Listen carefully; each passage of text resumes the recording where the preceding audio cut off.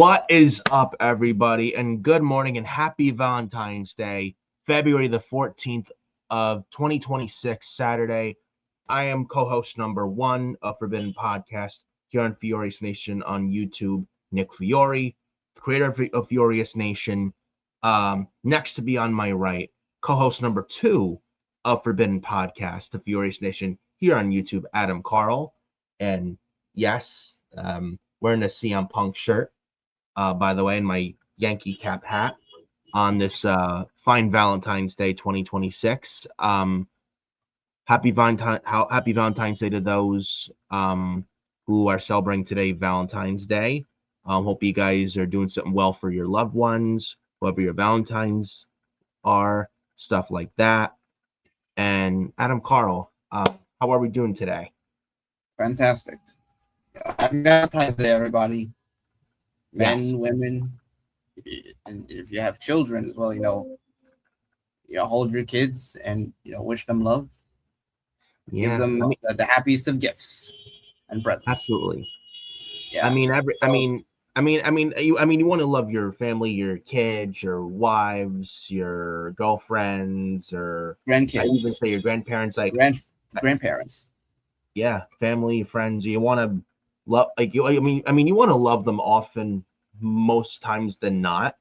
But with Valentine's Day today, one of the days of the year especially that you really care and love for your loved ones.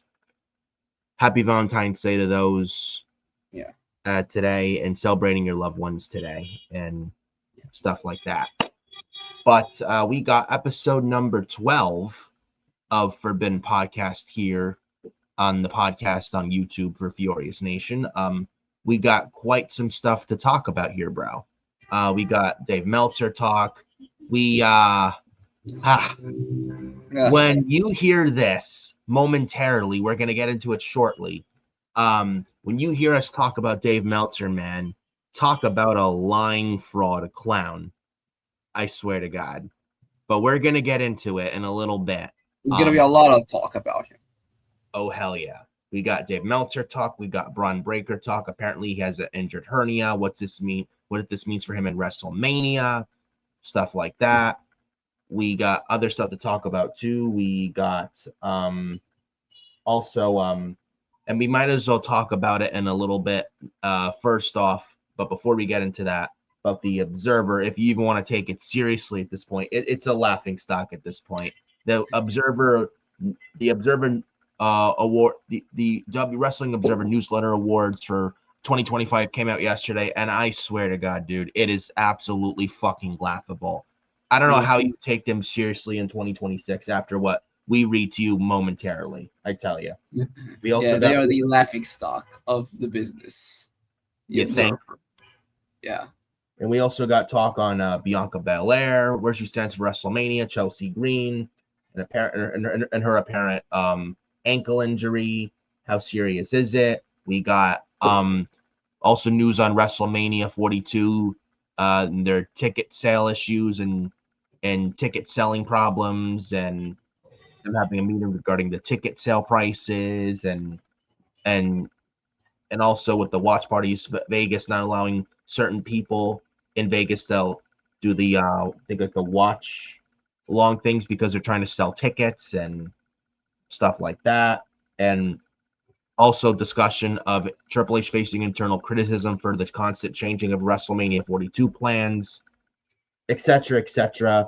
Chris Jericho, Swerve Strickland commenting on Chris Jericho's future. Chris Statlander, we'll talk about Chris Statlander as well. And Bad Bunny. Also, apparently Bad Bunny is expected to be back in WWE soon. Will he be at WrestleMania? We're going to give our opinions on that, and so much more to talk about. This week's highlights on Raw, SmackDown, NXT, and AEW Dynamite, and so much more. We got a bunch to talk about. AJ Styles and his in WWE and that kind of stuff. We got a lot to talk about today, but before we begin, first things first, hit the like on the video. It would help a lot in the YouTube algorithm, and it would help the channel. So go and like the video. Subscribe to FioriousNation. We are at 249 not 200. Yeah. Sorry. I don't know why I'm just a little tired. I know it's early, 8 a.m., but 249 subscribers currently at. I would love to hit the goal of at least 250 by the end of this month. I was pulling for the end of January, but I was close. End of February, new hitting goal. I would love to hit at least 250 subscribers by the end of this month. So go subscribe to Fiorious Nation. It would be greatly appreciated, and hit the bell for all notifications while you're at it as well. It would help a lot for the channel, and it would help a lot regarding the YouTube algorithm. So go and do that. X at FioriNick579. Instagram Nicholas Fiore 2014. Facebook Nicholas Fiore 31, and TikTok at Fiorious Nation. And as you see on the bottom right, Adam Carl at Adam Carl 2005 over on X. Go follow him on X. Go follow me on X as well. And also, yes, as you see this video starting here live at around 8 a.m. in the morning, not 8 p.m., unless it's like a WWE PLE early in the day or something like that internationally, unless it's that. Or if there's just something going on a Saturday that I can't do the Forbidden Podcast, we work around like maybe a Friday, Thursday, but it would probably be somewhere in the next month.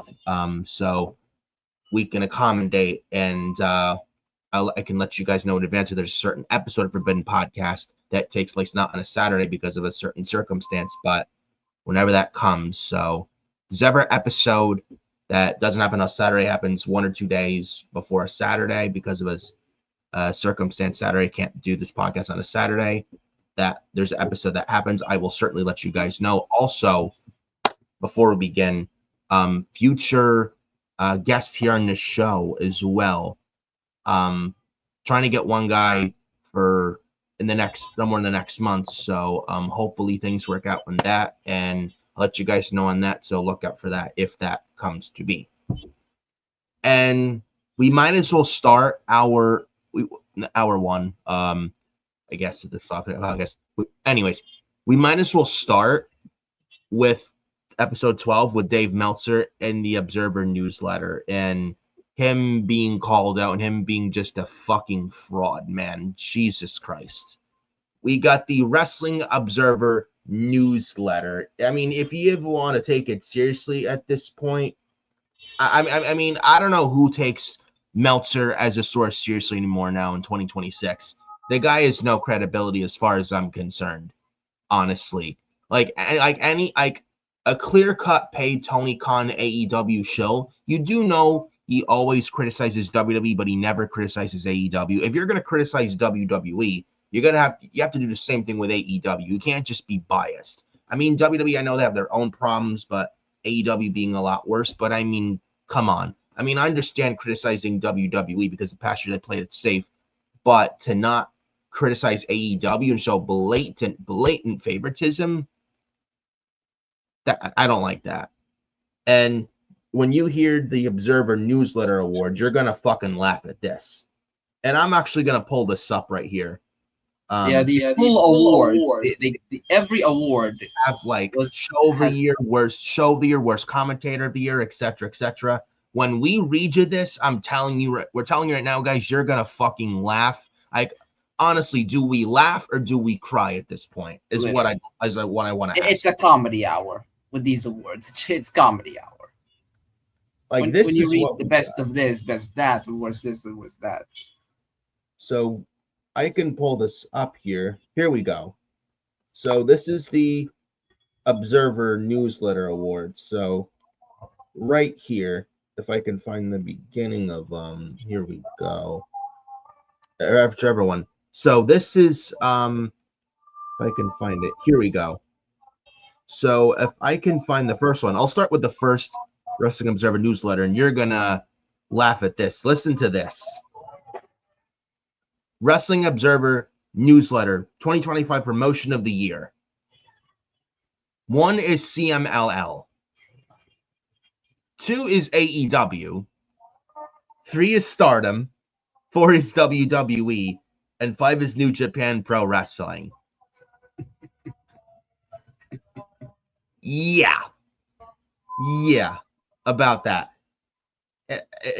First of all, AEW in the top 2 promotion of the year. Are you fucking kidding me? When AEW had their worst creative year ever last year. And they're in the top 2. And but Dave Meltzer isn't a Tony Khan shell. He's not an AEW shell. Oh my God. This here says otherwise. It feels like AEW sickos voted on this shit. Literally. I mean, no disrespect to CMLL. I think they had a good year last year. There was, tons of sellouts that they had in Arena Mexico, which was, I think, a record for a wrestling promotion.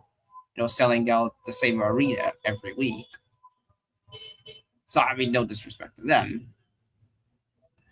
But AEW in number 2, when they had their worst year creative, like not only their worst year creatively, but as well, attendance-wise, ratings-wise, they were in the absolute gutter. They literally had to run in smaller arenas. Now, we don't hate smaller arenas. I think those venues that they've been in, they look glorious, and they make them feel unique. But having to run these smaller venues because you can't sell out your big arenas for your TV shows anymore. Yeah, ouch. It's absolutely pathetic. Yeah, that's like they went for example, you have Forbidden Door in the O2 arena, and they have like 18,000 in the arena, or 17,000.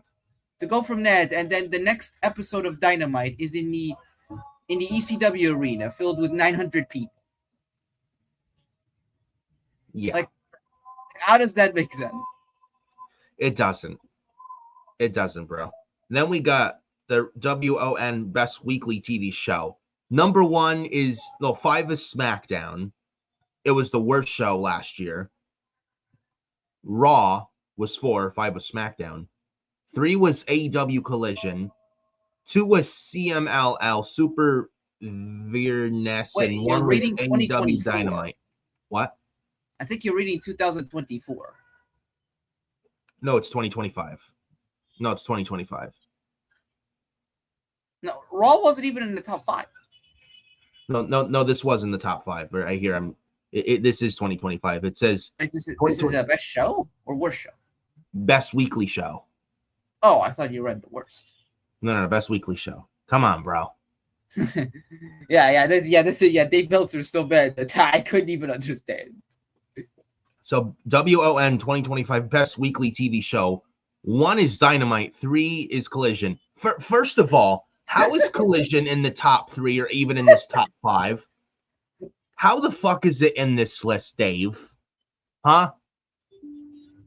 Raw at number 4? And SmackDown in the top 5? It was the worst show last year, in my opinion. Bro. And Dynamite number 1? Bro. Yes. You gotta be fucking kidding because me. 20-minute banger matches. Yeah, every match being 20 minutes on Dynamite. Yeah, that makes it the best show. And then we also have the other WON. You're gonna love this, bro. Oh, wait, and listen to this, guys. Well, before you read it, how is CMLL number 2? Like, was NXT not considered for top 5? I would honestly put them in the top 5. Honestly, I don't know why Collision's in there. Literally, or SmackDown in there for I didn't even know CMLL had a weekly show. WON 2025 Feud of the Year. 5 is CM Punk, Seth Rollins. 4 is Tony Storm and Mariah May, now Blake Monroe in NXT. 3 is Mystico in MJF. 2 is Saya Kamitani versus Tam Nakano. And then 20 Dave Meltzer votes for 2025 WON Feud of the Year. Number 1, Adam Page versus Jon Moxley.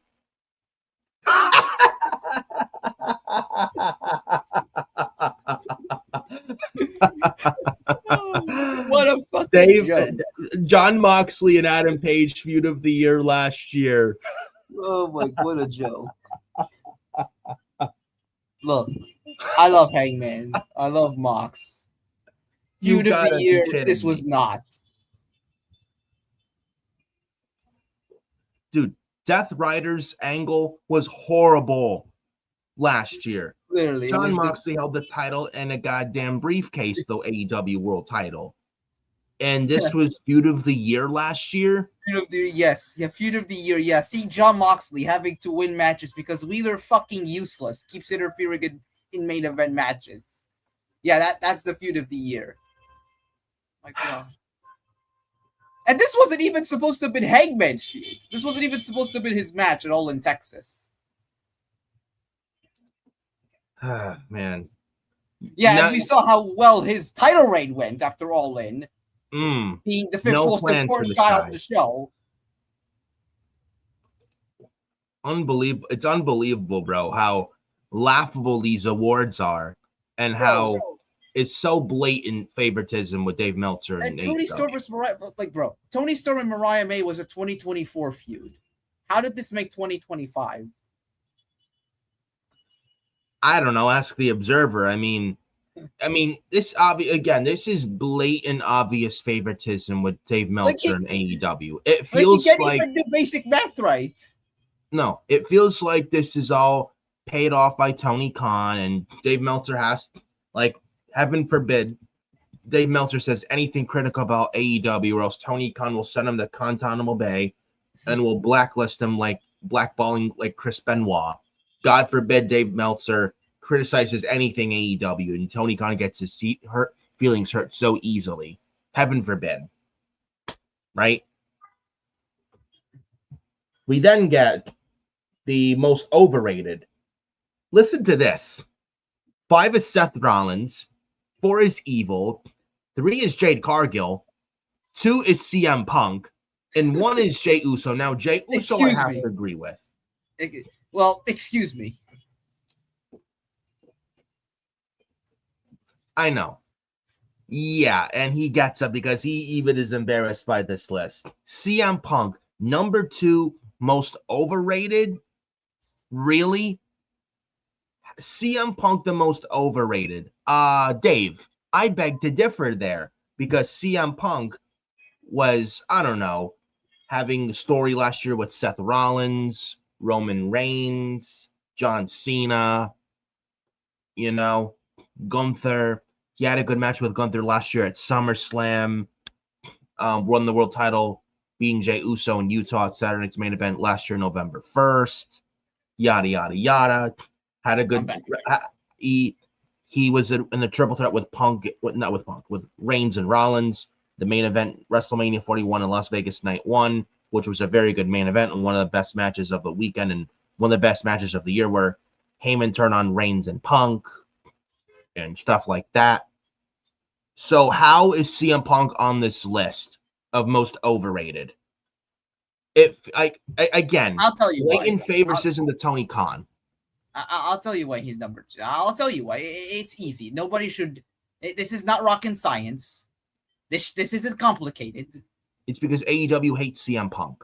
Yeah, it's because because Dave Meltzer his feelings were hurt because CM Punk called him out, called him a stooge. He called him, "What did I do, Dave?" Yeah, that all-out 2022 media scrum. Yeah, he was falsely accused of getting Colt Cabana fired, even though he didn't. Yeah, this was the all-out 2022 post-pay-per-view media scrum, by the way, where CM Punk's eating Mindy's and drinking Spindrift. Yeah. He told Dave, "What did I do, Dave?" Didn't do a goddamn thing. And then he called out. That should be a quote that is used more often. When somebody gets falsely accused of doing something. Yeah, that should be the quote. "What did I do, Dave?" And he called Meltzer out on his lies and bullshit reports. He says he does reports that are mostly lies and bullshit. Yeah. And he's so butthurt because CM Punk left his beloved AEW. Yep. And then he can't get over. It's been 2 years now, 3 years now. He can't get over it. Yeah, it's been this August is going to be 3 years after that Jack Perry incident at Wembley, where CM Punk shoved him and put him in a headlock. Then Tony Khan said he was fearing for his life. Remember that? Yeah, yeah. So yeah, yeah, comedy hour. This is the reason why, folks. Yeah, this is why. His feelings are still hurt, so he has to put him in there. If anything, I'm surprised he wasn't number one, considering who these people cater to. I'm surprised he wasn't number one. Jey Uso, yeah, number one. Number one, yeah, I agree. Like, Jey Uso, his matches are shit. He does more yeeting than he does moves. Yeah, running it back, yeah. Exactly. Yeah. He's like, again, also, yeah, but as well with this list, like, how is he overrated when pretty much everybody hates him? Like, everybody knows he's terrible in the ring. He botches. He's gassed. Now, I agree with the result. It just, honestly, even more perplexing with the result. I'm just perplexed with this list. Like, how is, like, we all know why Punk is number 2, but literally, CM Punk carried Raw for a year. He has one of the greatest years of his career. He wins the World Championship. He main events Mania, and yet he's number 2. Again, comedy hour with the Observer newsletter. Yeah, blatant favoritism. Yep. And the fact that Dave cannot move on. We also got best non-wrestler, 1 being Don Callis and 2 being Paul Heyman. What? First of all, Don Callis number 1 and Paul Heyman number 2. How? If anything, it should be the opposite. Maybe they should swap role. They should swap positions. Yeah. Why? How? Dude, how do you put Don Callis as best non-wrestler of the year ahead of Paul Heyman when Heyman turned on Seth didn't turn on Seth, turned on Reigns and Punk at Mania last year to help Seth form the Vision, and is helping mold Braun Breaker for the future. And then you got the Vision on Raw, and then Heyman with his stuff with Adam Pearce and yada yada yada. How is Paul Heyman not number 1? If anything, he should be number 1 over Don Callis. I don't get it. No, bro. Don Callis, he has a family. Yeah, Don Callis family. A family with 16 fucking members. Yeah, with no direction on AEW. Yeah, that one. We got also this. Worst television announcer. 5 is Tony Schiavone. 4 is Vic Joseph. Oh. 3 is Michael Cole. 2 is Pat McAfee. And 3 is Michael Cole. 2 is Pat McAfee. And 1 is Booker T. First of all, why is Michael Cole in top 3 worst television announcer? Is what I want to know. And you see how, and I'm surprised Tony Schiavone's even number 5, though he's not that good. But Michael Cole in the top 3 worst television announcer of the year. How is that even possible? Pat McAfee in the top 2, bro. Pat McAfee didn't even work that much in 2025. No, he was just there for like about around the first half, maybe like before we got to like June that last year, and he wrestled a match with Gunther at Backlash last year, and that was it. Yeah, he worked the Rumble, he worked the Chamber, he worked WrestleMania, but that's it. He worked the match with Gunther at Backlash, but that's it. We have not seen Pat McAfee on WWE television since. So I don't understand why he was in the top 2. Absurd fucking list, if you ask me. And then again, imagine taking the Observer seriously in 2026. A guy with 0 credibility, 0 source, and doesn't know what the fuck he's talking about, and doesn't know shit. And Booker T at number 1, like, no, to make it clear, I'm not the biggest Booker T fan of his commentary. If anything, I think Booker T would he would make for a much better manager than he would make a commentator. But yeah, Booker T's a good trainer with his wrestling school, Reality of Wrestling in Houston, that too.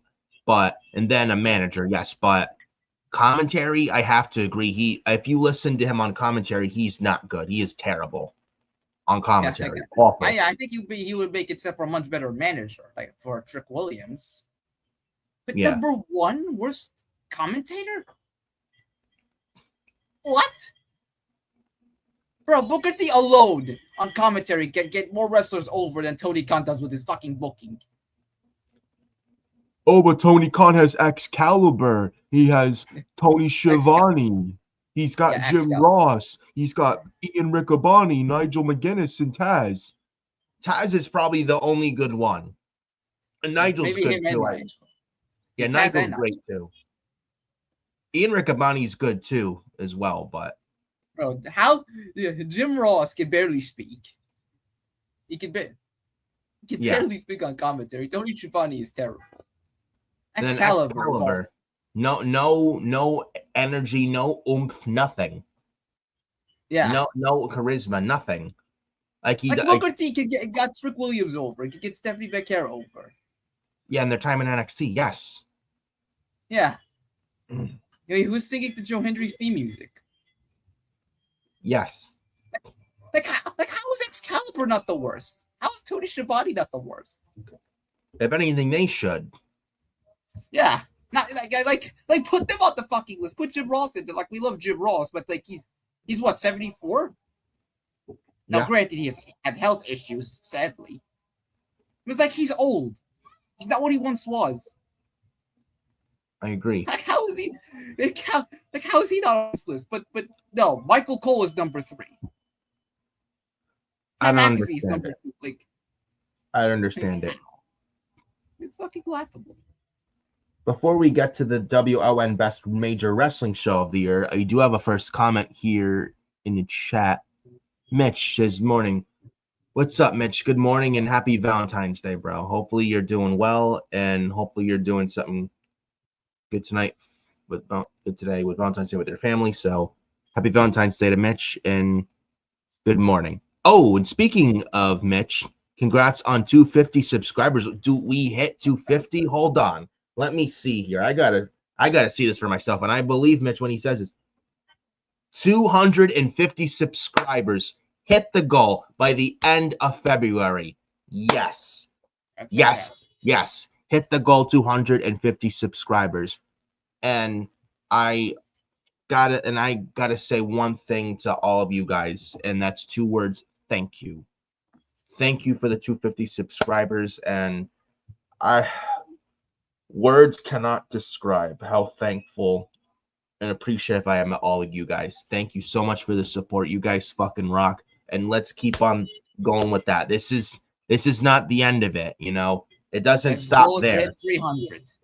It only is up from here on out. So continue hitting the like and subscribing to Furious Nation. I appreciate every single one of you guys, and thank you so much. Thank you. So that was a bomb there from Mitch today. So shout out to Mitch. So that I will say. So back to the WON Awards. Best Major Wrestling Show was All In. Number 1, 2 Double or Nothing. 3 Stardom. All-Star Grand Queendom. 4 was Revolution. And 5 was All Out regarding last year. Why was Evolution and Elimination Chamber not in this list? That I'd love to know. So we have All Out that had basically no build. You notice how no WWE PLE or something like that was not on this list, bro? Now, I could agree putting maybe Double or Nothing and All In there. When these shows were good. Were they the best shows of the year? Maybe for AEW. Maybe the best AEW shows of the year. Yeah, but best overall show? Nah. I noticed that there was no WWE show listed here. You have Evolution, which I believe was the best show all year in terms of wrestling. I 1000% agree. Yeah. Yet it somehow does not make this fucking list. Elimination Chamber, and yes, the Cena heel turn ended up being a gigantic failure, a gigantic mess. But you had the men's elimination chamber, and that moment with Cena turning in that initial moment. You had KO and Sammy, and the women's chamber. Yeah. And somehow this does not make this list. Like, you had All Out. Like, bro, who remembers a thing from All Out from last year? Not much. We had a match with Hangman Page and Kyle Fletcher that basically had no build-up and no story. You had Eddie Kingston brought back facing Big Cass. Who? Yeah, the learning tree. Hi, guys. Hi, guys. Yeah. I am the learning tree. God, was that awful. What else do you have on All Out? What? We had Statlander winning the title? Yeah. We're going to talk more about her after we're done. Yeah, because apparently she was interviewed on TMZ earlier this week. And we'll also talk about her. She also apparently lost the women's title in a strap match to Thekla this past Wednesday on Dynamite. So we're going to talk about that here later on in the video. Like, what else happened at All Out? What, MJF facing Mark Briscoe? Yep. Or like who remembers this? Like, who's remembers it? Like, how is this a better show than Elimination Chamber? No disrespect to the talent. I would even say why is the Royal Rumble not on this list, or even like I'd even say Crown Jewel in Perth. Yeah, I don't get it. I really don't fucking get it. We have worst major wrestling show. 1 was WrestlePalooza. 2 was Survivor Series. 3 WrestleMania Night 2. GCW, the People vs. GCW, and then 5 Night of Champions. I'm just ranking them with this one 1 to 5. No, I could agree with number 1. I think WrestlePalooza was not good. That I have to agree with. Agree. Survivor Series number 2, like, bro, we had the 2 War Games matches that were actually good. Well, yeah, no, I wasn't overly excited for Nikki Bella and Stephanie Bacquer. I wasn't overly excited about that. You had John Cena and Dominic. That was a good match. It was to me, that was probably the only good thing. I mean, War Games, the people may have busted their asses in there, but again, but to me, I think War Games is kind of like play it out, just take a break from War Games for like a year or two. I would say. It's like, why is this like, bro? Honestly, I would argue World's End was worse than this. Like, what did we get in AEW World? Like, what? Aside from maybe, Moxley and Fletcher, and maybe the main event, like, what else did we get on that show? Not much of anything, man. Like what? I couldn't tell you much of anything else with that. And WrestleMania Night 2? Now, if they had put Night 1 in there, I would have agreed. But Night 2? Well, the Night 2 main event was horrible with Travis Scott, John. Yes, I agree. Yeah, the Night 2 main event was a steaming pile of horse shit. You think? I never want to see a celebrity again interfere in a WrestleMania main event. Fiend. And The Rock didn't show up, and then John Cena on number 17 in his last Mania was tainted because of fucking Travis Scott wearing some fake ass hardcore title and shit. Fucking awful that was. As well, but you had the opening match with the Io, Rhea, and Bianca. You had the Fatal 4-Way for the IC title. You had Drew and Priest. Like, these were good matches. These were great matches. Like, how does this make this list? Like, if you wanted to put a WWE show in there, like, how is WrestleMania Night 1 not on this? Then you got Tiffany Stratton and Charlotte Flair Night 1. That was not good. Tiffany rightfully went over, but Charlotte and Tiffany was not good, and Charlotte sandbagged. Yeah, what else we had? We had the War Raiders against the New Day in the most pre-show match possible. No story, no heat whatsoever. Yeah. Like this doesn't make sense. Like, I'm losing brain cells literally reading this. Another thing that didn't make sense was worst television show of last year. 5 was Collision. Why was this not in the top 2? Number 1 is what I love to know. Well, why is this not number 1? The one I would put SmackDown, though. That's just me. 5 was Collision. 4 was NWA Power. 3 was TNA Impact. 2 was SmackDown, and 1 was NXT. You know how Dynamite should be number 1 or number 2 or in the top 3, and it's not on here? And NXT is number 1 worst show. How the fuck is NXT number 1 worst show last year when they were a better show? Now, it still wasn't good where it needed to be, but I would have rather took NXT last year than AEW Dynamite last year. At least with NXT, they took some risks and had something going for them, like Stephanie Vetker, Julia, the Hardys, and Fraxium, and JC Jane. I'm not a big fan of her. JC Jane and a shocker winning the NXT Women's title. Blake Monroe coming into NXT. You had Blake Monroe and Jordan Grace. You had Oba Femi, Trick Williams, and Javon Evans. You have the rise of Kendall Gray all of last year. I would much rather NXT last year than AEW Dynamite last year. How was NXT number 1 worst show of last year? How? Oh, you had Ricky Saints making his debut. Yeah, Ricky Saints as well. Can't forget about Ricky Saints. And then Joe Hendry in there as well. Can't forget about Joe Hendry either. TNA being involved. Yeah, the TNA and NXT showdown as well. Like, I don't understand why NXT is number 1 worst show. I don't. Nah, bro. No, we can't hurt the Meltzer's feelings. His feelings are hurt because NXT keep beating his precious Dynamite. And still NXT beats Dynamite still to this day in the viewership. They even beat AEW again this week. Yeah, they beat them this week despite Dynamite seeing 2 title changes. Yeah, which I thought which Ciampa losing the TNT title quickly to Mark Briscoe, I thought that was fucking garbage.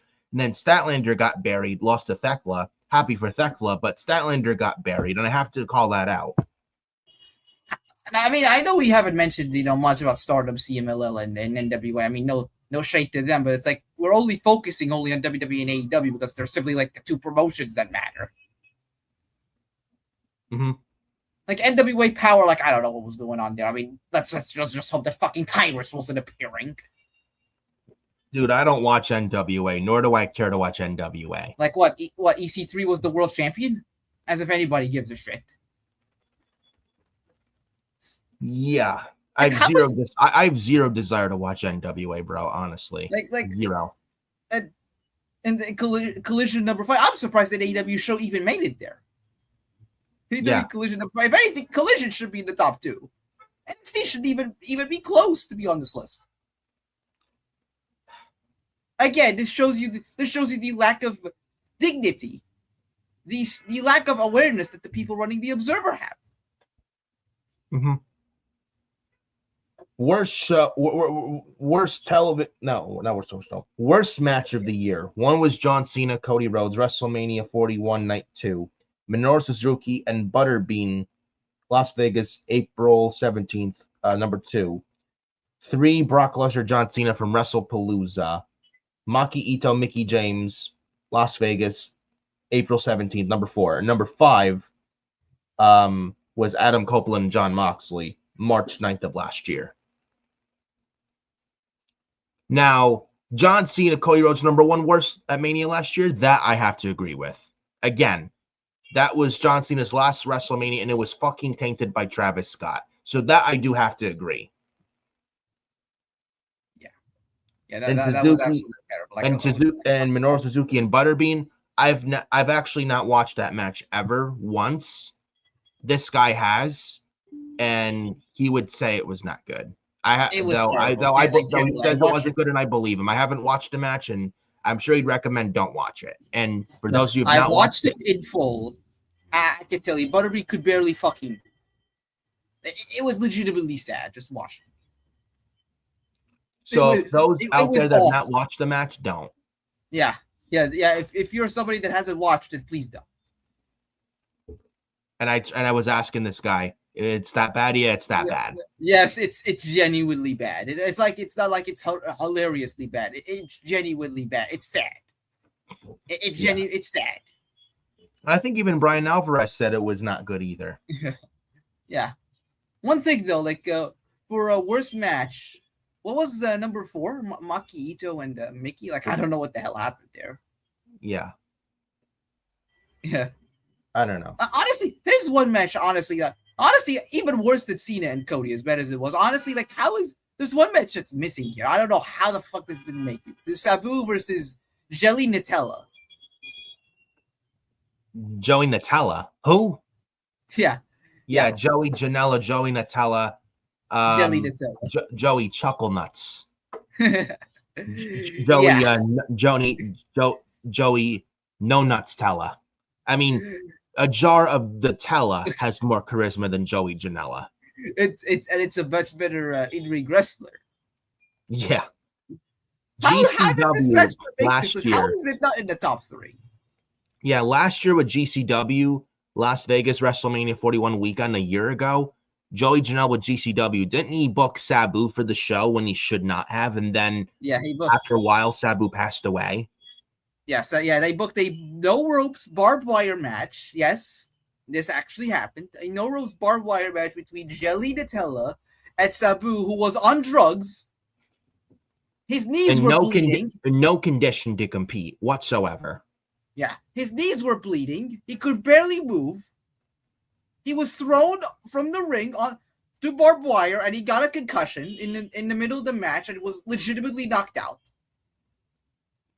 And then come the next month in May of last year, then you hear the news of Sabu sadly passing away. Like, how is this match not on this list? How? How is this not, if not number 1, how is this not in the top 2? What I'd love to know, why was this not in the top 5 or top 3 worst disgusting promotional tactic? Yeah, literally. WWE bringing back Brock Lesnar, TKO, UFC relationship with Saudi, TKO, WWE UFC relationship with Donald Trump, Raja Jackson incident and promotion, advertising him on a show with Raja Jackson, and then CM Punk apologizing to Saudi, just ranking this 1 to 5, by the way, bro. Yeah, the look on his face with words can describe how words. Again, lack of self-awareness. Now, Raja Jackson, I can agree with this 100%. I agree. It should be on this list. How is this not number 1? A man literally was almost top 2. Killed. A man was almost killed in the middle of the ring. AJ Live Mana stream, by the way, was almost killed by Raja Jackson because Raja Jackson, I've always wanted to be the shit of a professional wrestler. And I said on live stream, like, what a fucking idiot. Yeah, on live stream, by the way, this was aired. He goes off script, punches a guy, tries killing him for no reason. Yeah, Rikishi, the incompetent guy he is, allows this to happen. Somebody backstage, I think it was the Doug Miller, or Doug Mello, the Draws lookalike. He comes in from backstage and he saves Psycho Stu's life. How is this not number 1? Not AJ how Mana, is Brock Lesnar? Psycho Stu, not AJ Mana, getting punched out by Roger Jackson. My bad. It was Psycho Stu. And fuck AJ Mana, by the way. Yeah. And Roger Jackson and Rampage Jackson. How is this attempted? There was attempted murder in the ring on live stream, and yet this isn't number 1. Like Brock Lesnar. I know I wasn't the most overly excited guy for Brock Lesnar to be brought back, but because it obviously now this is worse. Vince McMahon, all that stuff, but like, this is worse than attempted murder? Like, are you fucking joking? WWE, they already have a relationship with Saudi Arabia for years now. Like, why is this? I don't like it, but a topic of discussion. The relationship with Donald Trump, who gives a fuck? Honestly, why is this even in the top 5? Like Sabu and Jelly Nutella, this match, this does not make a disgusting promotional tactic. Jelly Nutella and Brett Lauderdale booking a 60-year-old man with a history of major injuries in his body, a man who was in no condition to wrestle. They forced him to compete, giving him drugs. This somehow does not make the list. Like, are you kidding me? And if anything, Roger Jackson, the whole incident should be number 1, and Jelly Nutella Sabu incident should be number 2. Yeah, if we were booking this, that's what we do. But I mean, why is that? But then it's the Observer. And then again, it's the Observer. What do you expect? Yeah, and now you see why Tony Khan let Joey Janela go 4 years ago, because he couldn't cut the mustard in AEW. Now you see why. Yeah. God. It's unbelievable, bro. It's totally unbelievable. And Worst CM feud Punk of apologizing to Saudi Arabia. Like, is this an issue somehow? Like, how is this how is this on the list, but not Jelly Nutella booking Sabu in a match, or Brett Lauderdale rather, because he's the booker of GCW, aka Garbage Championship Wrestling. How is this? How is Brett don't Lauderdale disrespect GCW? It's Game Changer Wrestling. They're inspired to be like ECW. They are no way, like, they will never be like ECW. ECW is great. GCW is not. Yeah, They're how a is wannabe. They are a wannabe ECW fed and nothing more. Yeah, how is Brett Lauderdale booking Sabu in a match where he was in no condition to compete? How is this not on this list? But yet CM Punk apologizing to Saudi is. Like, make it make sense. Worst feud of the year was Max Caster and Anthony Bowen's number 1. 2 was John Cena and Cody Rhodes. 3 was John Moxley, Adam Copeland. 4 TNA versus NXT. 5 Cody Rhodes versus John Cena, The Rock, and Travis Scott. Why was John Moxley and Adam Page and That's why it's not in this list as number 1? What? Again, the Death Riders were the drizzling shits on AEW television for until 2025, or at least until Moxley lost the World Championship. Moxley held the World Championship hostage, cutting these Riddler promos where nobody understood what he was saying. And he held the world title and somehow, a briefcase. And Moxley held the AEW world title. And this is not worst feud of the year? This is not the worst storyline of the year? Not Max Caster and Anthony Bowen's like, I mean, what the hell is going on there? I mean, it should be on the list. But like, 1? Not that it was good anyway, but like, 1? This is worse than the Death Riders holding the world title hostage? TNA versus NXT number 4. What? Oh my. TNA and NXT number 4? Get the fuck out of here. Why the fuck is this on the list? It wasn't bad at all, NXT versus the TNA, when you had Mike Santana trying to win back the TNA title for TNA, beating Trick Williams, and the showdown stuff with NXT versus TNA, and the Hardys winning the NXT tag team titles, and the TNA and NXT partnership in 2025. Why is this on the top 4 worst? Now, Cena and Cody, I could agree with. Cena make the list twice. Now, if you want to say Cody versus Cena and Travis Scott, now I can agree. I agree. But Cena and Cody after Mania? Well, their SummerSlam match was a lot better than their WrestleMania match. Yeah, it was a lot better, but like, if we're only talking Mania, yeah, I agree. That sucked. But like, in the build-up to SummerSlam, at least the build to SummerSlam was actually good. Yeah. Like, how does this make the list twice? Like, bro, like, I can't believe this. Like, I'm losing brain cells. Like, if you, I can't even describe. I can't even get words out. That's how bad. That's how egregious this list is. We also got this, bro. We got couple more here. The promotion of the year, or not promotion, worst promotion. Sorry. Why? Well, worst promotion of the year. Not AEW. AAA was number 5. 4 GCW, 3 TNA, 2 NWA, and 1 WWE. Worst promotion of last year. Now, WWE did not have a good year last year. Triple H played it safe the past year. That I understand. But AEW was far worse last year. Far worse. And you notice how AEW is not on the list. You know, I'm seeing a pattern here, bro. I'm seeing a pattern here.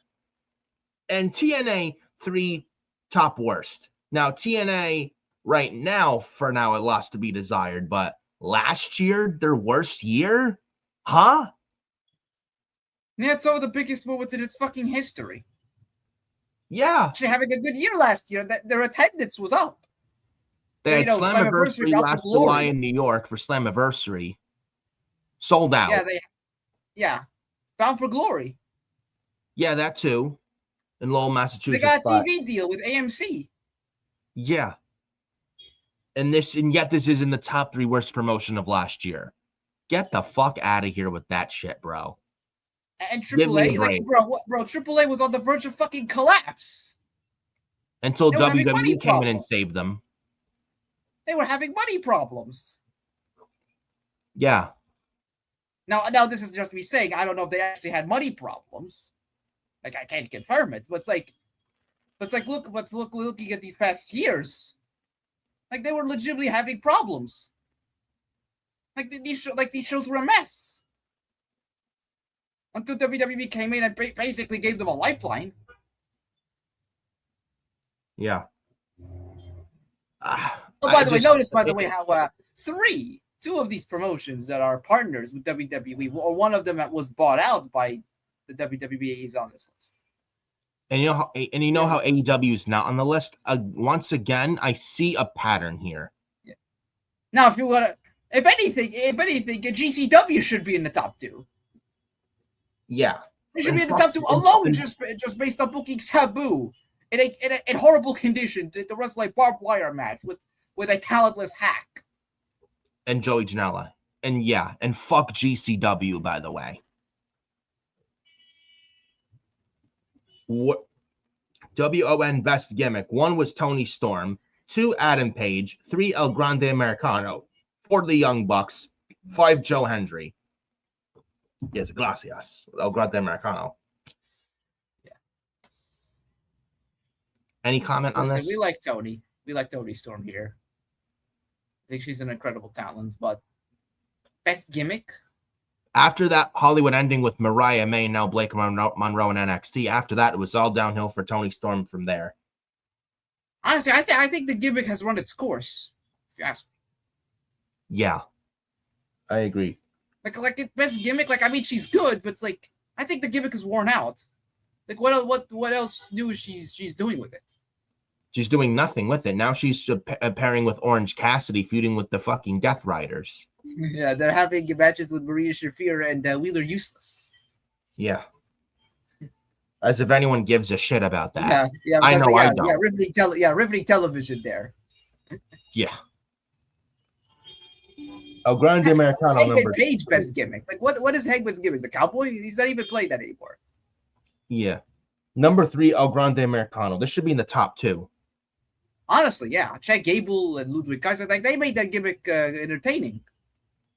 If anything, why is it El Grande Americano best gimmick of the year? Beats me, bro. Beats me. If I was running these awards, I would give this number 1. Yeah. If anything, best gimmick, I know was the later part of 2025. I'd even probably put this. Asuka's Hey. Yeah. Kind of similar to Roderick Strong's we can't give WWE any credit. Similar to Roderick Strong's AEW's Adam. Yeah. Adam. Not this Renee. guy. Am I right? But yeah. Renee. Samoa. Renee. Samoa. Max. Yeah. Orange. Yeah. Orange. Yeah. With Asuka. Yeah. Why is it Asuka's gimmick yelling Kyrie on this? But nah, bro. No, we can't give any credit to WWE. We can't do that. We have to praise our Lord and Savior, Tony Khan. In AEW, we cannot criticize them, or else Tony Khan will blackball me and he'll take away my AEW media scrum pass. This is exactly what Tony should be doing. He should be worship and obey Tony Khan. All hail Tony Khan. Yeah.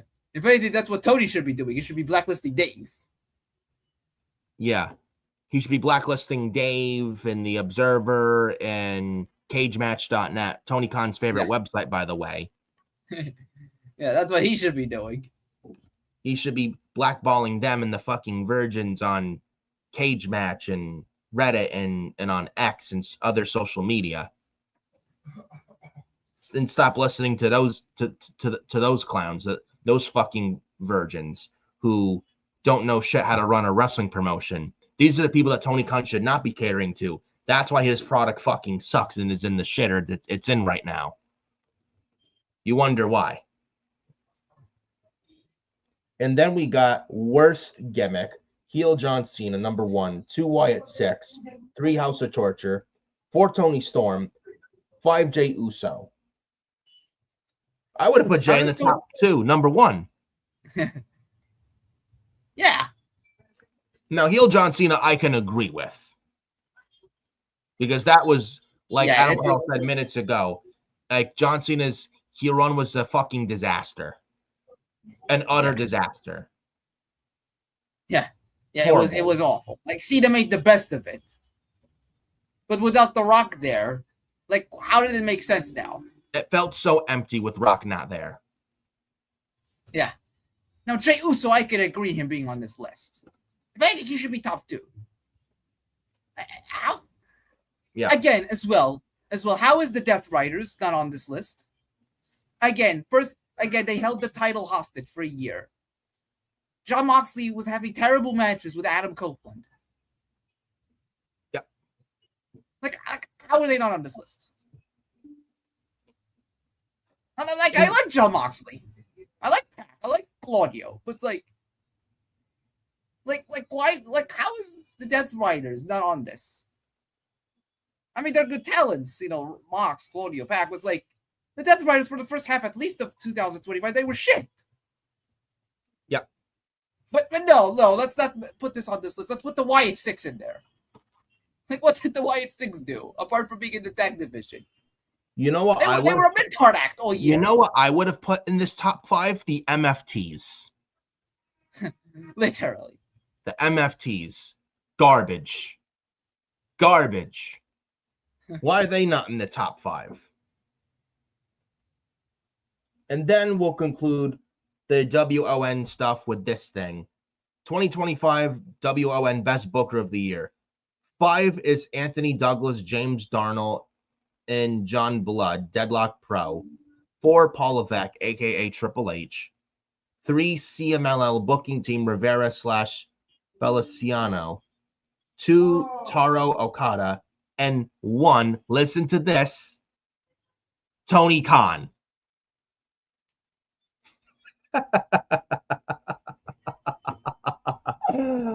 Oh my God. I can't. Hold on. I can't.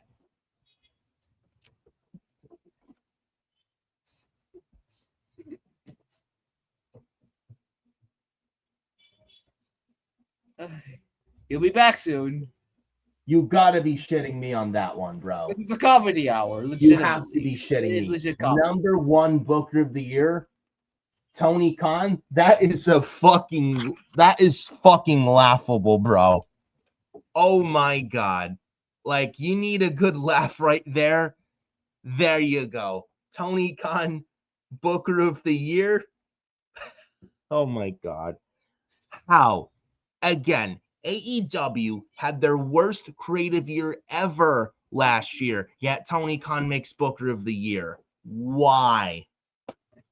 AEW were getting their ass handed. Possible. Tony Khan Tony Khan is not a booker and can't book a show to save his life. And he listens to yes men like Will Washington and RJ City. Yeah, he's booker of last year. Get the fuck out of here. Fuck out of here. AEW were losing every week to NXT. NXT, the WWE third brand. Yep. And they lose to NXT every week in the viewership on a mostly more times than not consistent basis, losing to NXT every single week on the, and as far as viewership is concerned, losing to NXT every single week. You're losing every single week to a developmental brand, and you don't find a problem with that? Yet he somehow wins Booker of the Year? If anything, you know who I would have Booker of the Year last year? Shawn Michaels. Yeah. With NXT. Exactly. He was Booker of the Year. But Tony Khan?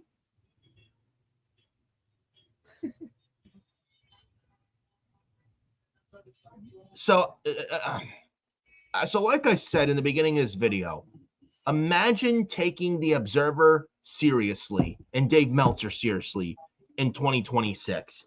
At this point, don't believe a damn word that comes out of Dave Meltzer's mouth. He is full of shit. He's full of shit. He doesn't know a damn thing. He knows fuck all. He don't know what the fuck he's talking about. He has no sources. He has no credibility whatsoever. The Like, guy just is look at these. nothing but full of Just look shit. at all this The guy list. is the guy is nothing but full of shit. Just look at every single list of these Observer Awards and the winners. No, dude, nobody takes the Observer and Tony the Khan, Booker of the WN Year, worst seriously in promotion of the 2026. year, Nobody. WWE. Or what? The worst show being NXT. Like what? Like literally, how is this? Like literally, how can one legitimately sit there and not say that Dave Meltzer does not have any pay? He's not getting paid in some sort by Tony Khan. Yeah, he's a paid Tony Khan AEW shell. And even if he's not working there, like behind the scenes, I don't think he really works there backstage. It's like, how could somebody not sit here and correlate the fact that there may be something going on there between Tony and Dave? There's clearly something like going on with Tony and Dave. Biasy, the biasy of this man. And he's friends, and Meltzer's friends with the Young Bucks who are in AEW as well. And you notice how Dave Meltzer always criticizes WWE and saying, "Oh, this is gonna happen, that's gonna happen." Listen, Dave Meltzer, you know nothing. You know absolutely fucking nothing. And you notice how he always criticizes WWE, but he always gloats and praises AEW and never criticizes them. I see a pattern here. And why does nobody take the Observer seriously? There you go, right there. And then again, there was this video, I'm sure you've seen it, of Tony Khan calling Dave legitimately on video. I'm sure he was calling Dave, "Oh, Dave, say this, say that. You got to say this, you got to say that. Yeah, you got to say this bullshit on video, thing." basically. Yeah, it's legit on video. I think Dave in one of his Observer streams, and you can legitimately hear the phone ringing, and it spells out Tony Khan's name. Yeah. Overall, these Observer Awards, it's fucking laughable. It's a comedy hour. Legit comedy hour, bro. Like imagine using Dave Meltzer as a source in 2026. The man has no credibility at this point. Zero. As far as I'm concerned, Dave Meltzer's credibility is in the negative. He doesn't know shit. He can say, "Oh, this is happening at WrestleMania. Oh, this and that's going to happen," all he wants. He doesn't know a damn thing what's going on. Nothing. He's never worked one wrestling promotion in his fucking life. And all he does is try and beg for a job, and he wants to know every single thing, literally, and I mean every single thing within a wrestling company. And Dave Meltzer wants to have the roster and the company by the ball sack because he wants to beg for a job, and he hates the wrestling companies like WWE, and he doesn't respect them, and he just wants the money. That's all Dave Meltzer is. A fraud, a shell. Yeah. You know what the funny part is? This isn't even the only time we're going to talk about it. This isn't even the most egregious thing that he's done all week. This isn't even the worst thing he's done all week. which continues to tank his already negative credibility. Oh yeah, we might as well continue the Dave Meltzer trend here. He also lied about Royce Keyes' age, saying he's 41.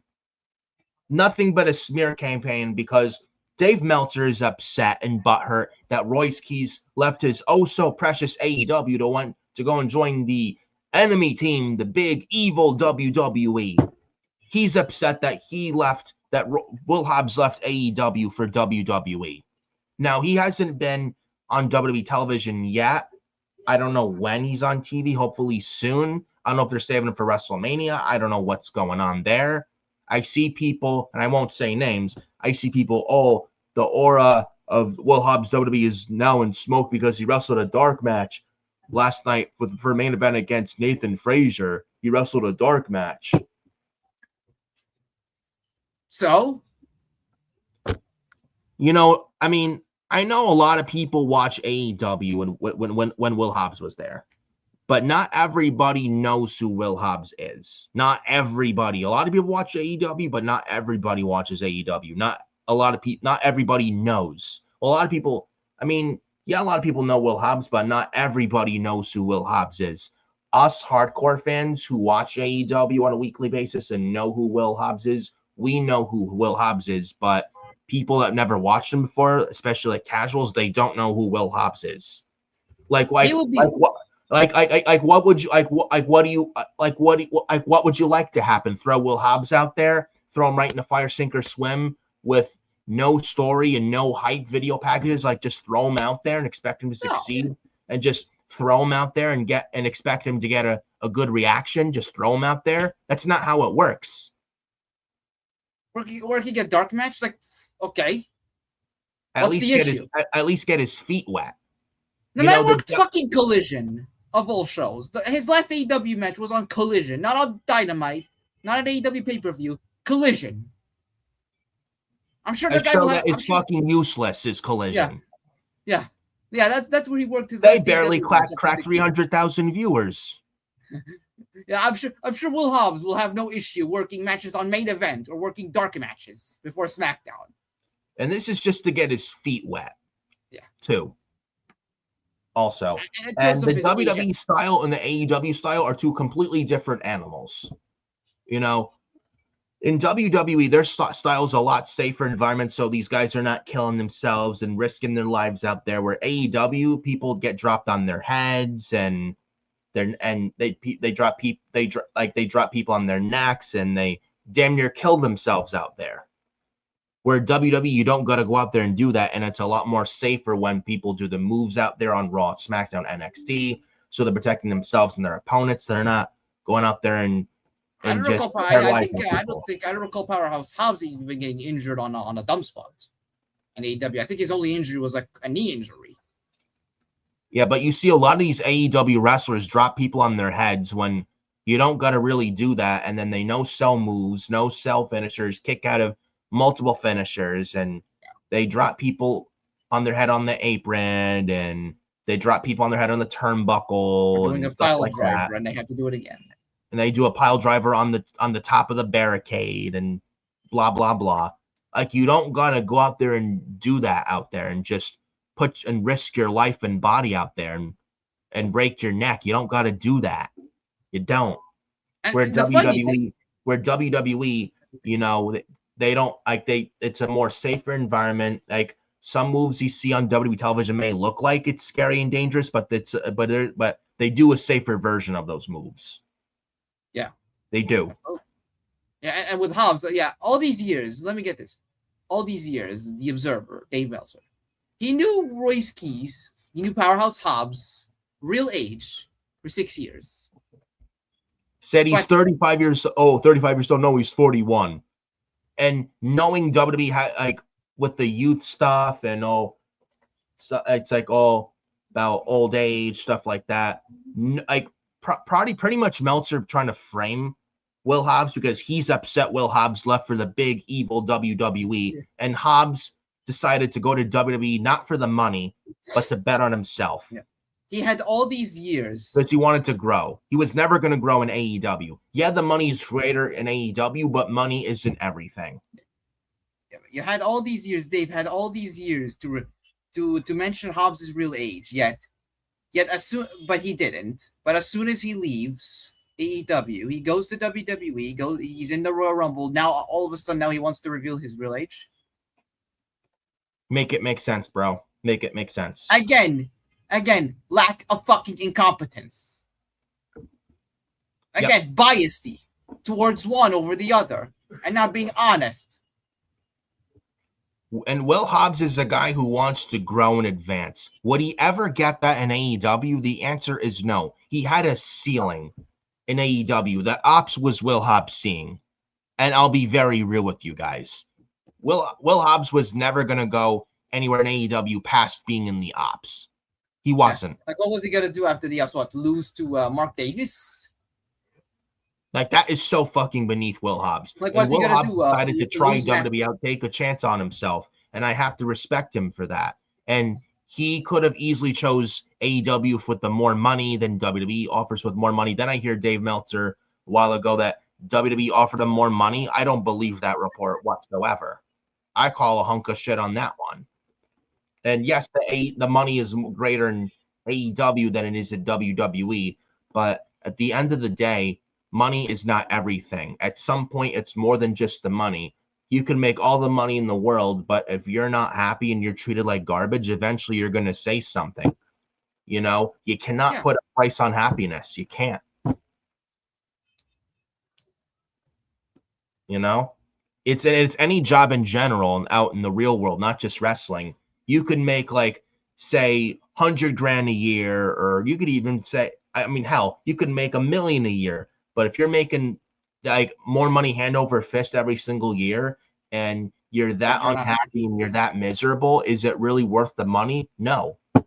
Again, money isn't everything. Yeah, maybe all the money in the world can't buy somebody's happiness. Can't bring somebody's.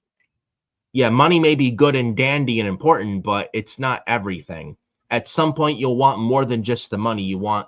I mean, yes, people like being paid, but you want to be happy. You want to be satisfied. Will Hobbs was never going to be creatively fulfilled in AEW. He wasn't. And I don't care what anyone says. And he was there for 6 years. He's pretty much done everything there. What else would you like for him to do? He doesn't factor in the world title plans. And if he were to win, and even if he did win a world title in AEW, Tony Khan would have had zero plans for him. Just look at Adam Page last year after he beat John Moxley at All in Texas a year ago. Probably lost the world title within 2 months. Yeah, and have no direction as world champion whatsoever. That would have been Will Hobbs' future in AEW. He's seen the writing on the wall. Will Hobbs seen the writing on the wall, and he did what was right for he did what was right for him. Now, again, he hasn't debuted on WWE television yet. I don't know when he debuts. Hopefully soon. But you can't sit there and fault Will Hobbs and shit on Will Hobbs for wanting to try something new and take a chance on himself and bet on himself. You can't shit on him for that. Yeah, I think he's still gonna be fine. Like he's not gonna get fired.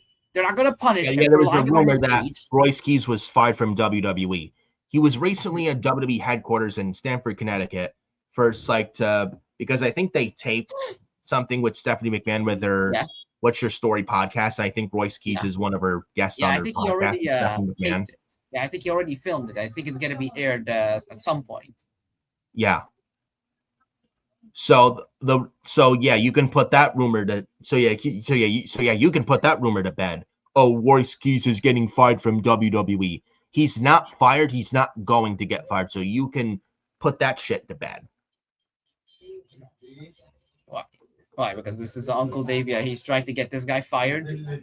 Because all these years he set out on the real story. Left AEW. Boo hoo. Boo hoo. Yeah, cry me a river. It's unbelievable, man. And this isn't even the only lie he did this week. This isn't even the worst lie. Nope, it isn't at all. And then he talks about, and Oba Femi and Brock Lesnar. Remember what I said last week on episode 11, guys, that apparently, according to Dave Meltzer, Oba Femi, Brock Lesnar is not 100% confirmed for WrestleMania?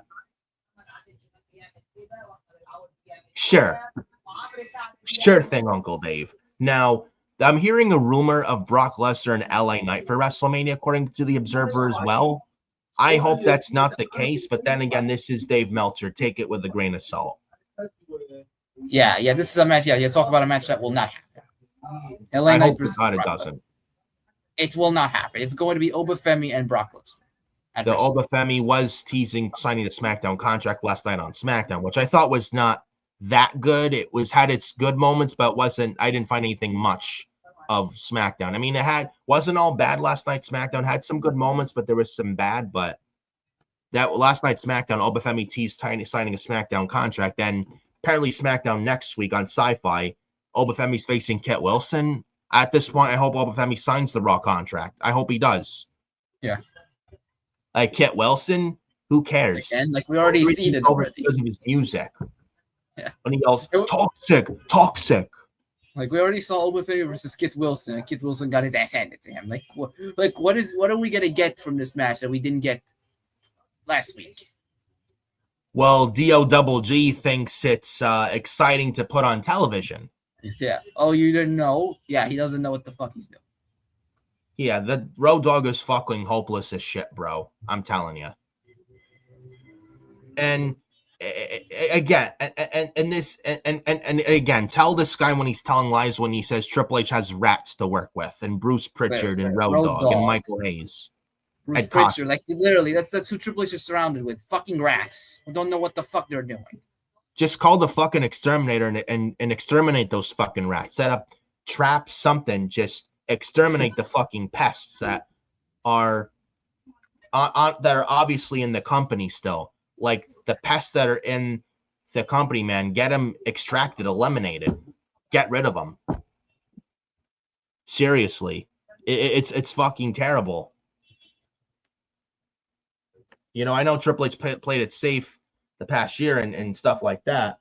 And I mean, yeah, I mean, the past year he's been safe, but I mean, Jesus Christ, I mean, Bruce Pritchard, Road Dogg doesn't help. Nothing will change as long, like, you want change and good change. You want change in WWE for all the right reasons. You get rid of Bruce Pritchard and Road Dogg. Nothing's going to change as long as those two fucking ass clowns are still there in that company in any which role or job or capacity. So apparently, we may as well talk about. So apparently, Oba Femi, Brock Lesnar. Meltzer says it's not 100% confirmed for WrestleMania. Yet I read via bodyslam.net that it's being discussed for WrestleMania. Oba Femi versus Brock Lesnar. Apparently, now Brock Lesnar is apparently advertised for Raw, and I think they're in Atlanta. It's February 23rd. I think it's the Raw before the Elimination Chamber.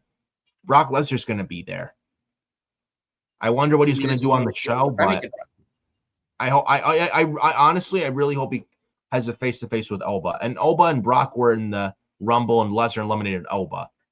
Oba, what if they do LA Knight and Brock Lesnar? I mean, LA Knight eliminated Brock Lesnar in the Rumble. Yeah, when Jey Uso was yeeting. You wouldn't remember it, that Lesnar was out. Why would you do that match? Again, take it with a grain of salt because it's coming from the Observer, but I don't want to see LA Knight and Brock Lesnar. And I don't think they would end well for LA Knight and against Brock Lesnar at WrestleMania. I would be shocked if he beats Lesnar because I don't see Lesnar putting him over. I don't. There's a better chance of Oba Femi being Brock Lesnar than LA Knight. Yeah. I would be very surprised if Knight would beat Lesnar. Oh, but LA Knight's taking it to the Vision. Brock Lesnar's in the Vision. Brock Lesnar is not a part of the Vision. He is not a full-time member of the Vision. Obi's with Paul Heyman. No one wants to see Lesnar and Brock Lesnar LA Knight at WrestleMania. Nobody wants to see that. Brock Lesnar has been with Paul Heyman for 20 years. Paul Heyman can manage Brock Lesnar without having him in the Vision. Yeah. We don't need this match at all. I would much rather Brock Lesnar, Oba Femi at WrestleMania. That is more WrestleMania than LA Knight and Brock Lesnar. No disrespect to LA Knight, but that's just my opinion on that. Yeah, and if you want to make WrestleMania better than last year, because last year's Mania was not good, it was terrible last year. You want to make this year's Mania better, then you do Oba and Brock. And at this point, we need a better WrestleMania this year than last year. I know it's 2 months away, but at this point we desperately need a better WrestleMania this year than last year because last year's Mania was terrible, and I expect next year's Mania in Saudi to be terrible. I do. So I'm really hoping Oba and Lesnar is the direction. I do not want to see Brock Lesnar and LA Knight. I don't want to see that. And I'm not the only one who feels that way. There's a lot of others in the community who feel this. There are a lot more other people in the community who feel the exact same way I do. I cannot be the only one who feels this way. Honestly. So Lesnar Knight WrestleMania, take it with a grain of salt. Yep. We also, speaking of Dave Meltzer. Yeah, there's one more lie. And we end the Dave talk. Yeah, so we talked about Dave Meltzer being exposed for lying about Royce Keyes' age, and yeah, Brock Lesnar, Oba Femi, not confirmed 100%. Now Body Slam saying it's been discussed. And also, the other third thing, Dave Meltzer was exposed as a lying fraud this week, not once, not twice, but 3 times. The other one, the third one, first discuss the other two. The third one Brody King. Listen to this. So apparently, Brody King, he apparently was Dynamite not long ago. He wore a t-shirt saying abolish ICE. This is regarding the ICE and deporting the illegal immigrants in the United States. Now, I'm not into the politics stuff at all. I stay out of that, and I don't really get into that because it just divides the country, and just nobody wants to hear about it. Nobody wants to talk about it. No one really likes talking about politics much at all. Honestly, it's like when it comes to politics, just shut your mouth at that point because nobody wants to hear about it. Nobody wants to talk about it. It just does nothing but divide and divide. And if anything, like the country really needs more unity more than ever now. It's just so fucking divided in the past like year, like 1 or 2 years. It's sad. It really is fucking sad. And I wish it wasn't that way. Just so much. It's like, it's like let me tell you something. And this is a shoot right here. And this is real 100% me. You can clip it right here. I don't give a fuck what you believe in. I don't care if you believe in Republican, Democrat. I don't care. That doesn't determine who's a part of my life and who's not. And it should never be determined with anybody. Like politics should never determine with anything in anyone's life, should never determine with anything with anyone else in their lives of who they talk to, who they don't, who they like, who they don't like. I don't care what you believe in. As long as you're a good person, overall personality wise, that is all I care about. I don't care what you believe in. If you believe in Republican, great. If you believe in Democrat, great. I don't care what you believe in. If you're a good person to me and you treat me with respect and you're good to me and you're a sweetheart and you're a good person inside and out, that's all I care about. And that's all anybody else should care about. I don't give a shit what you believe in. I could care less about that. That's your belief. That's your opinion. And it doesn't affect me whatsoever. It doesn't. And this goes out to everybody who's watching this. Honestly. Like who cares what, like, the Republicans this, Democrats that, politics this, Trump that, Democrats said this, so Trump administration that, and ICE and anti-ICE. I don't care. It's a waste of my time. Like the news with Fox News and CNN, it's honestly, there's a reason I don't watch the news a lot. It's honestly very depressing. Honestly, I don't know how anyone could sit there and watch the news. And it's just, like, I don't get into the politics stuff. I don't talk about politics much whatsoever. There's a reason why. I have better things to do, like this podcast, than to waste my time with the news and politics. Seriously. I don't give a shit what you believe in. If you're good to me and you respect me, that's all I care about at the end of the day. Politics should never determine who's in your life and who's not. Point blank, period. Absolutely. And apparently, and Brody King is apparently anti-ICE and abolish ICE. I don't care about that. What I care about, and I'm sure Brody King's a good person in real life, and as a wrestler, he's very good. That's all I care about with Brody King. Just because Brody King may be anti-ICE doesn't mean I hate Brody King. I don't hate the guy at all. I still very much like Brody King. And so apparently, if you see, and I don't even blame Brody King for this. I mean, at all. I mean, he can believe what he believes. He can express his views. Yeah, he can believe whatever he wants. You know, you can believe what you want and do it in a professional way. I don't spread hatred. That's the worst thing you can do. No, if anything, the country needs more unity more than ever now. If anything, the Republicans and Democrats should come together instead of this just bickering back and forth. They're just, you want my opinion? Both parties have problems, and both parties act like children. Both of them do. It's pathetic. And apparently Brody King weeks ago on Dynamite wore a abolish ICE shirt, and then it was a few months ago. He didn't wear it. It was back in June he wore it. He didn't wear it a few weeks ago. Yeah. That's true. Yeah, it was like a while ago, but not last week. Yeah, that was last week. Not this past Wednesday, but the week before. Apparently, fuck ICE chants broke out in Las Vegas, where AEW was at last week. You know, where MJF got squashed by Brody King in 90 seconds as the world champion. Yeah. Your world heavyweight champion, the guy who's supposed to be the face of the company, and here he is getting made into a jobber. Oh, but Adam Page distracted him. Yeah. AEW World Champion a week ago, and MJF was made to look like shit. And a geek. Yeah. Yeah, Brody King, who before this match was beating such amazing talent, amazing caliber main event talents like Lee Johnson. Yeah. And MJF's personal assistant manager. Yeah, this is how he got a match against the world champion. Beating jobbers.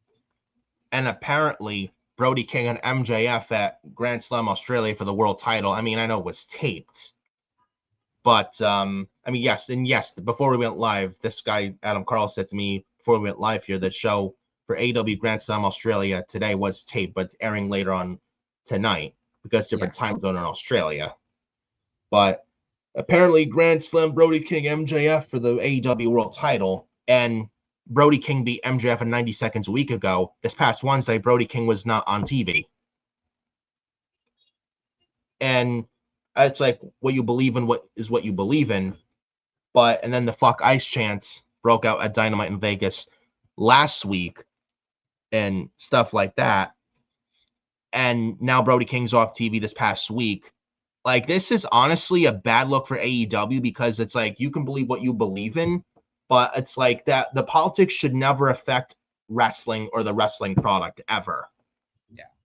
Yeah, but according to the Observer, according to Dave, and this is where his credibility basically, if it hasn't already tanked before, and it's already is already. It's beyond down the toilet, bro. It's beyond down the toilet drain, bro. Yeah, he says that Warner Brothers Discovery told AEW not to feature Brody King on this last Wednesday's Dynamite. And then Warner Brothers Discovery, they totally debunked the rumor and called Tony Khan out on his bullshit. Warner Brothers had to come out and debunk this rumor and say, this is not true. This is totally false. This is not the case whatsoever. Uncle Dave, man, he fucking amazes me. He really does. Yeah, just when you think he couldn't get down in the sewer credibility is Dave Meltzer's credibility. It's in the negatives. Anybody who believes Dave Meltzer in 2026 is just as bad and gullible as he is. Seriously. Oh yes. AEW would take somebody off of TV because of the crowd chanting "fuck ice." He chanted. Brody King didn't even. First of all, nobody even expected that chant to start in the middle of a match, a non-title match with the world champion. And you know this would not have happened if Tony, like how Brody King went on Dynamite. What was it like? You say not like at least a while ago, but it's like, you know how Brody King on Dynamite wore the Abolish Ice T-shirt. Yeah. You know, what you're seeing now would not have happened had Tony Khan stepped in, been a boss, and tell Brody King, no, don't go out there wearing an Abolish Ice shirt because you're just going to create more hectic drama you don't need even more, that nobody needs at all. You know, Tony Khan should have been the boss and tell Brody King no, but he didn't do that. And this show goes to show that AEW has no leadership at the top whatsoever. Tony Khan just lets these guys do whatever they want. Inmates run the asylum, and it's fucking sad.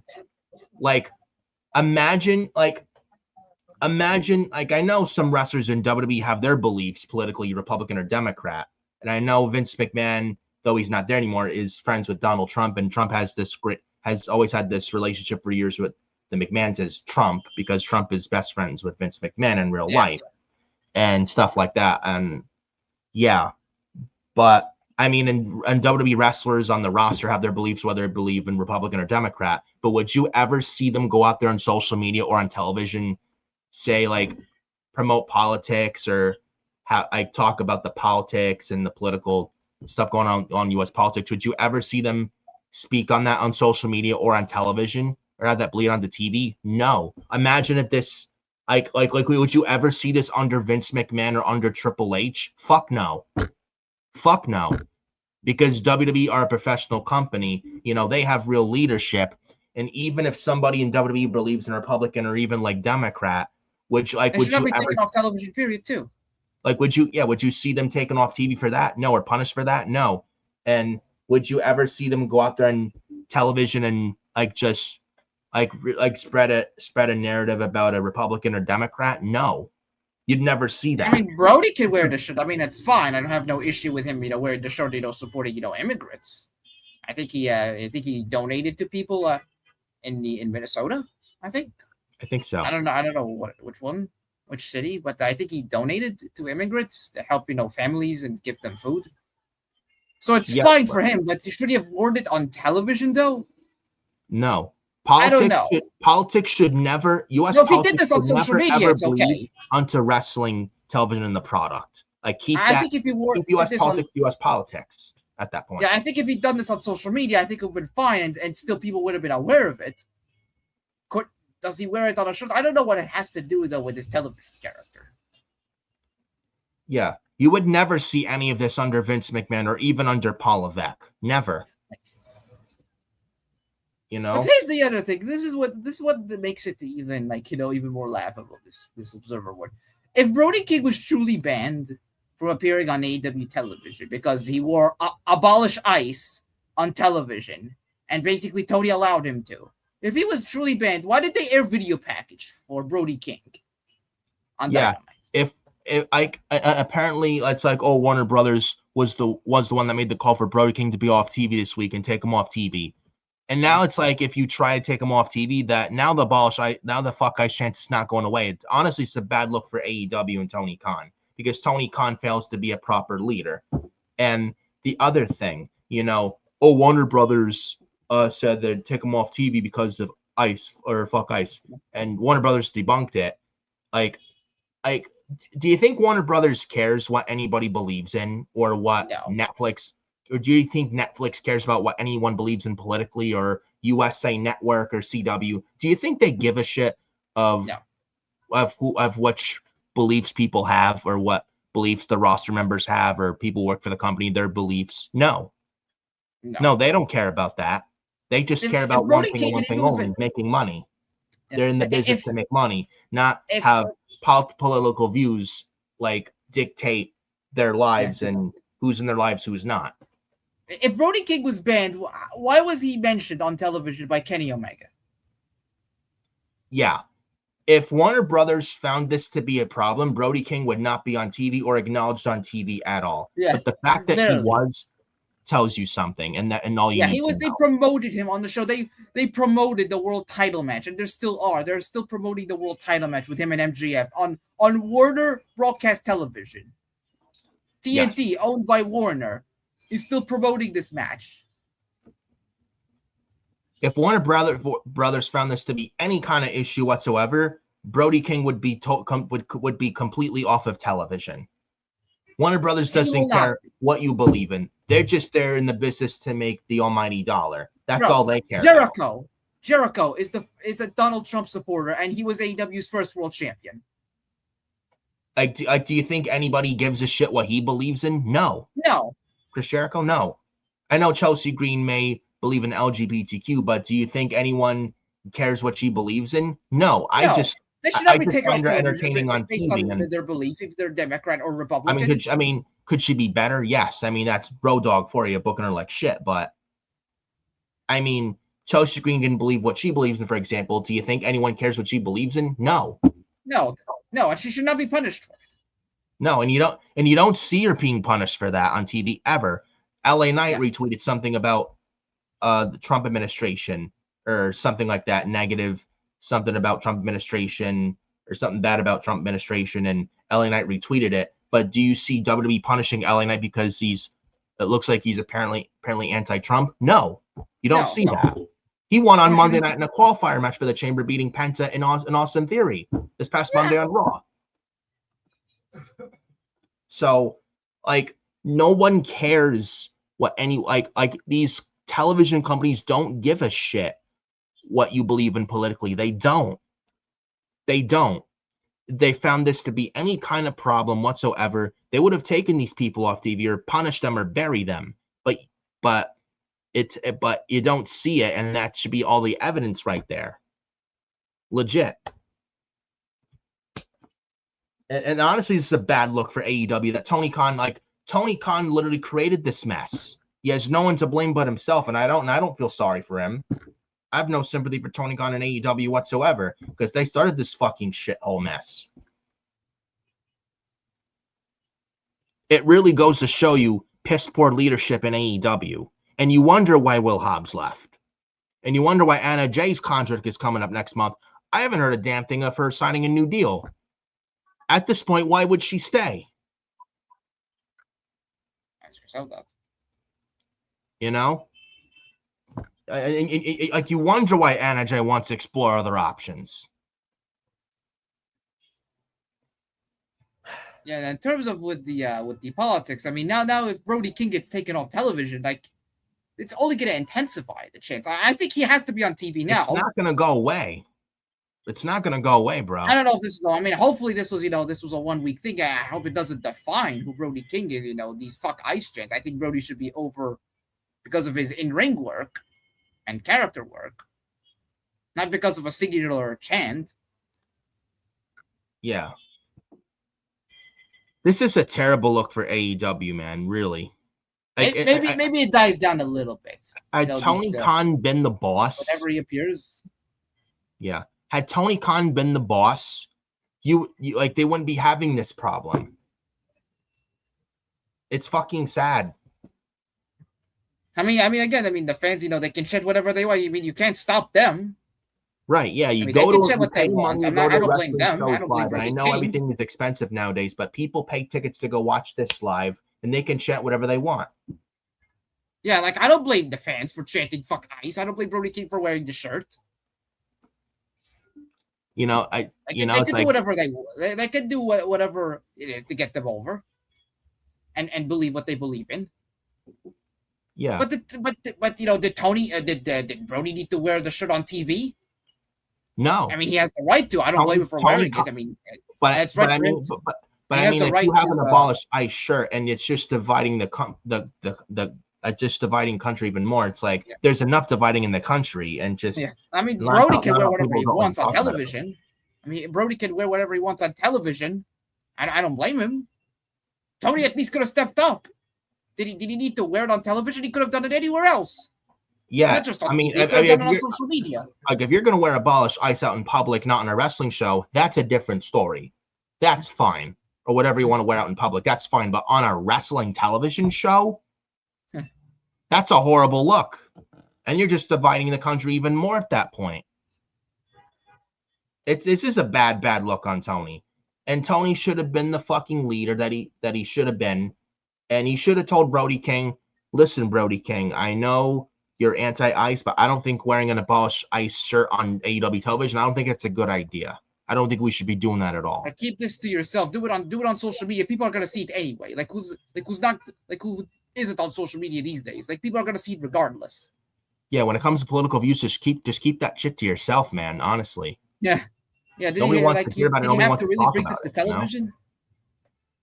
Yeah. Like, it's not like they're not gonna build a story around it. They're not gonna build a story around ice or all that shit. No, they're not. So why was this even a thing on the television? It should have never made the fucking air. Yeah. It's a horrible look on Tony Khan, man. That's like, this is something they don't need. They have enough problems. They don't need a big fucking black eye on them. This is a terrible look, bro. Not a good look at all. Like, I understand the raising awareness. I'm not against it. It just doesn't have to be on television. Like, you could do it at any other time. It doesn't have to be, like, on national television.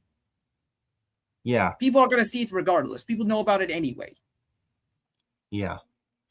Yeah, you don't got to wear political stuff on television just to spread it on wrestling television. Like, you don't need to do that. Just keep that shit as far away from wrestling as possible. It doesn't belong anywhere near wrestling, just U.S. politics. It doesn't. You know? I mean, wrestling and politics. I mean, they're not a good mixture. No, it's never a good mixture. And like I said minutes ago, it's like, I've heard of people ending friendships or relationships because of what they view politically or different political beliefs too. And it's like, how fucking childish is that? And with the Meltzer lying, like you fucker. Again, I don't care what you believe in. I what could care this? less about that. You're allowed to believe what you want to believe. I don't Yeah. think you're. I don't hate you if you believe this or that.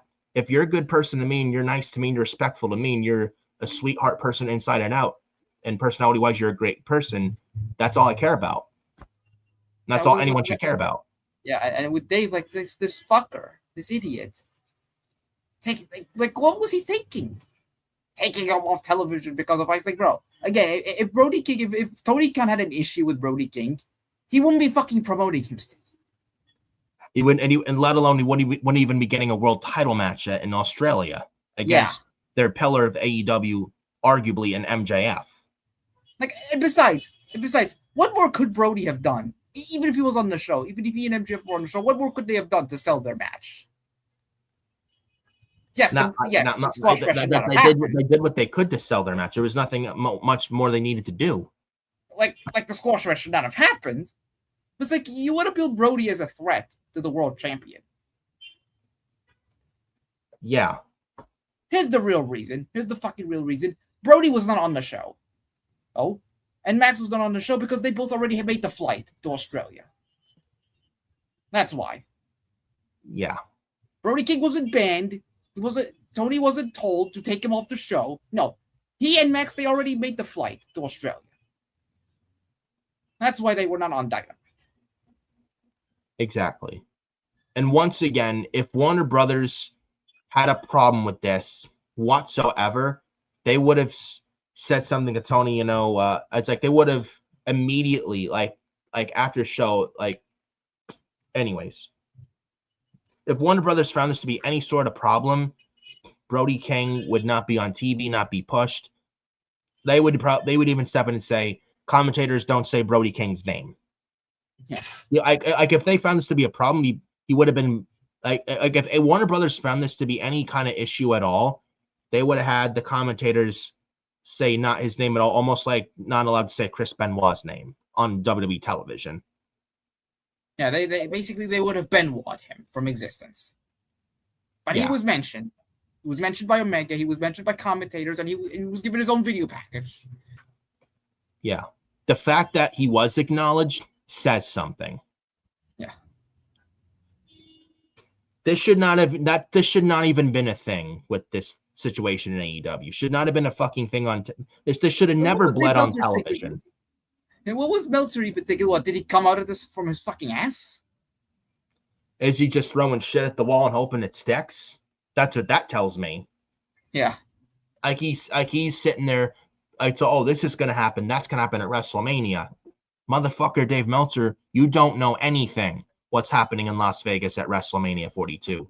Triple H, Nick Khan, and Triple H's team, they're the only ones that know what's fucking happening at WrestleMania. You do not, Meltzer. You don't even work for the company.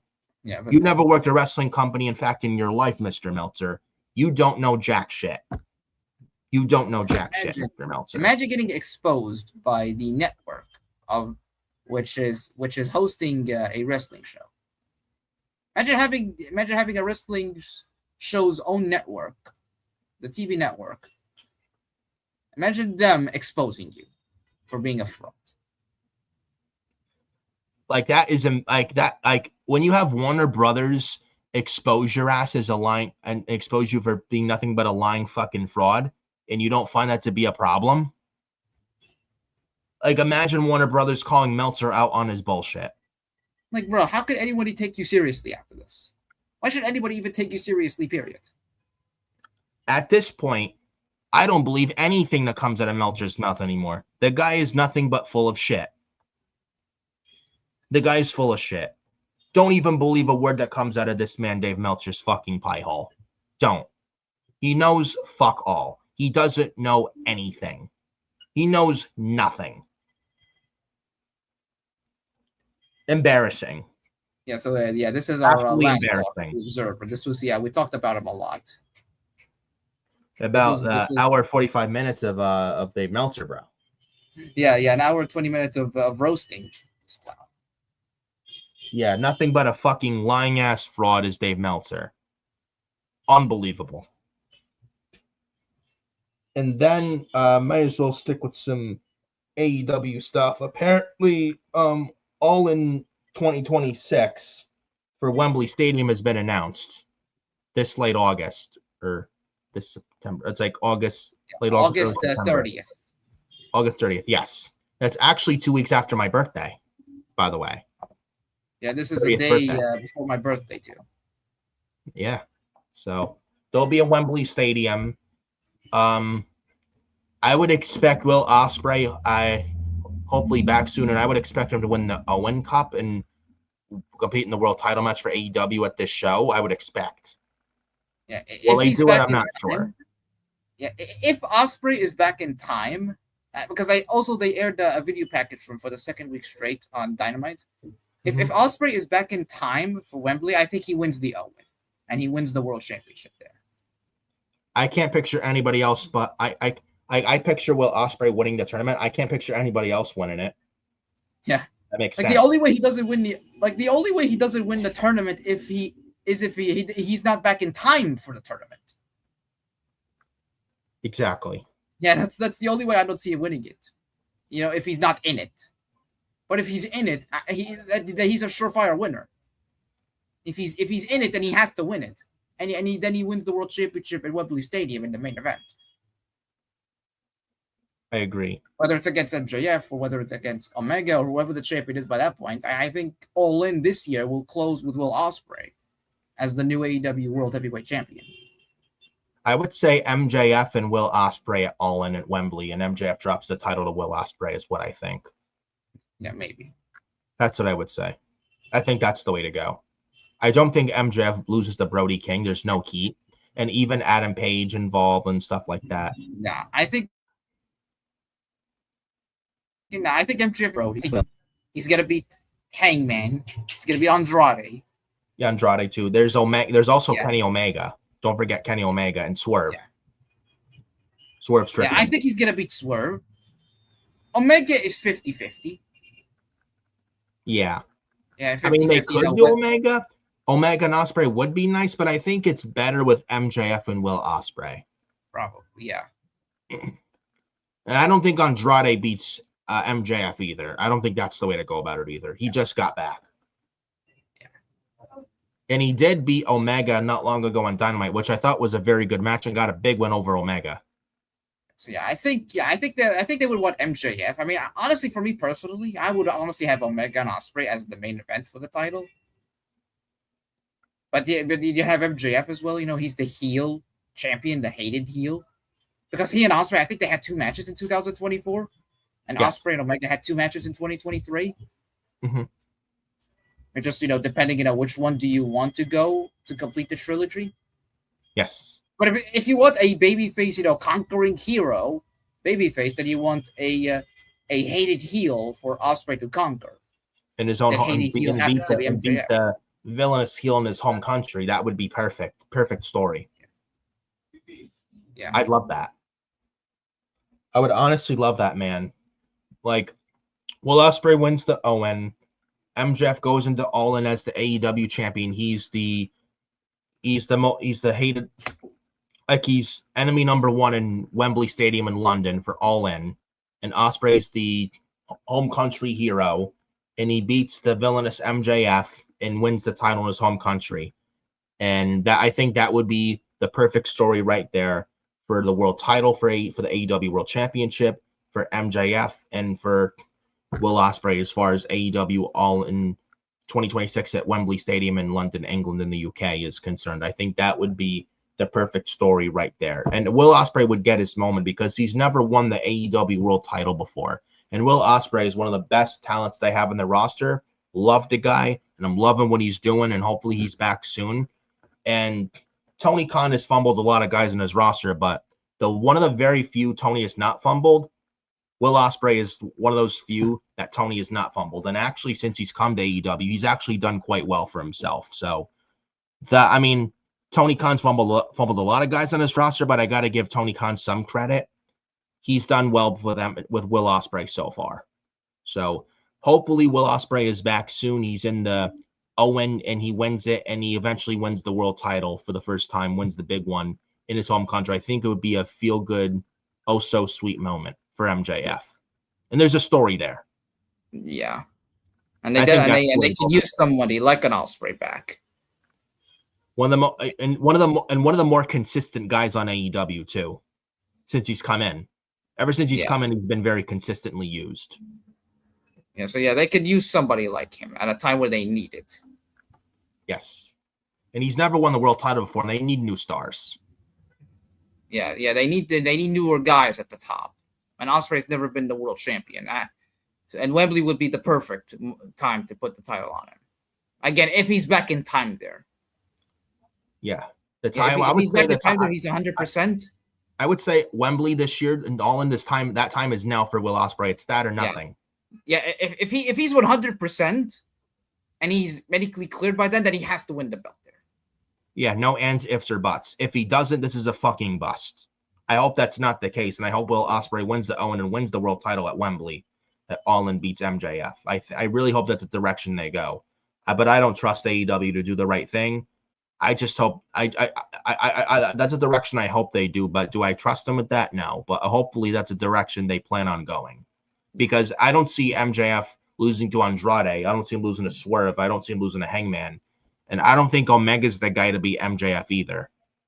Yeah, and sure as hell, Brody King is not going to win the world championship. No, yeah. Brody King has a better shot of hitting the lottery than winning the world title. Let's be real. He's not beating MJF. Love Brody King, but he's not winning the world title. Yeah. Will Ospreay's the way to go. No ands, ifs, or buts. I don't hate Omega as a world champion, but it's better. It's much better with Will Ospreay. We've been there, done that with Omega as champion. It's time for something new with this company. And you have a clear heel in MJF that can be toppled by a clear babyface, and Will Ospreay, who the fans will desperately want to see reach the top. Yeah, and get his big world title moment. Yeah. And speaking of Omega, apparently he won't be at Revolution. Apparently he wants to play video games. I know it's a little minor rumor, but this is what we're. I think there's a gaming schedule. I think he's promoting Street Fighter or something. So he in Japan. So he's gonna have to be there, and that's why they're doing the match with Swerve next week on Dynamite. So I don't know. I would hope and think MJF and Kenny Omega for Revolution in March for the world title. I think that would be a way to go. Just get that match out of the way, and have MJF. I think the match with Hangman and Andrade, the winner will face MJF at Revolution instead. I think for Dynasty, Dynasty is where you do Omega and MJF because Kenny is Canadian. Kenny's from Canada, and Dynasty makes sense. And Dynasty is coming to Canada. So it would make sense to have Omega, the hometown boy, to challenge the hated heel in MJF. Now, if we're doing Hangman Page and Andrade, I would have Hangman win because if Andrade wins, then he has to beat MJF, and MJF and Andrade just got back to AEW. I don't think it's right this quick for him to beat MJF for the world title. In the bigger story, I think it should be MJF and Will Ospreay. So I would say, you have Andrade beat Hangman, he's gonna win then. And against Hangman Page just to lose to MJF anyway? What sense does that make? And Andrade's a heel. Andrade's with the fucking Don Callis family. Yeah, that too. He's with the Don Callis family, a heel fucking faction. And imagine MJF feuding with the Don Callis family. Please, don't want to see that. Nobody who wants to see that? MJF feuding with the Don Callis family. Are you kidding me? Yeah, a heel faction feuding with the heel champion. Who's gonna get over? Yeah, MJF feuding with the Don Callis family because that's exactly what I want to see. Said no one ever. Yeah. I'll be so excited to watch MJF in matches with Rocky Romero and Trent Christian Mark. Yeah, and Josh Alexander, a loser. Yeah, exciting matches. And Mark Davis and Jake Doyle. Or MJF versus Brian Cage. Yeah. Yes, there are so many Don Callis family members. Such riveting matches with television, bro. I know. Said no one ever. Yeah, but no, we're not gonna get Andrade and MJF. We're not gonna get who he's supposed to cheer for. Because both guys are heels. I think they're gonna go with Hangman. and you finish off that storyline with him and MJF, and you have MJF, finally gets his win back. He gets his elusive win over Hangman Page because Hangman has beaten him twice. Yeah. I would say Hangman beats Andrade, becomes number one contender, but he loses to MJF at Revolution. I think that's the way to go about it. Andrade and MJF is very haphazard like booking, where neither guy can lose. And again, now if you want to book this for Double or Nothing, maybe. Yeah. Maybe Double or that Nothing. Would be, but that I would actually. If it was that, I would then fine. I would have no problem with it. I don't think now is the time at all. Yeah. It's too soon. But we're sticking with the AEW talk. Double or Nothing. You talked about Double or Nothing. Speaking of which, AEW Double or Nothing 2026. This May is announced for New York City. The former Arthur Ashe Stadium. It's in Queens, in New York. Wait, or is it the former Arthur Ashe Stadium? It's named something else. It's now. I thought it was the Arthur Ashe. I thought it was named something else. I don't think it's the former Arthur Ashe Stadium. I don't think so. I think someone was saying. I thought I read something was something else, but it looks like it's Arthur Ashe Stadium. Let me see. Hang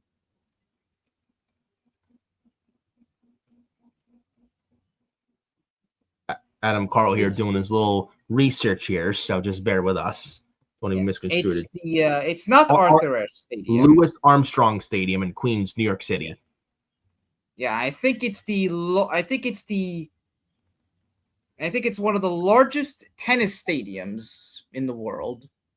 So not Arthur Ashe. So no, Arthur Ashe. I think it's going through a renovation. It looks so much like Arthur Ashe. It's like, this looks good, Arthur Ashe, because they're known for Arthur Ashe. Yeah, makes me wish one of these years WrestleMania came back to New York State. Arthur Ashe would be great, but I know AEW owns that.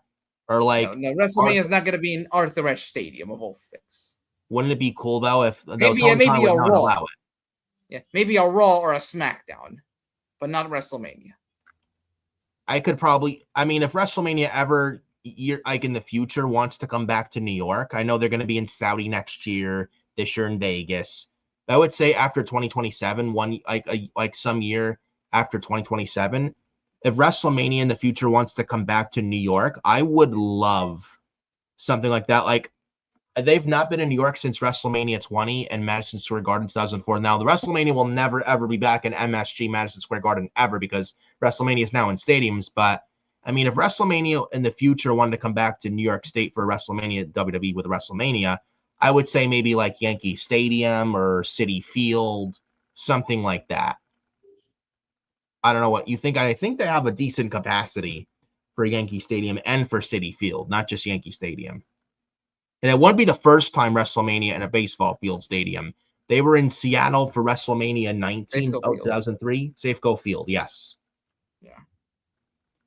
So, I mean, that would be cool with Arthur Ashe, but I think if WrestleMania wanted to come back to New York State, New York City area, Yankee Stadium or Citi Field, I think will be the way to go. And I think they could sell out that show, WrestleMania WWE. I think they could sell out that show if they were in Yankee Stadium or Citi Field. With Arthur Ashe Stadium, it's going through a renovation right now, so which is why AEW, I think they didn't go to it last year, and they're not going to go with anytime soon. The Louis Armstrong Stadium, it's one of the biggest arenas, stadiums in tennis. And I don't think it has hosted a wrestling show before. It can fit around 14. Yeah, it fits around 14,000 from doing my research. It fits over 14,000. Yeah, so who knows? Maybe AEW can fill that. Maybe you could get 10,000 in there. Probably, I think that would probably be like a safe betting bet. Yeah, so I think this is. I think last year, Double or Nothing, it was in Phoenix, Arizona. Yes. Yep, they were in Phoenix last year. Yeah, because every year I think AEW Double or Nothing, the first Double or Nothing 22 and 23 and 24, They were in Vegas. Yes. Yeah, they were in Vegas, and obviously last year they couldn't be because WrestleMania was in Vegas, and this year they cannot be because WrestleMania is in Vegas. Hmm. So they're so it's a good nice of a change, with running different venues. True. For Double or Nothing. I And don't I'm think they looking, should be putting the and I'm same looking venue this every up on year. my phone, bro. The outerior of Louis Armstrong Stadium. It actually looks really nice, and it's a no roof stadium. Looks like a nice atmosphere inside the arena as well. Yeah. That's why I thought. That's why I thought it was originally the former Arthur Ashe, because it looked so similar. Yeah. It kind of does. I don't know why, but it looks so similar to Arthur similar. Ashe Stadium. I mean, who knows? Maybe we could see a WWE show there or something. If Tony Khan would allow that, I would love something like that. WWE WrestleMania has not been to New York State or New York City area ever since 2004 WrestleMania 20 in Madison Square Garden. And now, one could wish upon a star WrestleMania returning to MSG, but it's never ever going to happen because they're now in stadiums. I don't think Tony owns these arenas. Arthur Ashe, the Louis Armstrong Stadium. I don't think AEW owns them. I mean, well, if he doesn't and Tony Khan allows it, I think WWE, if they were to have WrestleMania in the future and Arthur Ashe or say, I don't think we're going to see a Mania there. I don't think so. Stadium. Yeah, I don't think we're going to see a WrestleMania in Arthur Ashe. Maybe, I don't know, maybe SummerSlam, if that's even possible. Probably SummerSlam. But we're not going to see WrestleMania in Arthur Ashe. I think they're going to save it for the bigger stadiums. And Arthur Ashe Stadium is 23,000 plus capacity. So I would agree with you. It's no WrestleMania for Arthur Ashe. Citi Field or Yankee Stadium in the future for WrestleMania, I could see. If they want to explore that option, I could see that. Yeah. They have a lot more than like 15,000 capacity. And if my math is correct, Yankee Stadium has a capacity of 46,000 plus capacity. They could have a Royal Rumble in there. They could. I mean, if it's not cold out. Yeah, I mean, the Rumble's going to be back in the United States next year. Thank God. Yeah, maybe you can have Yankee crowd was not good for the Rumble. Yeah, it wasn't a bad show, the Rumble, but it was disappointing. Yeah. Yeah, and hopefully they don't have those fucking lights, those LED lights in the crowd. God. Where make it sound, those were fucking annoying. It made the arena look fucking half empty. It looked terrible. Yeah, hopefully they don't bring that back. What the hell was that, bro? Literally. Honestly. Yeah, and after the Rumble in Saudi, never go back to Saudi for the Rumble or WrestleMania ever again. After Mania next year, never go back to Saudi for the Rumble or Mania ever again. Honestly. So for Louis Armstrong Stadium, that's where Double or Nothing will be. Oh, and Citi Field, by the way, guys, if you don't know it, 41,000, almost 41,800, near 42,000 capacity for Citi Field, by the way. Interesting. So if WrestleMania wants to ever be in Citi Field or Yankee Stadium in a future year, I think they could sell that out. Yeah. Honestly, I think they could sell that out, no problem. Yeah, so for Double or Nothing, they're going to be in Louis Armstrong Stadium for Double or Nothing. So they should have a good atmosphere there. They should have at least 10,000. And that New York crowds are so passionate about their sports and their wrestling. Always a good crowd. They're like it's so rare they're sitting on their hands and knees, not making a peep. They're always making a bunch of noise, very energetic. They're always a great crowd. Like every time I've been to a sports arena for a sports show in like New York crowd or a stadium or arena, every show I've been to for an event at like New York like arena, just every show I've been to at that crowd has always made like some noise. So, and I don't think I've ever been to a New York arena show where they don't make a bunch of noise. They're like New York, as far as sports are concerned, is a very, very passionate crowd. They know their stuff on sports and wrestling, and they're very passionate. Like they always make loud noise, cheers, boos, and they're always energetic, and they're not sitting there like they're church or with just library silence. They're always making some noise. You know, it's not like in the middle of nowhere in Kentucky where they make zero noise and it's like you're sitting in a church and they're just thinking about their cows and their chickens. You know, this is New York crowds are nothing like that. So I think atmosphere should be very, very good, and I think it. I mean, atmosphere wise, it should be good. Hopefully, it's a good show, that one. But I mean, I can't hate on that. Double or Nothing in New York, I can't hate on that whatsoever. I think it's a great move. And correct me if I'm wrong. Has AEW had a pay-per-view ever in New York State? I think so. I think so, yeah. I think they've had AEW pay-per-views in the Nassau Coliseum. Yeah, Nassau Coliseum, yes. Yeah, and then Long Island. Yeah, so they've had pay-per-views in New York City. But like a major AEW pay-per-view, like Double or Nothing, or All In, or All Out, or Revolution. No, All In, no. Maybe at some point, but not this year. Like if we're talking major AEW shows of the year, like Revolution or Double or Nothing or All In or All Out and Full Gear. No, I don't think so. Yeah, like Forbidden Door. Yeah, I don't think we've ever had that. So I think this is a very nice move on AEW's behalf. I like this move a lot. I'm sure you feel the same way. I like this move a lot. I think business-wise, this is great. So. Plus, it's an arena that has never hosted wrestling before. Very true. So I look forward to the atmosphere crowd for that show. Hopefully that show's a good show, but the New York crowd there should kill it.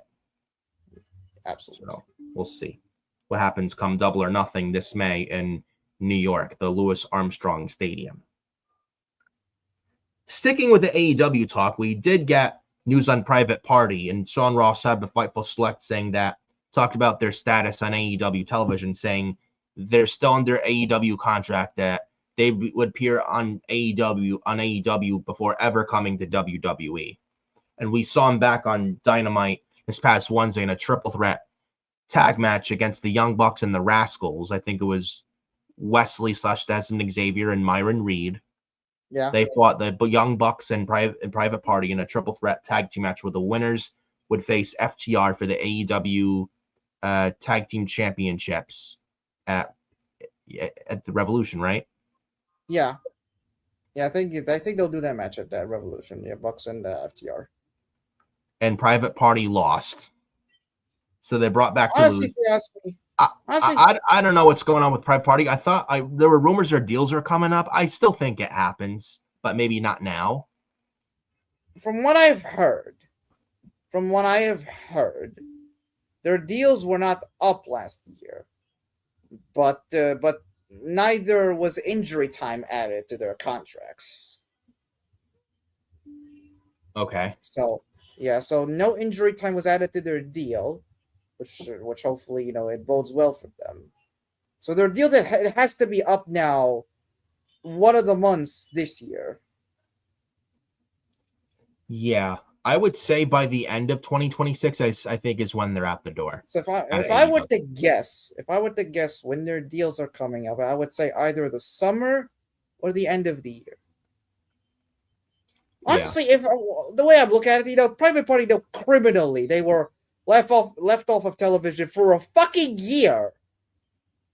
A fucking year, Tony Khan has these guys, and they're sitting in fucking catering. And they were the tag team champions in AEW before they lost them, and then they were taken off TV for a year. Correct me if I'm wrong. Yeah. Yeah, you take these guys off of television with no plans to use them. And now you're suddenly putting them back. After months and months after it was said that their deals could be coming up. And Tony had a year to use them and had them off TV for a year. Now you want to use them. And you bring them back just to lose. They could not have eaten a pinfall. They still lost. Whether they ate the pin or not, they still lost. Yeah. So what are we doing? You didn't use these guys for a year. That no injury time was added, if what I'm hearing is true. If no injury time was added to their deals, you could have used them this entire year, but you didn't. and now you suddenly want to feature them on your flagship show on Dynamite. Tony Khan is not gonna. Tony Khan has no plans for them now that they're back, at least for now on AEW television. Tony Khan's not going to use them. Desperate, or does that sound desperate? I mean, does Tony Khan have plans for them? Of course not. Of course not. Of course not. They'll be jobbing out to fucking Big Bill and Brian Keith. Who? They'll be jobbing out to the Don Callis family. Yeah. And when, yeah. Again, I still think they end up leaving it around. Honestly, if you ask me, I think if I were to come up with a guess, I think Private Party went up to Tony and they just said, "Fuck it, put us on the television to have us lose every match if you want to." Book us to lose. Also, correct me if I'm wrong too, bro. Jade Cargill left AEW for WWE in late 2023, and when she was off TV, wasn't she off TV for a while, and then she was then back on TV? Then she was losing to Chris Statlander for the TBS title, and then she lost a rematch, and then that was it for Jade Cargill and AEW. I don't know how you feel about this, bro. Am I the only one who feels this way, that Private Party are now back on AEW TV, and now they're just brought back, but they're just putting people over, and it looks like by the end of the year they could be on their way up, but they're back on TV just to put others over on the way out? Am I the only one? Honestly, that's what I believe. Because I remember Jade Cargill when she was TBS champion 3 years ago. She was TBS champion. Wasn't she off TV for a while? Then she put over Statlander, then put her over again in a rematch, and then she was out. That's what happened. I don't know. I don't know if this is a weird feeling or not. Am I the only one who thinks that way? That Private Party I think the same way. Just to put others on the way out. Like why were these guys not on TV for a fucking year? I think suddenly now you want to use them.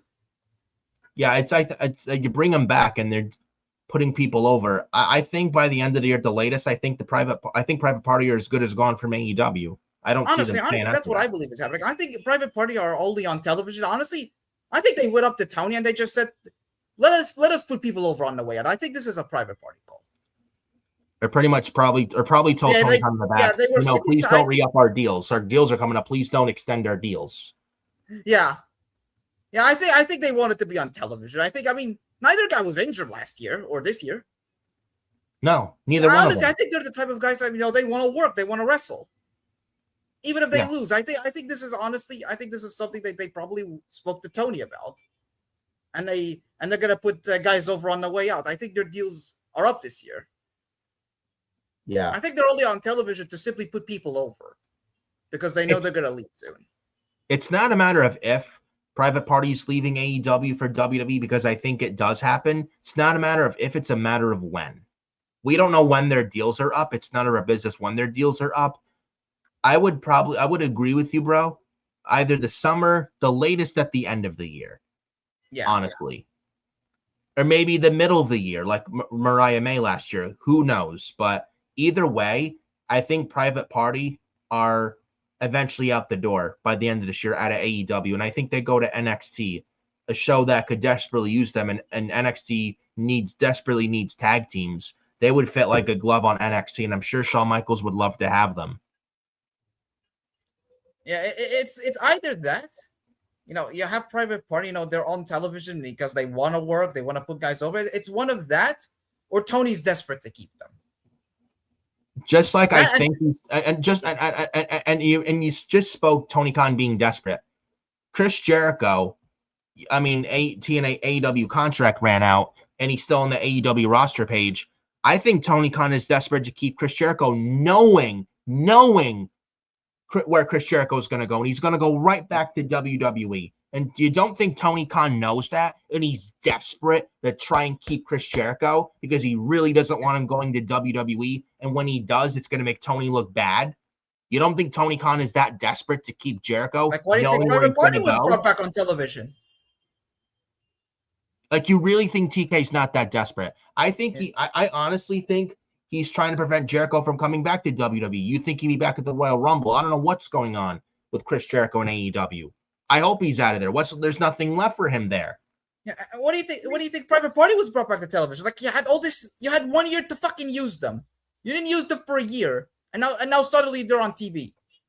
Britt Baker was off AEW TV all year last year. Has been seen since late 2024. And even if Tony Khan brings her back now, what's it going to mean? I think he's out of there this year anyway. Private Party wanted to put guys. Now, again. Sorry to interrupt you, but maybe Private Party wanted to put guys over because Isaiah Cassidy and Mark Quinn, they're professionals. They're respectful people. Maybe they wanted to put people over. But again, as well, they were off of TV for a year, and now suddenly Tony wants to feature them. Does that not sound desperate for Tony? Does he know that they want to leave and they're looking to leave? So now he's knowing where they're going to go. He knows where it's big time desperate, knowing where Tony knows where they're going to go, and they're going to be better off in WWE, and it's going to make Tony Khan look fucking stupid. Yeah, and now suddenly he wants to bring them on television, and he's desperate to keep them. Oh, well, you make it's greater money in AEW, and Tony Khan's throwing money at people, and you can't turn down the great money in AEW. Money isn't everything. All the money in the world is not going to keep wrestlers in AEW happy. You cannot put a price on happiness. Yeah, I'm sure. Yeah, I am so sure. I'm so sure Private Party were so happy. They were so thrilled to be making, $500,000? Now, I don't know if that's true or not, again. I don't work there. I don't know the figure that they're making. But let's say it's $500,000 each a year. I'm so sure they were making all this money all the while they're sitting on the fucking bench, doing absolutely fuck all. Yeah, I am so sure they were so happy not being in the fucking ring having matches and doing what they love most, which is professional wrestling. Yeah, they just want to wrestle. Yeah, they want to wrestle. They want to be on television. They want to cut promos. They want to be in storylines. How do you think they were feeling for the last 365 days, not being able to do that? Can you imagine Private Party in WWE versus people like tag teams in WWE like the Usos or the New Day, or Private Party versus the Motor City Machine Guns, Fraxium, etc., the Hardys, people like that. Excuse Adam Molly. Gets up for a little bit. But yeah, it's like Private Party. Imagine Private Party versus the Hardys in WWE whenever their TNA deals are up, or Private Party versus any other tag team that's currently in WWE. Fraxium, Motor City Machine Guns, Usos, stuff like that. Like, and whoever in NXT, like Hank and Tank, like NXT could really use Private Party. They have no tag teams in NXT at all. Dark State are the tag champions. I don't give two flying fucks about Dark State. Private Party, NXT could absolutely use Private Party, and they would fit like a glove on NXT. Shawn Michaels would love to have them. Triple H would love to have them too, I'm sure. And Private Party have been in AEW since day one. They've done everything. They don't factor into any plans. Why even keep them? And I'm sure if you ask them personally, I don't think they want to be there in AEW because they've pretty much hit their ceiling there. And they know AEW is hopeless and is a hopeless mess. If you were to ask Mark Quinn and Isaiah Cassidy privately, what do you think of your time in AEW currently? I'm sure they tell you they're very unhappy and want out. And I would not blame them at all. I mean, sitting on the bench for a year would do something like that to them. Yeah. I think by the latest at the end of the year, I think they're on the way out. I think they go right to WWE, which I think is the right move for Private Party. Tony Khan can throw all the money he wants at Private Party. It's not gonna. You cannot put a price on I think they're gonna be on their way out soon. If there's no, because there no injury time was extended to them. Yep. Will Hobbs was a smart man and was the genius here, and I think he was injured. Tony was going to tack time, but Will Hobbs at last minute told Tony his AEW deal was coming up at midnight a month ago, and Will Hobbs actually played it smart. And played and Private Party, they haven't said anything about when their deals are coming up. Right.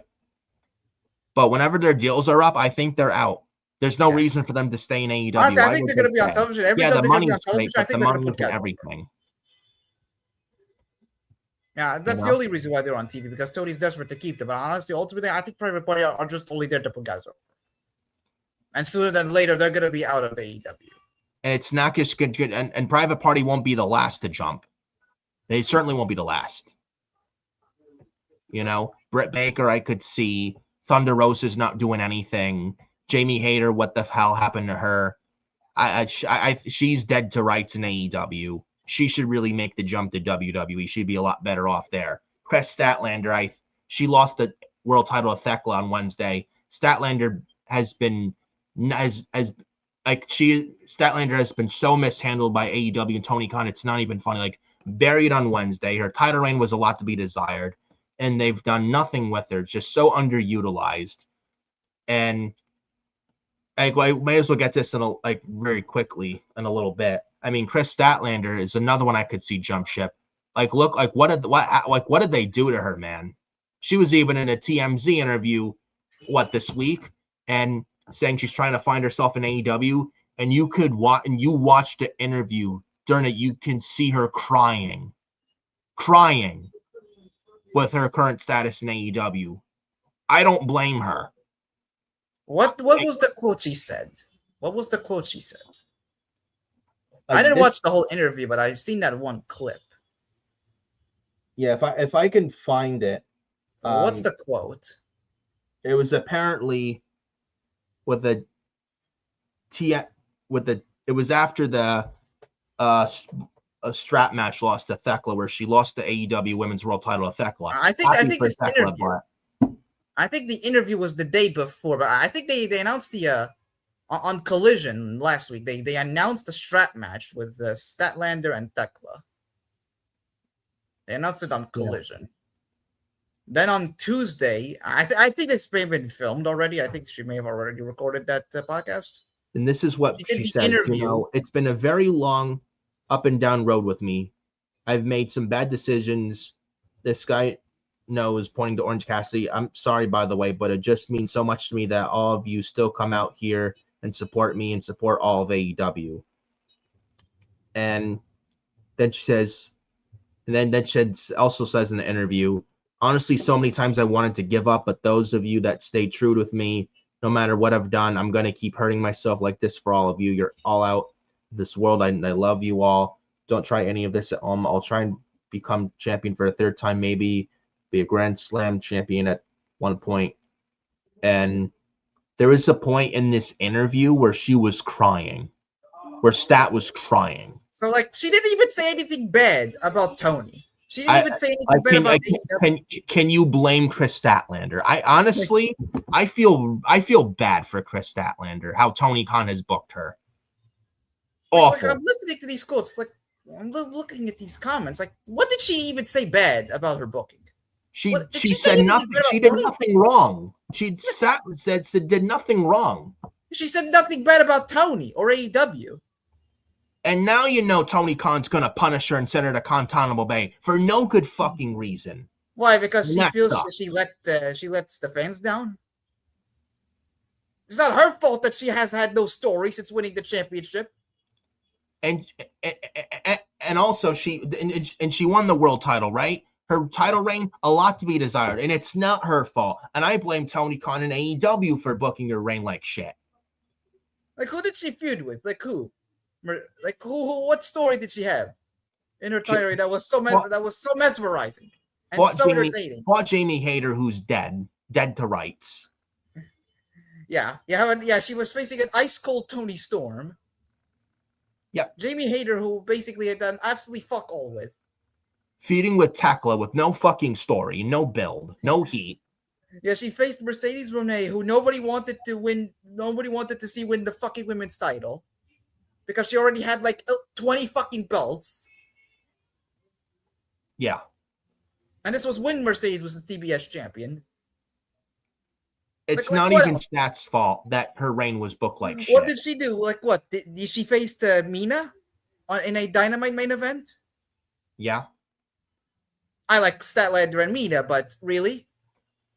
A Dynamite main event? And what was the story? What, Mina tried to win the women's title back for Tony? Bro, there was no story. Yeah, that was probably the story. What was Statlander doing? What, feuding with Wheeler Useless? Oh, jeez. Yeah, because I think they were doing these months-long segments with the Death Riders courting Statlander, trying to convince her to join the group. Wrestling Marina Shafir, please. Yeah, exciting stuff there. No wonder her title reign was so piss poor. And yeah, that's how Tony you know her Khan for title that. reign was. Yeah, that's how you start off a title reign in the worst way. Yeah, have the Death Riders involved. Have We Are Useless involved. Awful. And Chris Statlander, man, was crying in this interview. I don't blame her whatsoever. I feel sorry for her. Like, she doesn't deserve this. Like, she's a sweet human being. She's a good wrestler. I know she's battled injuries. She's so beloved too. Yeah, like she's battled injuries.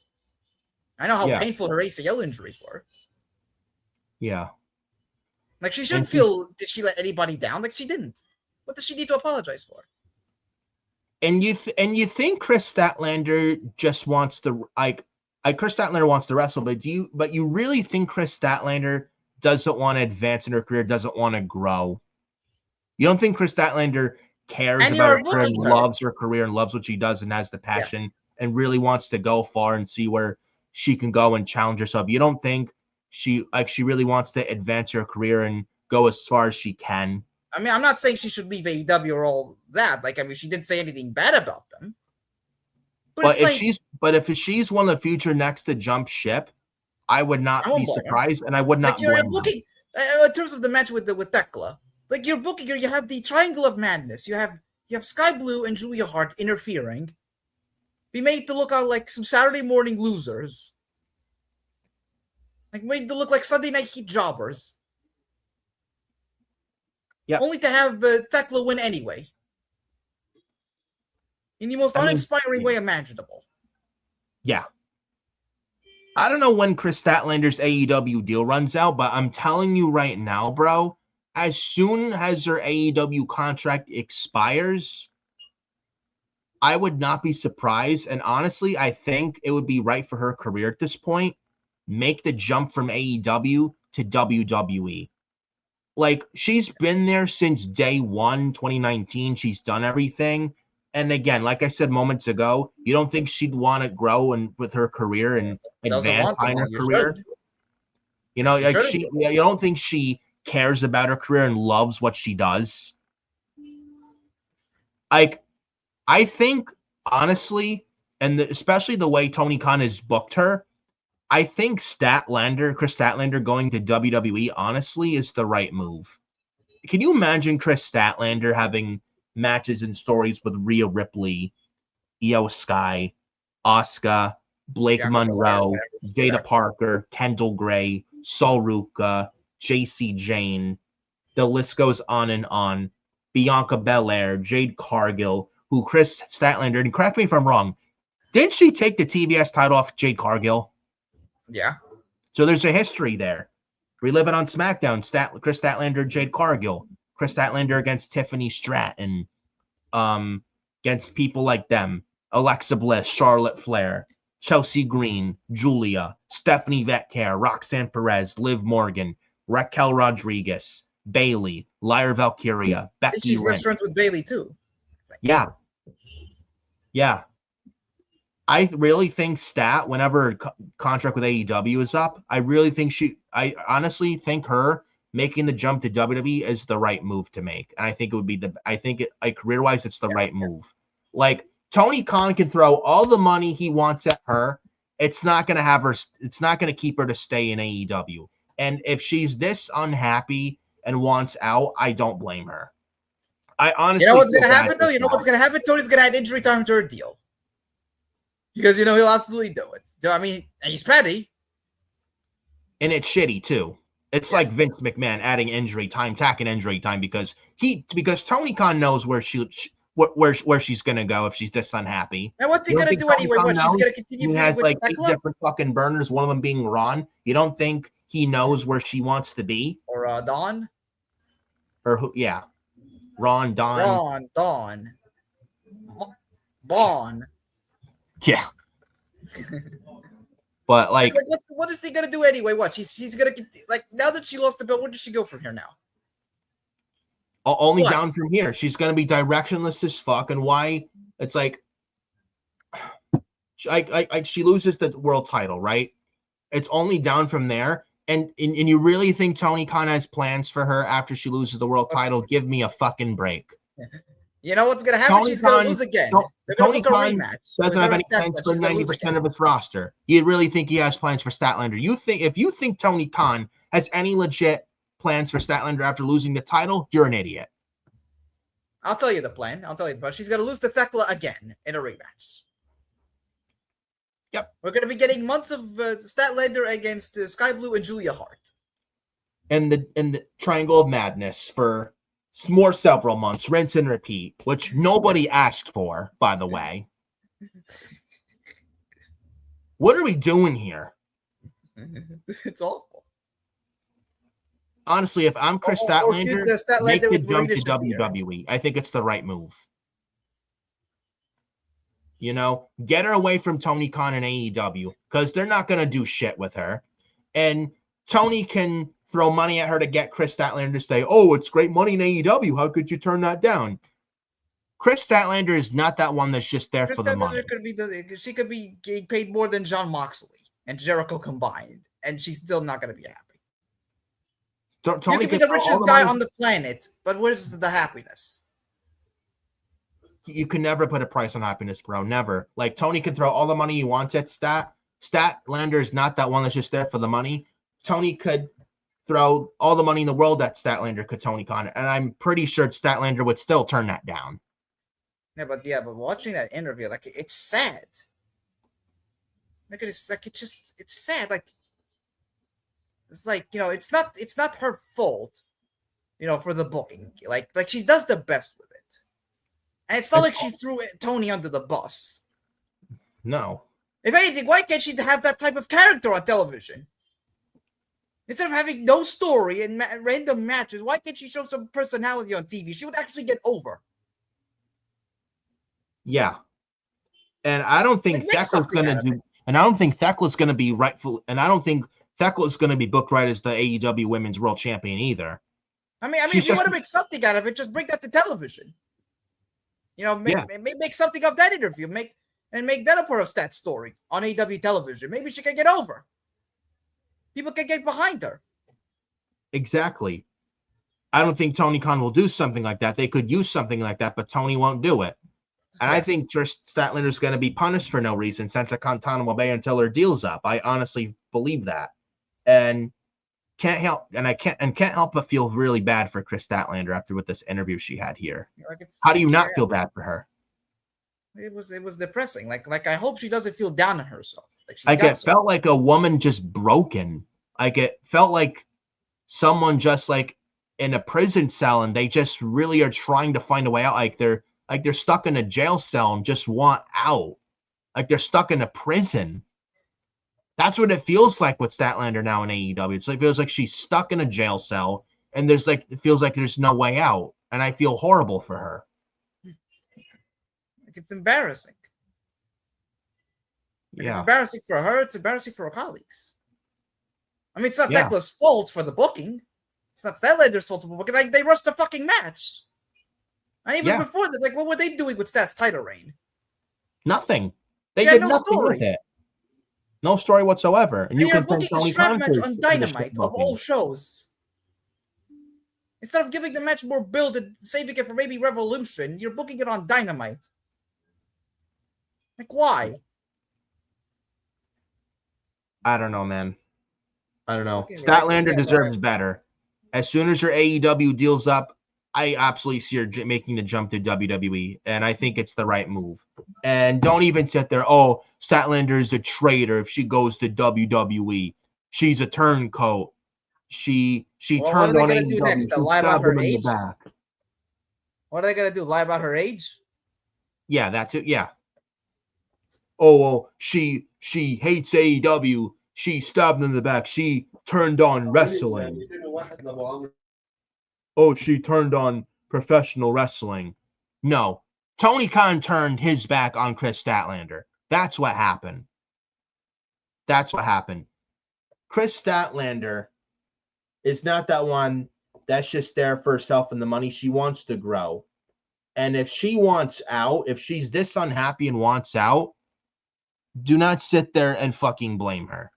Blame Tony Khan and his shit AEW creative for the reason why Chris Statlander and her title reign was booked so horribly and so terribly. Blame Tony Khan for that, not Chris Statlander. Unbelievable to me. Moving on to Swerve Strickland, comments on Chris Jericho's AEW his future in wrestling. Says wherever Jericho wants to go, stay in AEW, go back to WWE. Jericho has my full support 100%. What happened? I keep getting interrupted for some reason. Yeah. Not by you. No. I know, but all good though. But Swerve Strickland, we will not waste much time on this at all. Swerve Strickland comments on Chris Jericho's future, whether he stays in AEW or makes the jump back to WWE. He supports him wherever he goes. And Swerve's a professional, and I respect Swerve for that take very much. Honestly, what this says to me, more than anything, is that Jericho's gone. That's pretty much what Swerve is saying, that Jericho is not working in AEW anymore. Yeah.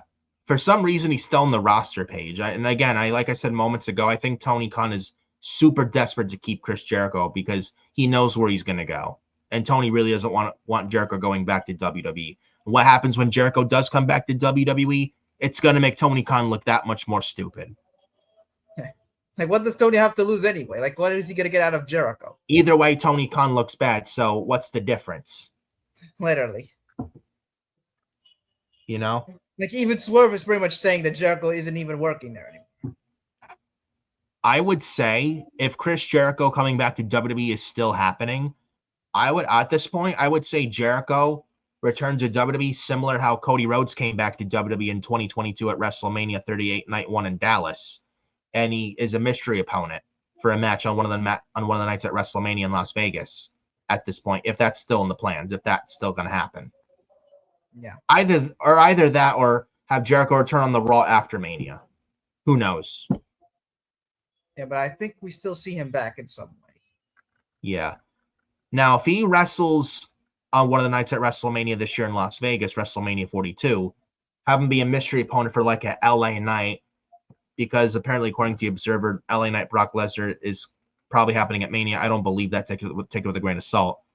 I would say LA Knight, Chris Jericho, and Jericho's a mystery opponent for LA Knight.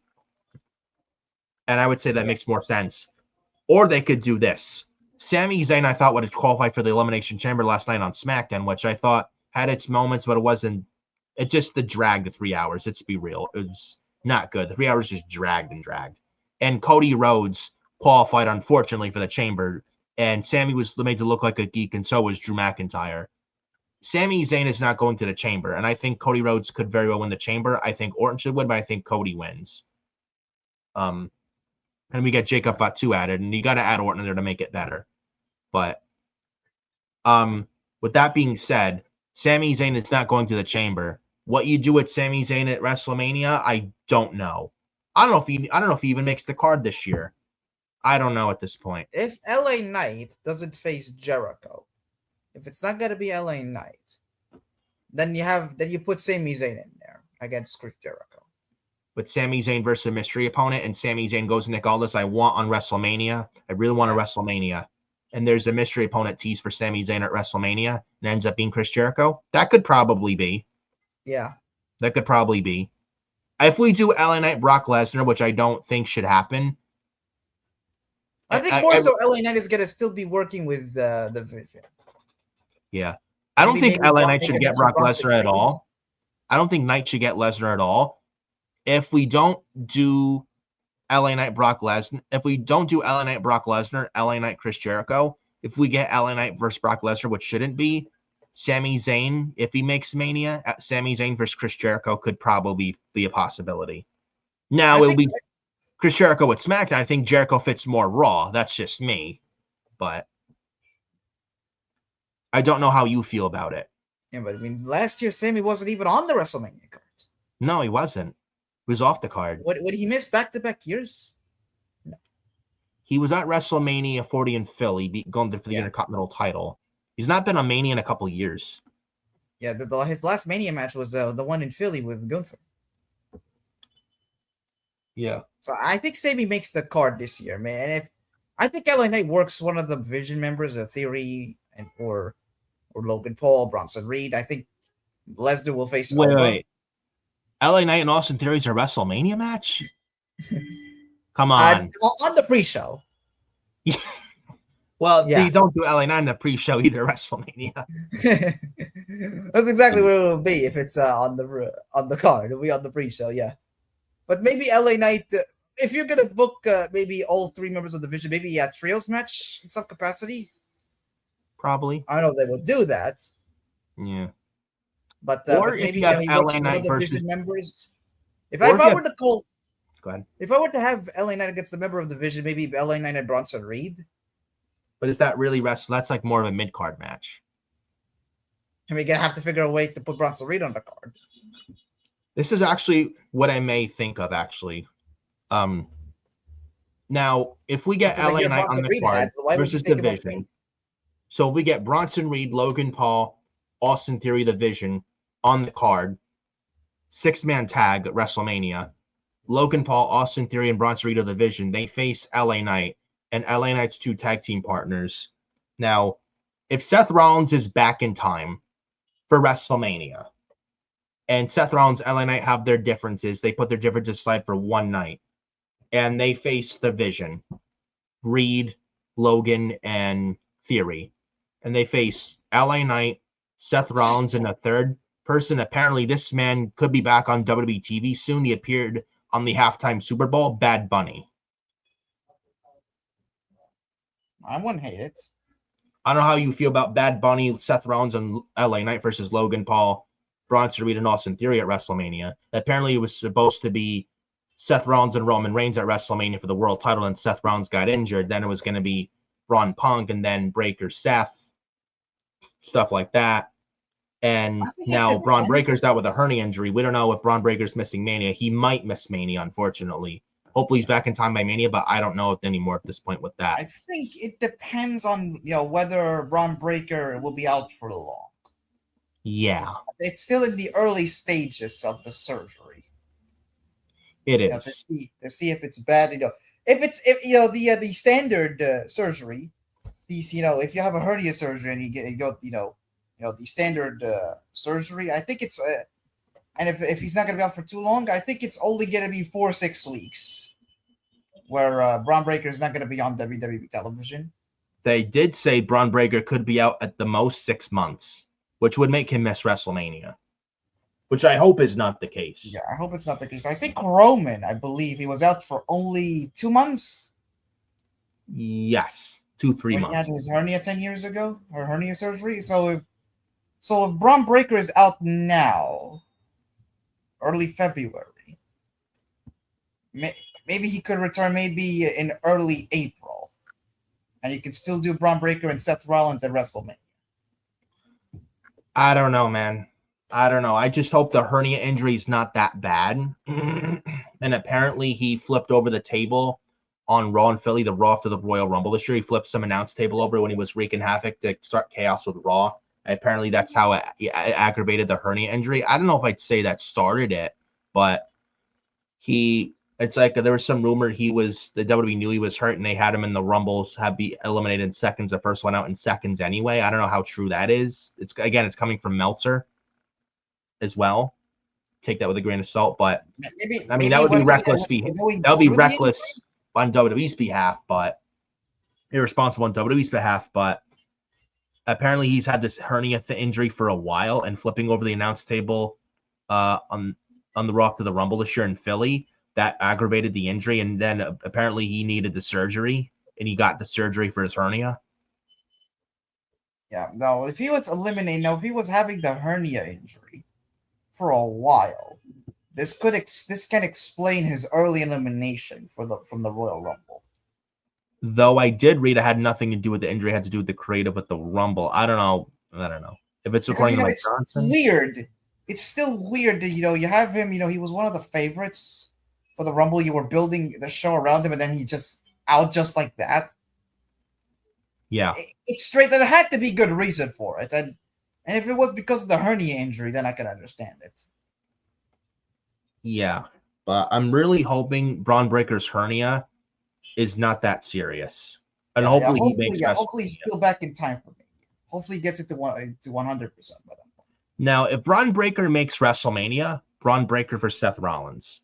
If not, if Braun Breaker doesn't make Mania, Seth Rollins, LA Knight, Bad Bunny versus Logan Paul, Austin Theory, Bronson Reed, 6-man tag. Yeah. Have LA Knight and Seth Rollins put their differences aside for one night. Then you got Bad Bunny. Apparently, and if you watch on social media before the Super Bowl, Logan Paul says they're excited about the halftime. He said sarcastically, "No." Yeah. I think Logan Paul. I don't know if he was in character or not. But I don't know if Logan Paul was in character or not, but I think he was. Then Bad Bunny was did perform in halftime.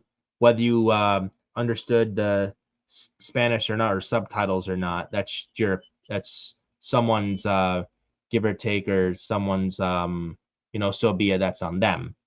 But I think whether I either liked or hated his performance, I don't think he did that bad, honestly. I thought he did pretty good. Now, I watched Bad Bunny halftime and also Kid Rock halftime. I watched both. I thought both did very good for halftime, in my honest opinion. Now, Bad Bunny, I don't think he did a bad job for this Super Bowl halftime performance, and he does have a good relationship with Triple H and WWE. I think he has a good relationship with Logan Paul as well. Yeah. And I know some people hating on Bad Bunny with the language and Spanish and Puerto Rican, and I think Jake Paul said something, then Logan Paul had to say, whoa. Puerto Rico is part of America, and Bad Bunny is actually very talented. Yeah. So I'm sure Logan Paul is good with Bad Bunny. Yeah, he's good with him. Like I think he attended several of his concerts. Yeah, I think they're good friends and something. And some people are pitching, Bad Bunny and Logan Paul for WrestleMania. Book it. I don't know if I'd say that one-on-one, but if Bron Breakker is out and doesn't make Mania, then I would say probably do Austin Theory, Logan Paul, Bronson Reed, 6-man tag at WrestleMania versus Rollins, LA Knight, and Bad Bunny. Yeah. And then you can book Sami Zayn in there with Jericho. Brock Lesnar should also absolutely get Oba Femi. I really hope Oba Femi doesn't sign the SmackDown contract and signs with Raw. I really do. And Raw has a depleted roster with Seth Rollins out and Bron Breakker out. Raw could absolutely use someone like Oba Femi. Yeah. With the Raw, on that roster, the Vision storyline, it hasn't gone the way they envisioned. No pun intended. And it all started when Seth Rollins got injured in Perth, Australia last October doing a coast-to-coast diving headbutt. I don't know why we're even still doing the flying headbutt in 2026 in wrestling. I don't. Yeah. Seth Rollins should have never done the coast-to-coast flying headbutt. That's how he injured his shoulder. And had Seth Rollins not got hurt, what you're seeing on WWE TV now on Raw and SmackDown was not supposed to be at all. And had Seth Rollins not got hurt, not only what you're seeing now would not have happened, what was supposed to happen, I guarantee you, would have been so much better than what you're seeing now. And television would be so much better off for it, and we would have been so much better had Seth not got hurt. Like, what you're seeing now was not the original plans at all. Anything that had originally planned if Seth not got hurt would have been a lot better and would have been much better television than what we're getting right now. Imagine if Seth Rollins did not get injured. Yeah, it would be Seth Rollins going into WrestleMania as the World Heavyweight Champion. It would be him versus Roman Reigns. CM Punk was supposed to have won the Elimination Chamber in his hometown, and he would have faced Cody for the WWE Championship. We were robbed big time of Cody and Punk at this year's Mania in Las Vegas for the WWE title with Seth's injury. Imagine if Seth didn't get injured. It would have been so much better. Honestly, the biggest beneficiary out of all this is Drew McIntyre. The guy who benefited the most from Rollins getting hurt is McIntyre, because he's now the one who's going to go into Mania as the champion. And if Seth didn't get hurt, and if it would have done Cody and Drew 3 stages of hell in Berlin, Germany on SmackDown, Drew would have lost and he would have been buried, dead to rights at that point. Yeah. Now I would feel bad for McIntyre, but if it led to Cody and Punk, you get no complaints from me. That's one of the biggest matches they can do for WrestleMania, Cody Rhodes for CM Punk. And I wouldn't even do that match for next year's Mania in Saudi. That deserves to be on American soil. So they may have to hold off on that match for until 2028 at least. Or at least SummerSlam. I would do that at WrestleMania, honestly. I would do it at WrestleMania. That's like a big WrestleMania match. That's just me. Yeah, but with Seth Rollins, he's injured. Yeah, he did that dumb spot, that coast to coast headbutt, and it injures his shoulder. Now Brock, which is why they had to rush the Vision breakup of Seth Rollins. And had Seth and Roman happened at Mania for the world title this year at WrestleMania 42, I don't know if I think Seth would have retained, but Braun Breaker turning on Seth out of the Vision, with Breaker turning on Seth at Mania, would have happened at Mania had Seth not got hurt, and we would have gotten Seth and Braun as a story coming out of Mania, and that would have been great. Yeah, because that's why they rushed the turn, because it felt very, very rushed. At that point, they had no choice. So basically, they took a story that was supposed to have lasted for like 6 months, and they had to accelerate it because they needed to find a way to get Seth Rollins off the television show and vacate the World Championship. Television would have been so much better than what we're getting now had Seth Rollins not gotten hurt. Yeah, so now Rollins is hurt. The Seth Rollins injury really fucked up Triple H's plans of what he really wanted to do. Yeah, like now Rollins is hurt. Braun Breaker may potentially not make WrestleMania. This Vision storyline is completely cursed. Yeah, literally, it's completely cursed. You know, the two most important guys, the two guys that they were building this storyline around, you know, they're not on the shelf, and it's the faction is all over the place on Raw. Yeah, and now you have no choice, but now Cody and Punk could have been a choice at this year's Mania, but it was going to be Seth, Roman, Cody, Punk. Seth's down with injury. Now Roman Reigns' status for WrestleMania up in the air. And I don't know who would come up with a Cody Roman idea again. That has to be a Bruce Pritchard Road Dogg idea. Yeah. Stuff like that. Yeah, and then Drew McIntyre wins the title. Cody Rhodes pitched and lobbied for the idea of him dropping the title. Drew McIntyre's 3 Stages of Hell. And Drew said I should win. Cody said I should win. And apparently Cody went to Triple H, told him this, and Triple H said okay and gave him the green light, and he listened, rightfully so. And we got Drew McIntyre winning 3 Stages of Hell, winning the WWE Championship. And then Roman Reigns' WrestleMania status was up in the air. Then Roman and Cody went out of the window when Drew McIntyre won 3 Stages of Hell in the title from Cody. And then Roman wins the Rumble. The big Roman and Drew would not mind because there's a story with Drew McIntyre being the bloodline hunter over like a year ago or something like that. But Roman and Punk is a big match you could do. It's a big match you could do. And at that point, like you could have done Punk and Cody this year's Mania, but again, like I said, the obvious stuff I just recently said. Punk and Roman was one of the bigger. Punk and Roman at that point. Who else was there on Raw for Punk to face? Yeah, like who was he gonna face? Legitimately, like the only guy that you could have done, unless Roman had chosen McIntyre, and you had done McIntyre and Roman. But then who does CM Punk face? Had AJ Styles not retired at the Royal Rumble, Punk and AJ. Yeah, I mean you could have done that, but AJ's now retired, and we're going to talk more about him. But like AJ's retired, or is he? Yeah. Yeah. Finn Balor's getting Gunther. Finn Balor's CM Punk. CM Punk Gunther. No, we've been there, done that. Finn Balor and Punk are like maybe, but no.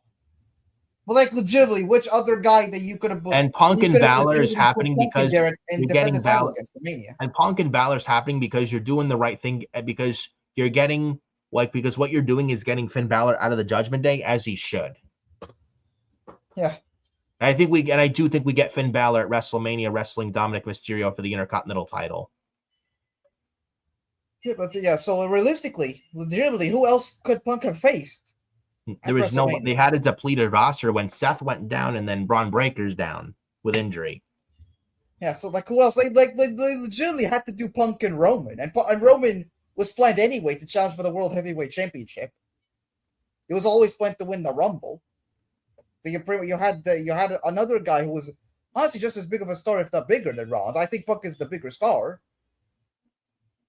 You had Punk in there, who's and he's healthy. He's not injured, thank God. You can put it. You can have him versus Roman 1-on-1, and main event WrestleMania for the World Championship. Yeah, but really, imagine if Seth not got hurt. WrestleMania this year would have looked a lot better, and I'm very sure the television you're seeing now would have been a lot better had Seth not got hurt. off a stupid spot with a flying headbutt via coast-to-coast version. I don't know why we're still doing the diving headbutt, the flying headbutt in 2026.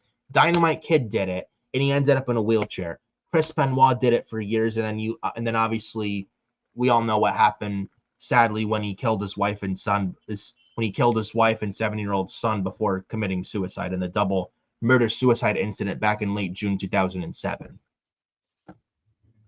And then Chris Benoit, and all the unprotected chair shots and the flying headbutt led to Chris Benoit's CTE as well. Yeah, Harley Race, he innovated the diving headbutt. He did the diving headbutt for decades, and he had spinal issues. Yeah. And Chad Gable is doing the move now, and even Chad Gable / El Grande Americano, the original one. I mean, he does it as a safer version of it, but even with the safer version of that move, still, every time I see the flying headbutt, I cringe every time I see it because it can cause head injuries. It can cause even concussions, and just it's just like the flying headbutt, the flying headbutt from the top rope is not a good move in wrestling. If as far as long-term health goes and is concerned, the flying headbutt is not a good move as far as it really screws up your health long-term. It's not good. And even I think Dynamite Kid or Harley Race even said, don't do this move. It fucks you up big time as far as your health is overall is concerned. Don't do that. It's like they said pretty much simply, don't do this move. Don't do the move. Honestly, every company should ban the even Daniel Bryan, Bryan Danielson does it, and you see him nowadays having neck problems. He retired the first time because of concussions. Yeah, concussions. Yeah, that retired for 2 years with concussions. Well, how many times he did the diving headbutt that exacerbated his injuries? And now Daniel Bryan, I think recently he fled on a plane or something, he had neck problems. Now he's dealing with neck injuries. He can barely move his neck. Yeah, how much of that has to do with the diving headbutt? Yeah. Every company should ban the diving headbutt. Legitimately, WWE, AEW, TNA. Yeah, they should ban this move. I think. Yeah, WWE after that Seth Rollins incident in Perth last October, I really think they should ban that move. I don't know even why Seth even did that move. That was stupid. Yeah. Really stupid. It was only going to end in one way. It wasn't good. No. That spot should have never happened. Ever. Yeah, but just one spot. If that one spot does not happen, it's amazing how different WrestleMania looks like. If Seth Rollins was healthy this entire time. Yeah. And not just WrestleMania. I'm sure the product as well, what you're seeing now. Probably a very good chance, more likely 9 times out of 10, what you're seeing now was not supposed to be, and what was originally supposed to happen would have been much better, and television and the product would have been TV, and what you're seeing on TV would have been a hell of a lot better than what we're seeing now had Seth not got injured. That spot should have never happened, point blank. WWE should really ban the diving headbutt. Yeah. Every company for that matter should ban it. Yeah. Moving on to, might as well talk about this really quick, not waste too much time. We did. Speaking of Daniel Bryan, Bryan Danielson, he says he doesn't close out the door for a return to the ring. I don't know what else Bryan could do that he hasn't done. I would say maybe more of a part-time, but I would honestly say it's time for Bryan to slow it down a bit in that ring. Yeah. With the history of concussions and neck problems, I think he should spend more time with his wife and children. I don't think he needs to be traveling all the time. No, and he's done everything as a full-time performer and doing the crazy dives and the flying headbutts and all the stuff where he puts his neck on the line and stuff like that. I don't think part-time I would say yes, but I would say he kind of needs to really slow it down out there, honestly, as far as what he does in the ring. And he's not even competing in the ring. He's not even competing in the ring, so why is he still traveling? If your health is not, if you're not even at 100%, you don't even have to travel. Just take care of yourself first. Yeah. And he's wrestled for so long. You know, he's like for the better part of 25 years, he's wrestled for so long. I think he needs a rest. I agree. This just like Brian doesn't need to prove anything else in wrestling anymore. He's done it all in the business. I would honestly say part-time or just like maybe, and I hate to say because I love Bryan Danielson, maybe it's and the guy is a WWE Hall of Famer, no questions asked. Maybe it's time for him to kind of call it a career at some point. Yeah. You know, especially if the neck problems are really doing it in on him. I would say maybe it's God telling him it's time to slow it down out there. You know, that's a thought. Maybe it's God telling Bryan Danielson, listen, you know, you're having all these neck problems. I don't think you should be returning to the ring out there. At least not anytime soon. Not until you're healed. Yeah. Not until you're 100%. Yeah, which I don't think you'll ever be 100% again, honestly. But we also move on to the next topic of discussion. AJ Lee, Becky Lynch. Now, they were announced for the Elimination Chamber for the Women's IC title. Apparently, they're still planned for WrestleMania 42 with one of the matches on one of the nights at WrestleMania 42. Now, again, AJ and Becky is booked in Chicago at the Chamber for the Women's IC title. I don't think this is one and done. I won't waste too much time, I think. We won't waste too much time on this. I don't think this is one and done. I think they do this match at Mania. I don't know how you feel. Maybe put the Women's IC title on AJ Lee and holds it for like 2 months, drops it back to Becky at WrestleMania. No. Because you can play the story where Becky's never beaten AJ.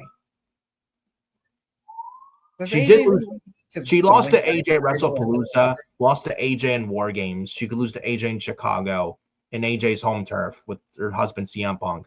Then Becky Lynch could win it back at WrestleMania. Because what else do you?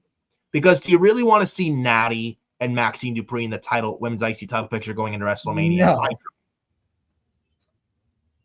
Does Becky though need to lose and then win it back? Like, I don't think it's necessary. I don't know. Maybe because it's her hometown, or I don't think it's necessary. Like Becky already lost twice to AJ. She already lost to Maxine Dupree. She was eliminated by Natalya, the Rumble. I think she needs the win. I think she could use the win more. Now, if Becky retains, how do you do this finish at the Chamber? Do you do some kind of fuck finish? But I don't know if that's the right move, because that would really piss off the Chicago crowd. You do need something for that. I don't think a non-finish is the way to go. I would honestly give AJ Lee the belt, and she doesn't even hold it for that long. Holds it for like a month and a half, loses it right back to Becky Lynch, and Becky could finally beat AJ at WrestleMania. Because what else do you do? Because what else do you do with Becky and AJ for WrestleMania? If Becky retains, what else do you do with that? Do you do like a fatal I'm surprised they didn't even wait until WrestleMania to do their first match. Like, do you do a fatal 4-way for the Women's IC title at WrestleMania and include Maxine Dupree and Natty? No, nobody wants to see that. Nobody wants to see that. So, I would say AJ can win the IC title at the Chamber. I just don't see it happening. I think Becky needs the win. Yeah, I don't know. I'm just trying to think, like, what would be, the way to go. It's just, I don't know. I think AJ could probably win the title. There's a chance AJ Lee wins the IC title at the Elimination Chamber. She could always drop the belt back right to Becky Lynch at WrestleMania. That could always be a possibility. So that's just my opinion. Because I'm just trying to think of what else scenario you could do. And I don't think a non-finish is the way to go. You're just going to piss off that Chicago crowd. And that's something WWE does not need, is another fuck finish and playing it safe. They don't need that. They played it safe the past year. They don't need to do that also at the Chamber. They don't need to do that. They really need to do good for the Chamber. The Rumble was disappointing. They need to do well with this Chamber PLE in Chicago. And I don't know if a non-finish with Becky and AJ at the Chamber is really the way to go. Just saying. We'll see what happens. Yeah. We also got Bianca Belair news. Apparently she is to be involved at WrestleMania as well. In which way, I don't know. I don't think she's in the chamber. I heard some rumors she could take someone out at the chamber and replace someone in the chamber match. I don't see that. I don't know if that's the way to go. But Bianca, I don't know if but Jade Cargill's title reign, man. Let's talk about that a little bit. Not too long, but a little bit. Jade Cargill's women's title reign, 100 days as champion, not a good reign. One of the worst women's champions I've ever seen. And I think they're just waiting for Bianca Belair to get back. And honestly, looking at the SmackDown women's division, the state of it, Bianca Belair cannot come back fast enough, man. That SmackDown women's division is absolutely fucking terrible. It is awful. So fucking bad. And Jade Cargill is not working out as women's champion. She sucks. I'm sorry, Jade Cargill is not working out at all. I don't know what's up. Who do they even have her face? I don't know what's up with Bianca. She's supposed to feud with. She fought Jordynne Grace last night on SmackDown. Not a bad match, but she lost. But she beat Jordynne Grace, and it wasn't bad. But that's because Jordynne Grace knows how to wrestle, and she basically carried Jade Cargill. She's fought Tiffany Stratton as Jade Cargill. Nobody wants to see that again at WrestleMania. If Bianca's not in the chamber, I'm actually going Charlotte Flair to win the chamber. We get Charlotte and Jade at WrestleMania. I think because no one wants to see Jade and Tiffany again. That's honestly the biggest match you could do for Jade right now. Jade versus Charlotte. And Charlotte and Jade Cargill was teased a couple years ago in late 2023 when Jade Cargill was first appearing on WWE television. That's one big match you could do because Jade and Tiffany, we've been there. Jade and Tiffany, we've been there, done that. We want to see that again. The problem is though, what do you do with Bliss at WrestleMania? Because they're telling the story with her. I would have Bliss come out for Charlotte. Jade could retain, but Bliss cost Charlotte the title at WrestleMania, and Bliss turns on Charlotte, and then Bliss and Charlotte feud after WrestleMania. Maybe.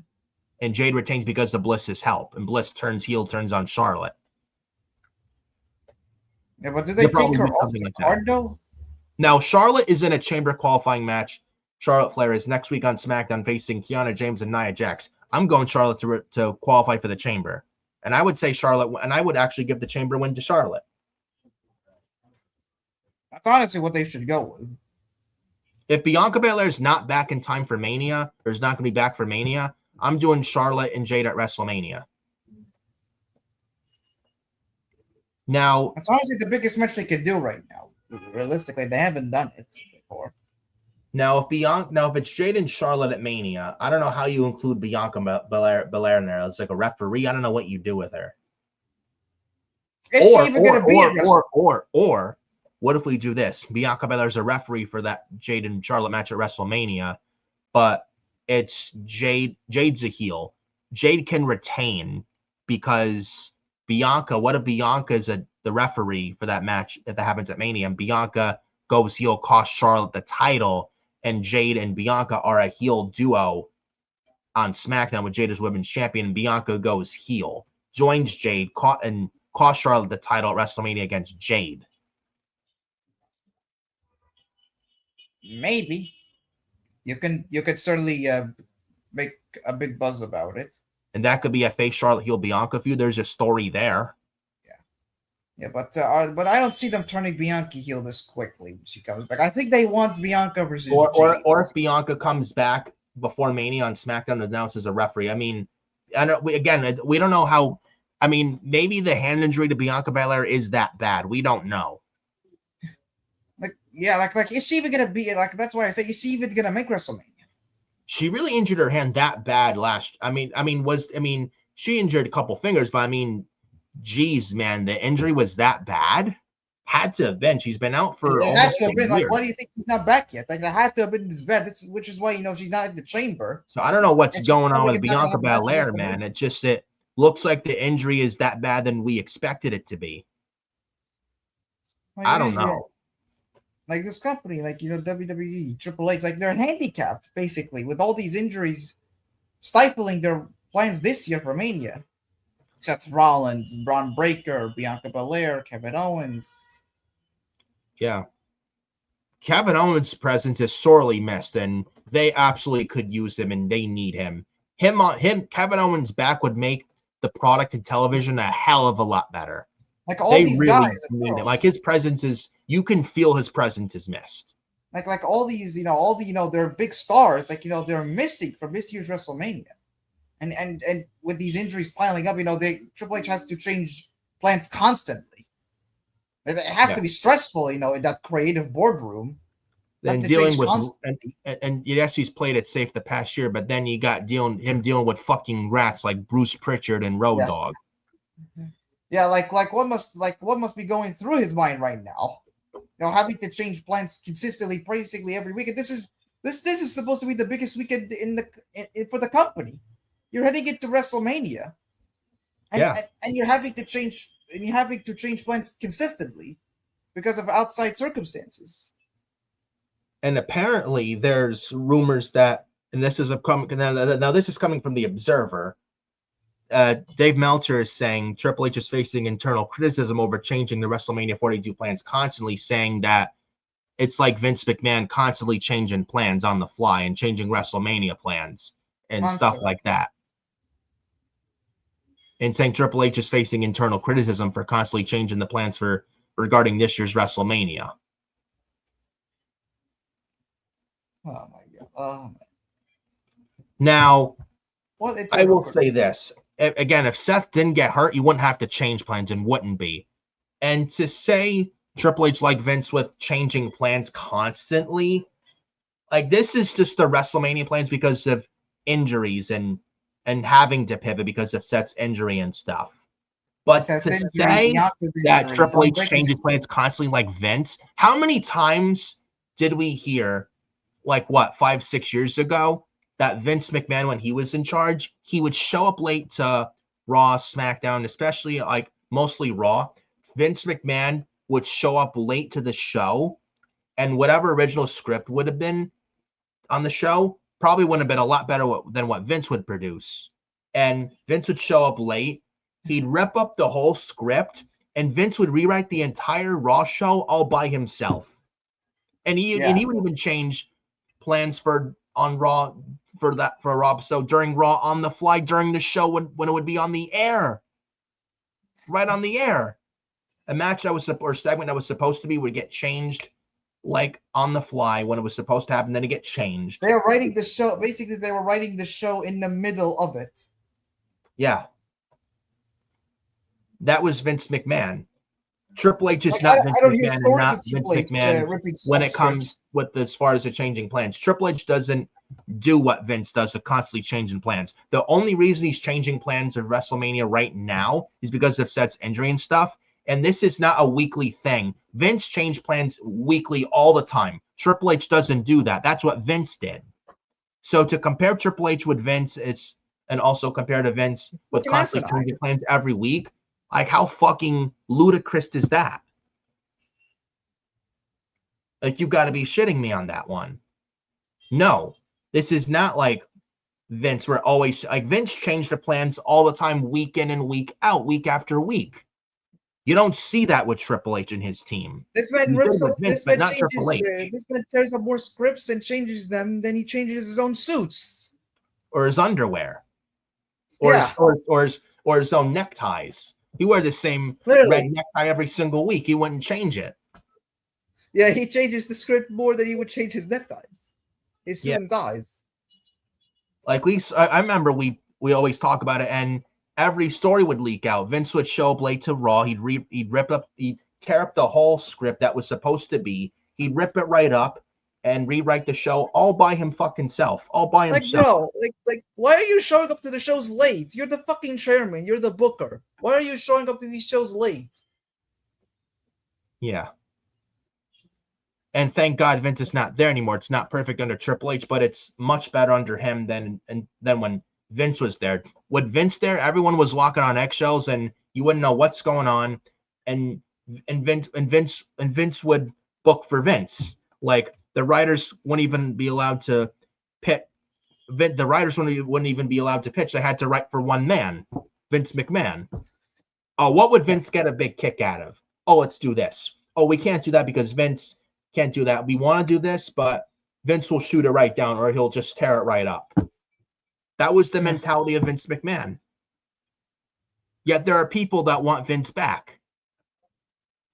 People who want Vince back are fucking nut jobs. They're mental. Yeah, but eternal criticism. Yeah. Eternal criticism. My fucking ass. I mean, I could see what the. I mean, I could see the internal criticism, but it's like the creative he's played safe the past year. But the Seth Rollins injury and stuff hasn't helped whatsoever. What's he supposed to do? You can't prevent injuries. Seth Rollins is down. Bron Breaker's down. Bianca Belair's down. Raw has to deplete a roster because of Seth's injury, now Braun's injury. What else could you do? Kevin Owens is still down. Like Kevin Owens is still down. He still hasn't came back yet. He's not going to be back in time for Mania.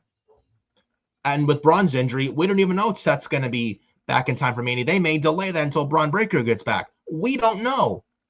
Yeah, like what is he supposed to do? My God. I don't know, man. It's like if Seth Rollins didn't get injured, you would not be seeing these plans changing. At that point, there was no choice. You wouldn't be seeing what you're seeing now if Seth Rollins didn't end up getting on the injured list. Things would have been much better had he not gotten injured. So Triple H facing internal criticism over changing WrestleMania 42 plans constantly. I mean, he had little to work with. So at that point, what choice was there?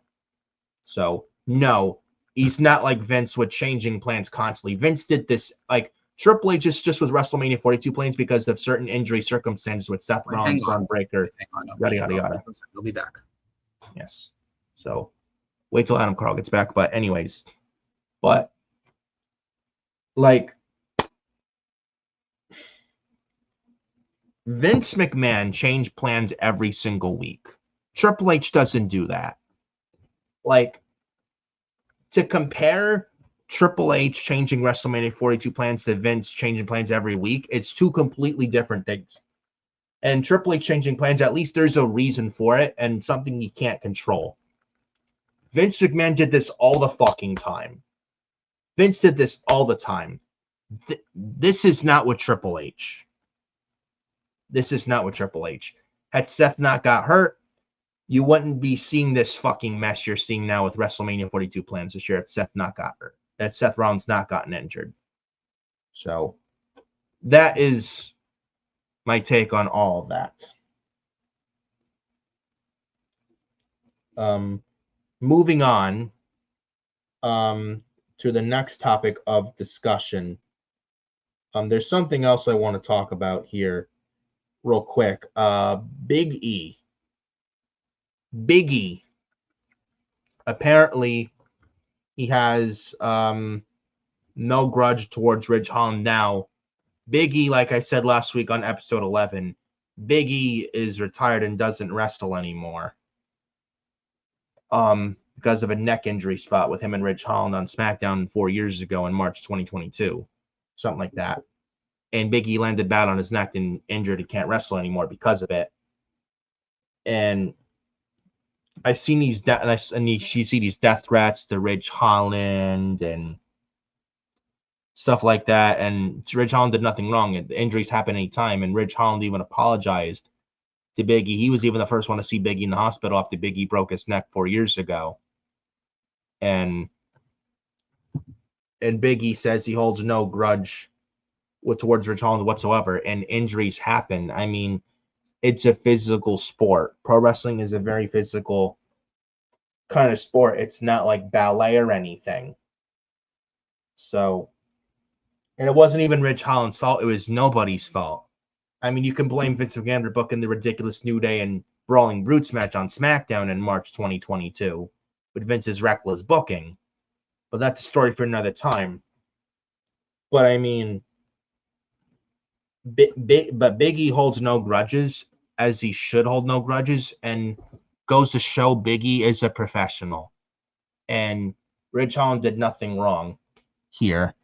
And it happens, injuries happen, and it is unfortunate Big E can't wrestle anymore. It is very unfortunate. And his career was very cut short with his career in pro wrestling. and hopefully Big E's all right. But he says there was never any grudge towards Ridge Holland. Why would there be?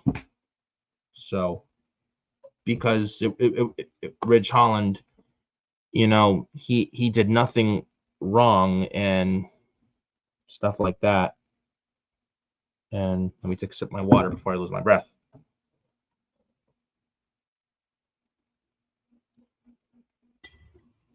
I'm back now. And he's back. The man is back. Adam Carl is back. But like Big E, unfortunately, it sucks he can't wrestle anymore. But I'm glad he doesn't hold a grudge towards Ridge Holland at the end of the day. I mean, I don't know if Big E will ever wrestle again, but I don't know if it's ever happening. But I'm glad he still doesn't hold a grudge towards Ridge Holland. And nobody's at fault here with as far as Ridge Holland and Big E are concerned. It was an accident. Exactly. He did some belly to belly. Big E landed bad on his neck. And Ridge Holland getting these unnecessary death threats. And Ridge Holland even apologized to Big E. And he was the first one in the hospital to see Big E when Big E went in the hospital for neck surgery. So that was the other thing. It's unfortunate for Big E. Ridge Holland was very apologetic. He felt bad for Big E. He felt horrible. It's like, it's unfortunate for Big E. This is how that his career ended. It's a damn shame. He doesn't get to end it on his own terms, but as sad as it is, he still had a great career. He won the WWE Championship. Yep, won the WWE title, won Money in the Bank, winner. IC title twice, NXT champion. It was a part of the New Day. Yep, for several years. It sucks his career was cut so damn early and short. And if Big E had the opportunity to go back in time and change it, he would. But, I mean, injuries happen anytime in pro wrestling. It's a physical sport. So, nothing anyone can control at that point with an injury. I just hope the man Big E is okay. And unfortunately, he's retired. So then moving on, we'll just talk about this AJ Styles thing as well. Apparently, AJ Styles and WWE reportedly, they're reportedly in talks for following AJ's retirement match. I don't know how you feel. I don't know if maybe AJ Styles wants to take some time off for a little bit, spend some time with his family for now. He does want to see his kids play sports on Fridays, I think. Wants to see his kids play sports more. He wants to be there more to see it. He spend more time with his family before making a decision whether he wants to stay with WWE. Apparently, AJ Styles and WWE were in talks with extending his deal going into the Royal Rumble, but nothing was made yet. Then he retired at the Rumble in Saudi. Now, it looks like he's still under contract, but if he was to be a free agent, AEW was said to be almost immediately offer him a contract or a deal. But it looks like right now he's still under contract. Yeah, he's still under contract. I mean, we don't know what's going on with AJ, but I think watching his interview with Stephanie, I think he wants to be there more for his family. Yeah, he wants to have more time with his children, which he has every right to be. Yeah, he deserves to be there with his family after spending so many years in the industry. Yeah. And I think he deserves. I think I pretty much with what I said with Brian. I think AJ, he's been there for so long. He's done it all. I'm sure his body's beaten to death. I think he deserves a rest. Yeah. He did have a very good match with Gunther at the Royal Rumble in Saudi, though, and he didn't look like a guy who was slowing down out there. But, I mean, maybe AJ, it's his decision. He wants to retire now, or maybe he doesn't want to be over like an older age and embarrass himself. I don't know how that man deep down feels inside with that, but or if he wants to still wrestle, and if he does, maybe goes in TNA, retires in TNA by around the end of the year. Maybe he wrestles at Wembley for AEW. I don't know what he wants to do. Tony Khan would be foolish to not throw money at AJ Styles to bring him in for at least a cup of coffee. But so I think whatever AJ Styles wants to do, I respect his decision. Whether he wants to stay in WWE, be on a Legends deal, though I don't know if WWE's controlling. I'm sure they want to keep him. Maybe WWE wants to keep him away from AEW. I don't know. Want to keep the guy around. I mean, Tony will pretty much offer AJ the world, even if it's for a few matches. Yeah. I'm sure TNA would love to have him, wrestle there at least one more time. Yeah. But whether he stays in WWE, is under Legends deal, goes to TNA, goes to AEW, works New Japan for a little bit, whatever AJ Styles does, I respect his decision. And if he wants to spend time with his family for now, good for him. Yeah. Good for him. Yeah. So honestly, what do I think happened with AJ? I think he and WWE get to an agreement on a new deal. I think they'll sign him to a Legends contract. I could see that. And I think next year is, he gets in he retired. If this was indeed his final match ever, and he's never going to wrestle again, he retires in Saudi Arabia. And we see him next year in Saudi Arabia at WrestleMania as a part of the 2027 WWE Hall of Fame. I agree. I could see that. Yeah. Chelsea Green also apparently has some ankle injury. Apparently it's not that bad or something. It was said to be bad, then it's not that bad. And she's still on TV, so I don't think the injury's that serious. Won't waste too much time on that either. I mean, hopefully she recovers. I mean, I'm glad it's not severely bad, but they don't have her do anything physical until she's 100%. She was on SmackDown last night in a wheelchair during some backstage segment with her and Alba Fire and Tiffany Stratton. Okay. Yeah. But looks like it's not that bad. She should hopefully be back in a while soon. So hopefully the injury's not that bad for Chelsea Green. Moving on. Also about Raw, SmackDown, NXT, Dynamite. I thought with SmackDown last night, it had its moments, had good matches like Trick Williams, Ray Phoenix. Ray Phoenix is a loser, but Trick Williams, Ray Phoenix was good. Triple threat main event, Jacob Fatu, Sami Zayn, Cody Rhodes was good. Triple threat was good, but I didn't like the winner and how Sami was made to look and Drew was made to look, because Drew McIntyre cost Jacob Fatu the match, but then put him through the announce table with a power bomb. But then he claymores Cody.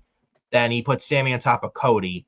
And then referees distracted with Jacob Fatu. Referees gets back to the ring after getting distracted with Jacob Fatu. 1, 2, and then Cody kicks out. Like, what the hell was that? And then Drew is trying to pick Cody up in the corner. And Drew eats a haluva kick. Sami gets crossroads, and Cody wins. I hated that. Ridiculous ending. I hated that. Yeah, it was overbooked. It didn't need to be. Drew looked bad. Drew looked stupid, and so did Sami. I get the premise of what they're going for. Sami has never beaten McIntyre. I mean, I get what they were going for. Sami has never beaten McIntyre. McIntyre, he sees him as an easy target, and he doesn't want to be facing Cody or Jacob. They just could have went about it very differently. They could have done much better with that. And then Alexa Bliss, Julia, Zelina Vega, Elimination Chamber qualifier. Alexa Bliss won, pinned Zelina. I was hoping Julia won, but Alexa Bliss won. She's going to the chamber. They did tease something with Io Sky and Julia for the women's U.S. title. I know Io Sky's from Raw, but fuck it. And Io Sky, Julia, women's U.S. title, I would not be against that. And honestly, this is what Julia needs. Not Chelsea Green, not Zelina Vega, not Alba Fire, not Nia Jax, not Lash Legend. Io Sky. Yeah. You want Julia to get over this is how you do it. Yeah, absolutely. Speaking of whom, Io Sky and Rhea Ripley versus Lash Legend, Nia Jax women's tag team titles. This was sloppy, bro. I don't know how you felt about this. This was sloppy as hell. Wow. Lash Legend, I don't think is ready. Ended it in a double count. Yeah, double count out. Non-finish. A non-contest. Great. Nia Jax can barely move. Lash Legend is not ready. This was not good. This was sloppy. Big time sloppy. So what are we going to go now? We're going to get another match between them? I hope to God not. Please no. Spare me if that happens. You're going to get it, and you're going to love it. Fuck me if that happens, bro. Please no. I don't want to see that. We got some MFT's 10-man tag against Matt Cardona, Apollo Crews, Ilya Dragunov, Shinsuke Nakamura, and U.S. champion Carmelo Hayes. I know his This guy right here is holding his head down in shame with the MFTs, still getting TV time. And Johnny Gargano, Motor City Machine Guns, and Fraxium cannot get meaningful TV time. And we have time for the MFTs. Good booking there, Road Dogg. Good booking there. Mediocre wrestlers, MFTs, booked by mediocre former wrestler, Road Dogg. Yeah, Road Dogg. Mediocre wrestler in his prime, what are and we even getting? a What are we going to mediocre get booked next week? writer. What are we going to get booked next week? The Wyatt Six against the heel mid card jobbers. And they're still doing Wyatt Six and MFTs feuding. Why? Why? End it already, Road Dogg. Ended already, Bruce. Fucking Christ, man. Like, And they Road pinned the Dogg, United man. States champion. Like Road Dogg. Mediocre wrestler in his prime in the Attitude Era, and a mediocre writer is Road Dogg. Goes hand in hand, right? Yeah. And they pinned the United States champion. They had Tama Tonga. Yeah. They pinning Carmelo Hayes. We're gonna be headed towards Tama Tonga. Yeah. That's exactly what I want to see. Yeah. We're gonna hit Tama Tonga versus Carmelo Hayes now for the United States Championship. Such riveting stuff. God help us all. And he's not beating Carmelo Hayes, by the way. Yeah. So what is even the point? The match better be good. Tama Tonga's a good wrestler. He was good in New Japan. He was a good wrestler in New Japan. I don't care what he did in New Japan. The match better be good. And that's because of Carmelo Hayes, and he knows how to carry people, knows how to wrestle. There was one spot, Ilya Dragunov doing some chops to Tongaloa, not phasing him. What the fuck was that? Does Road Dogg really hate Ilya Dragunov? Like, what are we doing? Sounds like it. Am I losing my mind here? Like, holy shit. Like, who gives a fuck about Tongaloa? Camacho. He's Camacho. He's no Remember him? Job. They used to be with Unico, the fake Sin Cara years ago. Yeah. How well did they work out? Yeah. Yeah, they were jobbers. Yeah, jobbers. And the worst part, the Wyatt Six and MFT storyline is still going on. Unfortunately. And they're feeding over the lantern, by the way. Gee, riveting television, bro. Awful. Why are we building feuds around the fucking lantern? Yeah, yeah, that is such exciting storytelling, man. This is Road Dogg's way of storytelling. Fucking lanterns, objects for stories. Bray Wyatt is rolling in his grave. Of the SmackDown creative team and Road Dogg and Bruce Pritchard, folks. The fucking lantern. Yeah. Bray Wyatt is rolling in his grave, seeing the lantern being stolen and being made into a mockery. Yeah, moving on from this MFT's garbage. We then had Jade Cargill, Jordan Grace women's title. Jade Cargill retained. I was hoping Jordan Grace would win, but we sadly got Jade Cargill winning. And then Liv Morgan was out ringside watching the match from the commentary desk with Dominic Mysterio, Raquel Rodriguez, and Liv Morgan, Dominic Mysterio. Well, they eat chicken nuggets together. I mean, I like chicken nuggets, but they like ranch. I would probably do like a mayo barbecue chipotle sauce. Maybe. Ketchup or something like that. I don't mind ranch, or I would do sweet and sour. I like my chicken nuggets, but they're addictive, but they're good. But I mean, did Road Dogg take a page out of Mercedes Moné eating a steak dinner, going into All In Texas with Tony Storm, Mercedes Moné? It's Valentine's Day. Don't disrespect that. It's Valentine's Day. I can give it a pass. I know, but again, it's hard to not think. Did Road Dogg take a page out of Tony Khan's playbook? It would surprise me. Or Bruce Pritchard took a page out of Tony Khan's book, or I'm sure it's either Bruce or Road Dogg. They probably watched that from Dynamite last year and probably wanted to do that. Probably watched Tony do that. That would not shock me at all. But we got Jade Cargill retaining women's title. In fairness, the match was good. And that's because Jordan Grace knows how to carry, and pretty much carried Jade Cargill. Yeah. At least Jade did not. Jade didn't look bad out there. No. But that was SmackDown last night. It had its moments. It wasn't a worse show, but it was boring. Like the 3 hours They dragged. teased Aleister Black in a feud with Randy Orton. They did, but I don't know. At this point, like, has Aleister Black been built up enough yet at this point? No. Is it the time? No. You haven't built him up enough yet to have him in there with Randy at this time. I would not do that right now. Maybe the summer at the end of the year, but I don't know about right now because what we're getting with Cody in the Chamber, I don't want Cody winning the Chamber, but you're gonna have Cody, Drew, and Fatu. They feuded for months. Like, I think Randy Orton in there making it a fatal 4-way for the WWE title at WrestleMania with Orton, Fatu, Jacob, and Cody. With Jacob, Fatu, Cody Rhodes, Drew McIntyre, Randy Orton, I think that would make it better. And that main event's night 1. Yeah. Honestly. And stuff like that. But that was SmackDown last night. What? That was SmackDown. Yeah. Just the 3 hours just fucking dragged. I think they're supposed to go back to 2 hours in June or July this year. I hope that's true. I cannot take these 3-hour SmackDowns. They feel like 6 hours of anything. Honestly.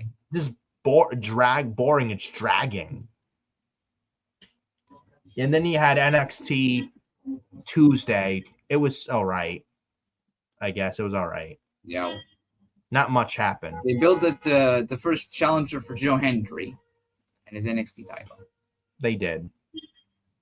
They had the thing with Jada Parker and Blake Monroe. Sol Ruka is the new number 1 contender for JC Jane's NXT Women's title.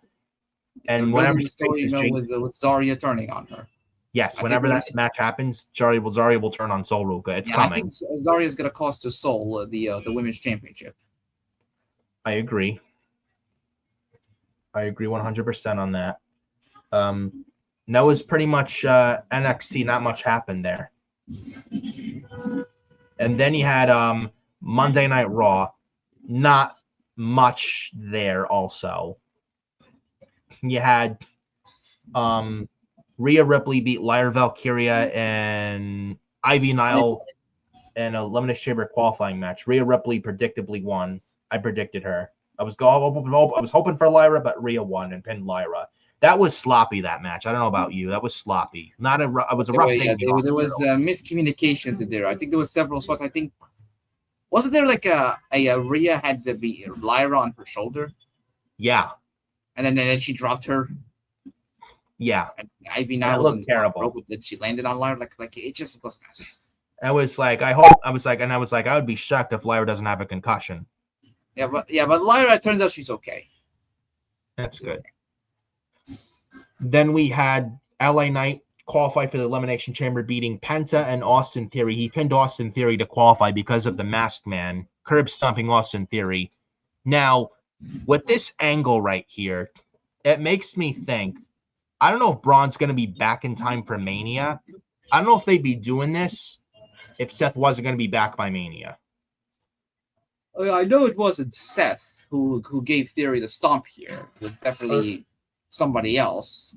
I think but it will be revealed soon that it was Seth under the mask. I agree. I think it will be too. But the fact they had this makes me think Seth is back in time for Mania. Braun Breaker, maybe. I don't know. We don't know.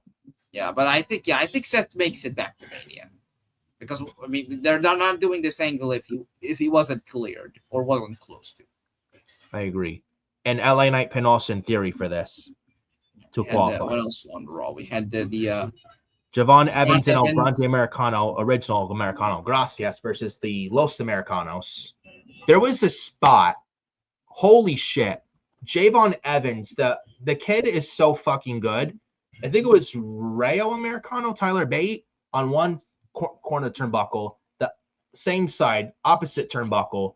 Javon Evans, OG cutter, midair, hits it perfectly on Rayo. That was so fucking good. That was like just picture perfect OG cutter. He got really good air. You could not have asked for a better perfect OG cutter than that. That looked fucking beautiful.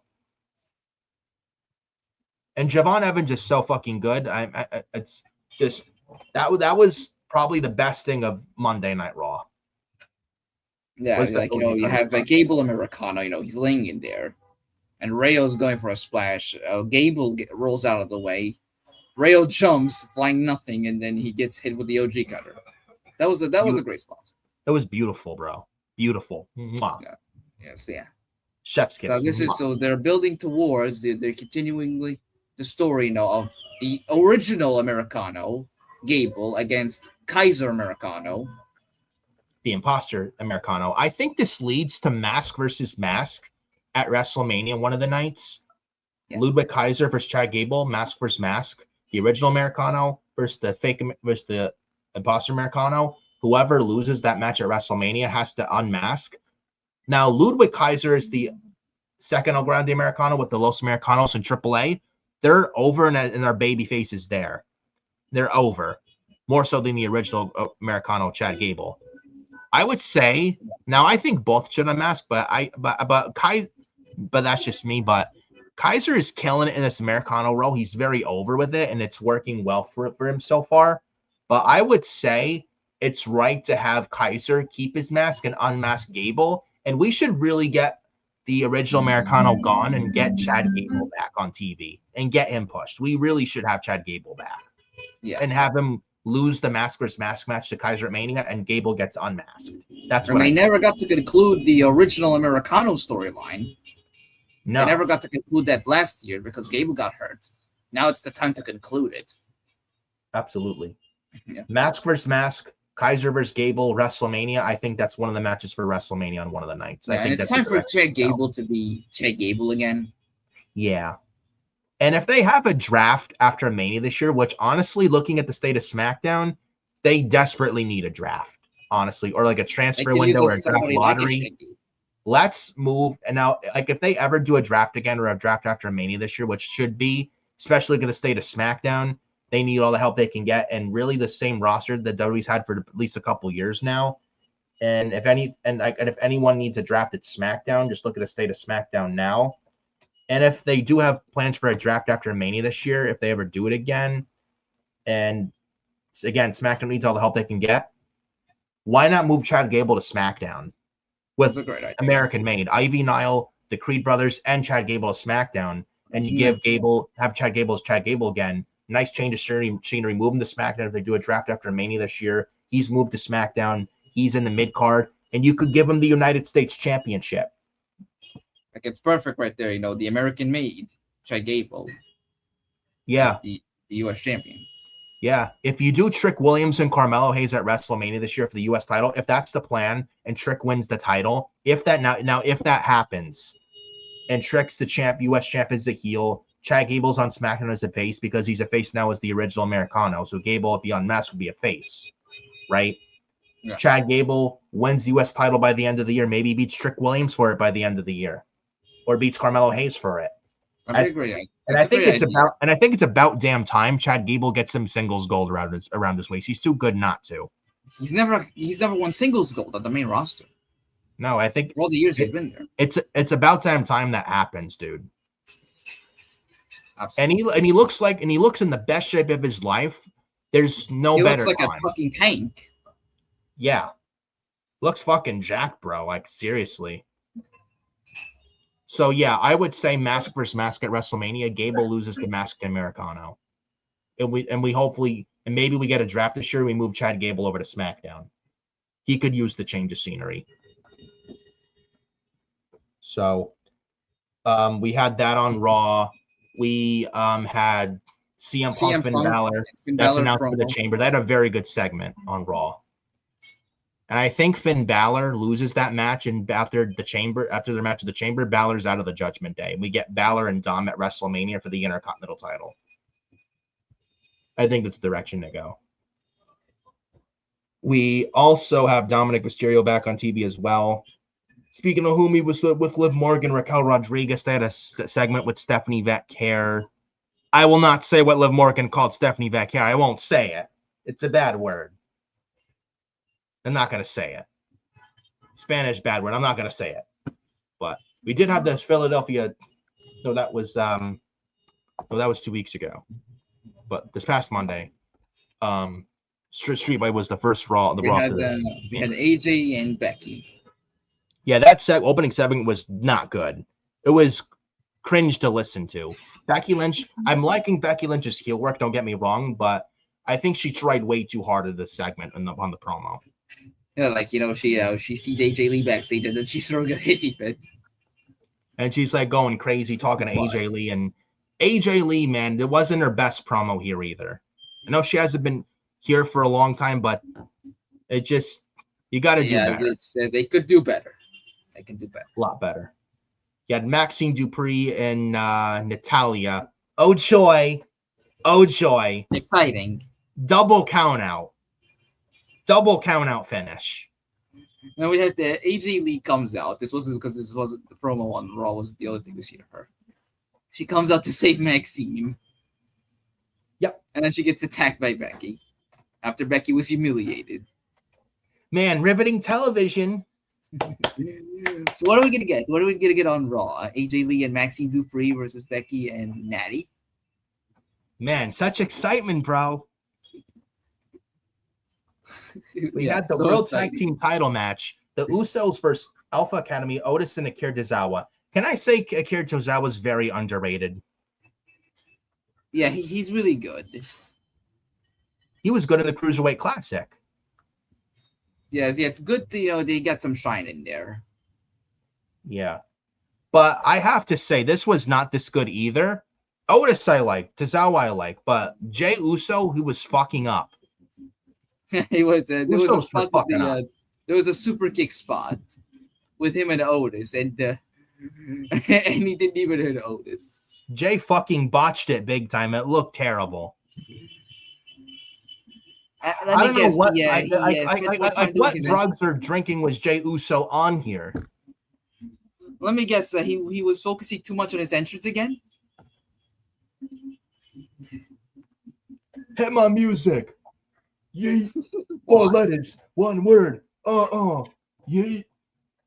That's exactly what Jey Uso was thinking. Because he gets gassed out very quickly after doing, say, man, it's a fucking yeet. Holy shit, bro. Like, how do you fuck that up? You botch a super kick spot on Otis. How do you? I don't. Was this miscommunication? Did Otis was Otis late? I have no idea, but it looked bad. Let's just say it looked bad. And Usos retained, as I knew they would. Yeah, no shock there. Let's get them in the ring with the Lucha Bros. There was no way Alpha Academy was winning those titles. And yeah, Rey Fenix, he's wasting away on SmackDown. Can we get him on Raw and put him with his brother Penta? Get the Lucha Bros back together. He needs Penta badly. Give me Lucha Bros and the Usos at WrestleMania. That's what you need to do. Yeah. Honestly, because what else do you do with the Usos at WrestleMania? What, wrestle the New Day? Please, no one wants to see that. We've been there, done. God for the New Day. Yeah. Thank God I changed the channel when I see them. Awful. Or we could do the MFTs versus the Usos. I know nobody wants to see that, but we have them in a tag team title unification match and merge the tag team titles. Have one men's tag team titles again. Have the brand split still, yes, but have one set of men's tag team champions. We don't need 2 divisions with 2 tag team titles for the men. There's no depth in either division for 2 divisions and 2 titles for the men's tag division. So I really think they should unify the titles. The men's tag team titles they should unify.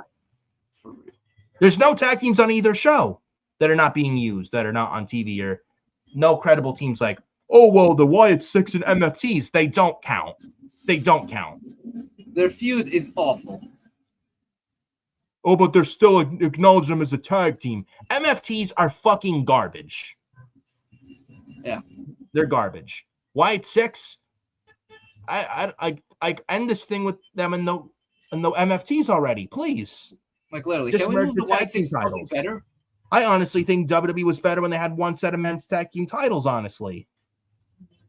Maybe if you put the Wyatt 6 with much better teams than feuding them with the MFTs over the fucking Lantern, things would be much better off. Like, why can't we get the Wyatt 6 against Motor City Machine Guns?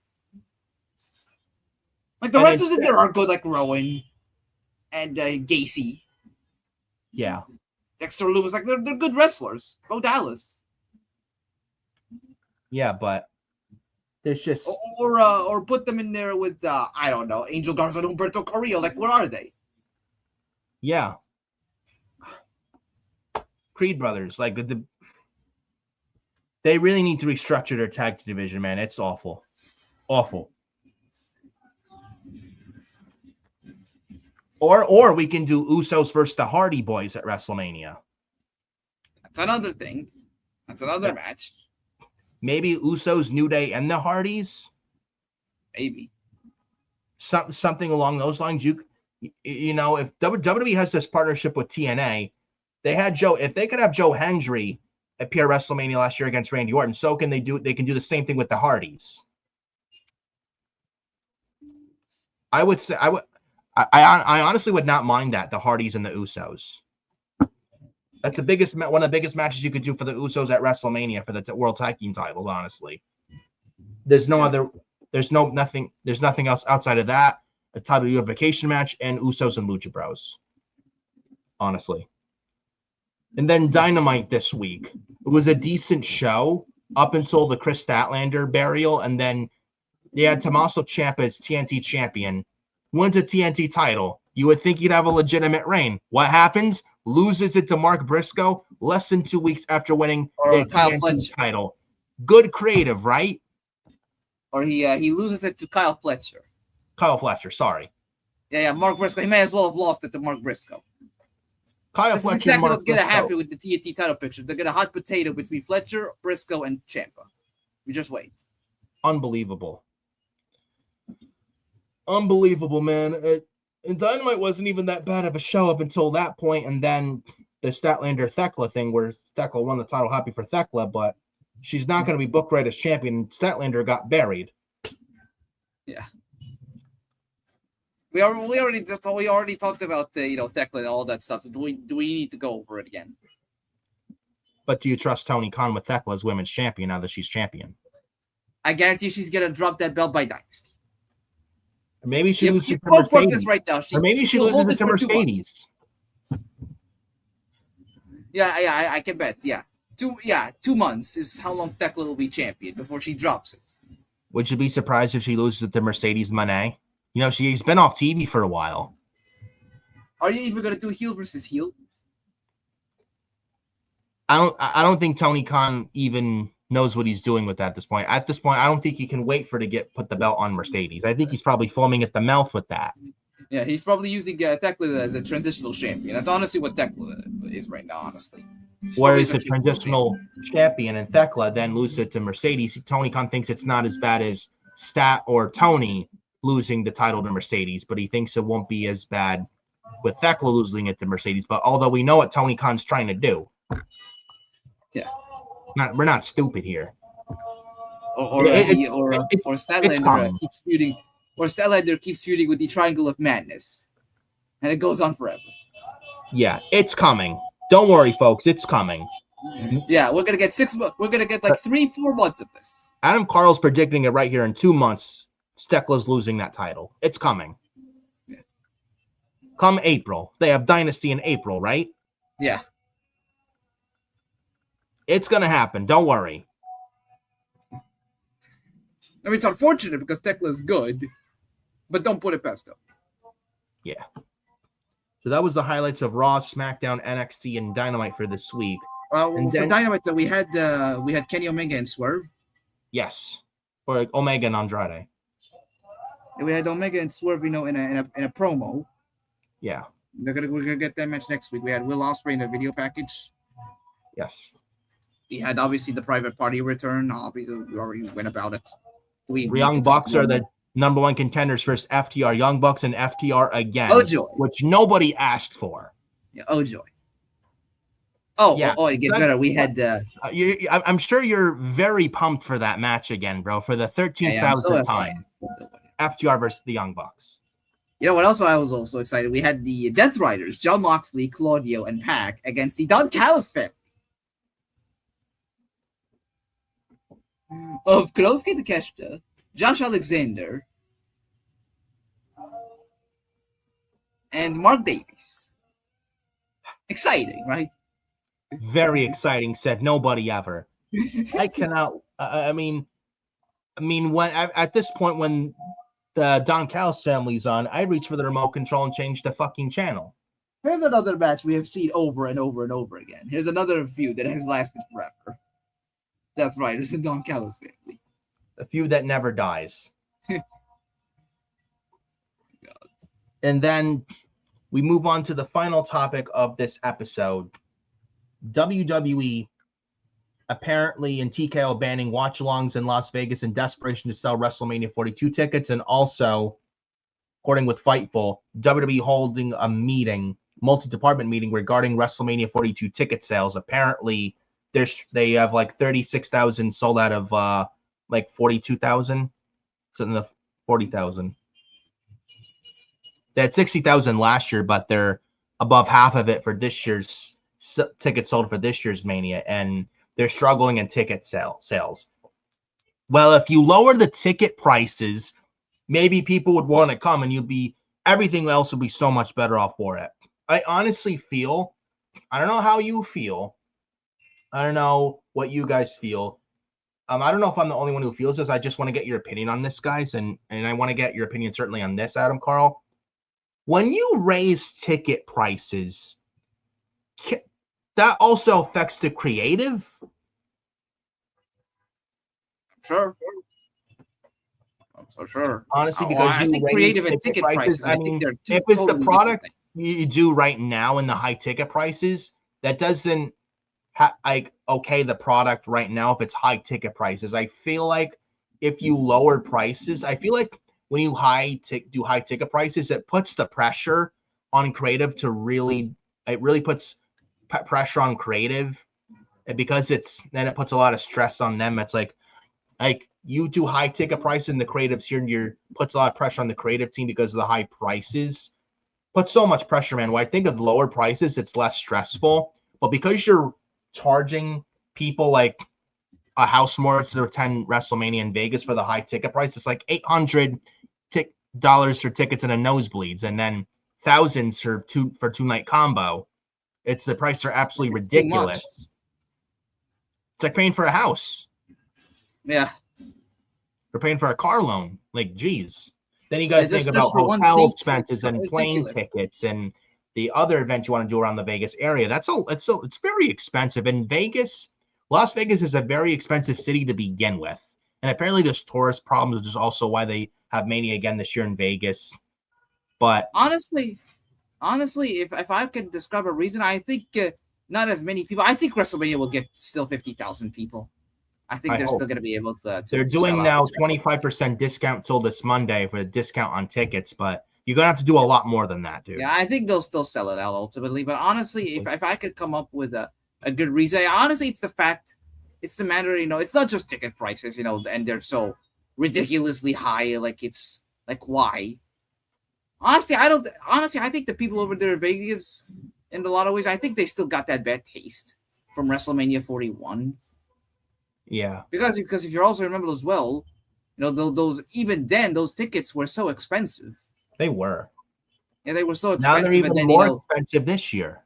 Yeah, and with the type of show that was put on last year, and after the show that they witnessed last year, I don't think they're gonna be willing to go this year. I don't blame them. With even more expensive tickets. I don't blame them. If you just lower the prices, people would come to the shows and people will watch. And your creative and your product and your television product would be so much better off for it if you just do the right thing and lower the prices. I understand endeavors and so much debt, but fuck that. Like, just lowering prices and letting Triple H do what he needs to do, you'll make your money with all that and pay off your debt. You don't have to handcuff Triple H and raise the ticket prices because you're in so much debt. And that's a TKO board call. The Rock, Ari Emanuel, Mark Shapiro, that's their call with the ticket prices. Triple H just handles he's head of creative, just handles the creative. Yeah. He has nothing to do with the ticket prices. I feel like if it was up to Triple H, he would not have these really expensive fucking tickets. And we can say what you want about Vince being bad for creative, But if there's one thing about Vince that he cared was ticket prices, so families could attend WrestleManias. Yeah. I mean, the man may have been a piece of shit human being, but yeah, well, even he never had like expensive tickets like this. He never outpriced the average fan ever, like Endeavor does. Yeah. Honestly, what Endeavor doing, honestly, is like, you're pricing out families that may want to go to the show.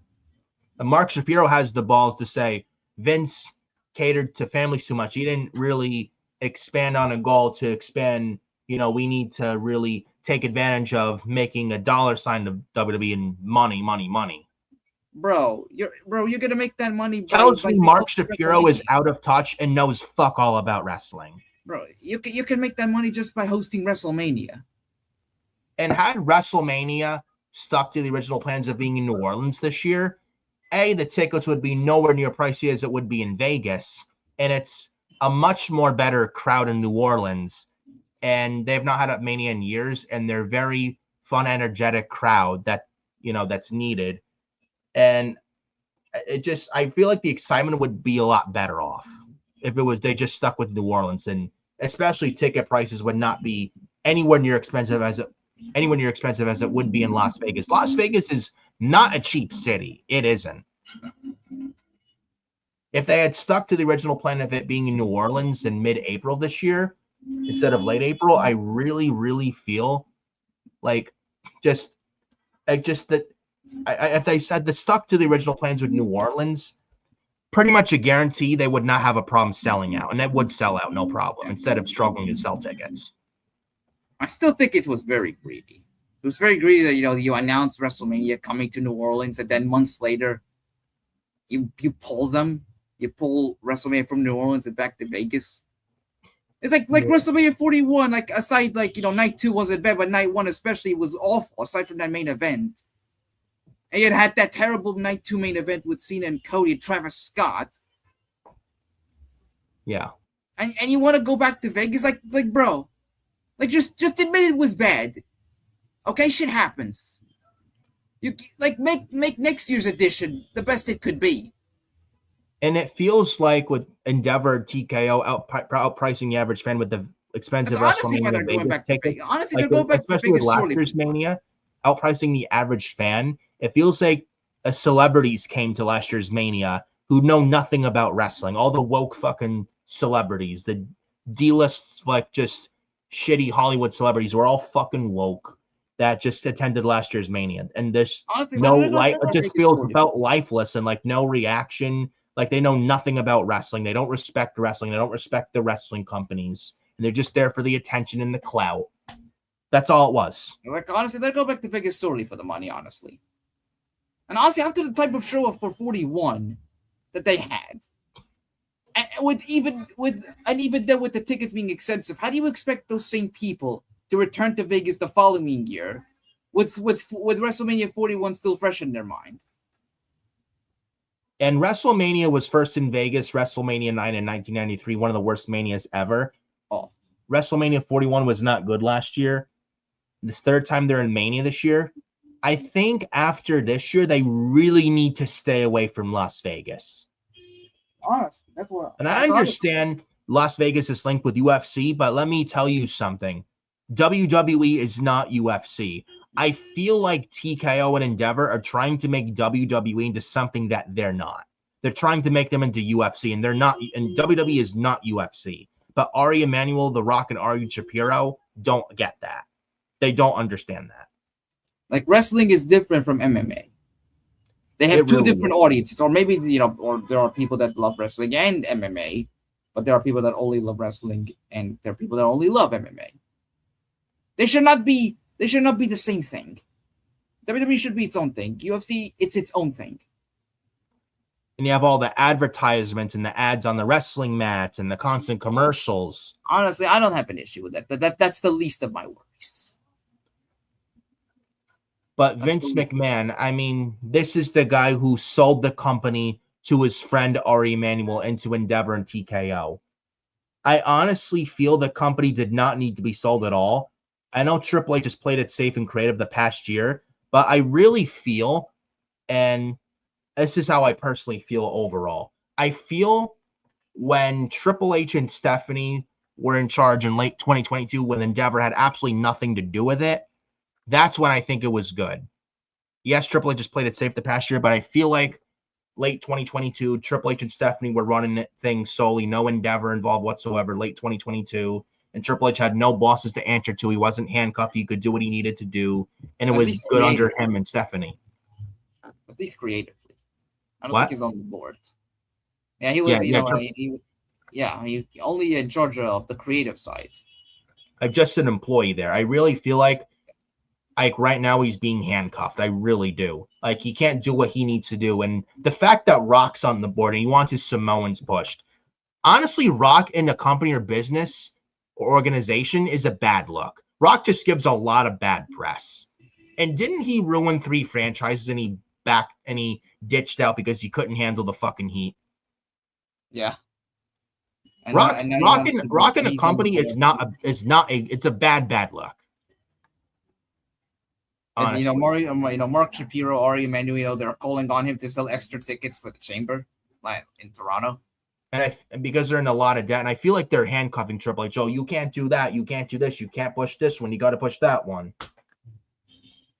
And Vince was the one who sold the company to Ari and TKO and Endeavor. It was never about selling the company. And I feel like Vince McMahon selling to Endeavor was a big FU to Triple H and Stephanie McMahon, his own daughter, when the company didn't need to be sold. The company was just fine under Triple H and Stephanie with no Endeavor involved whatsoever. Endeavor having absolutely nothing to do with it.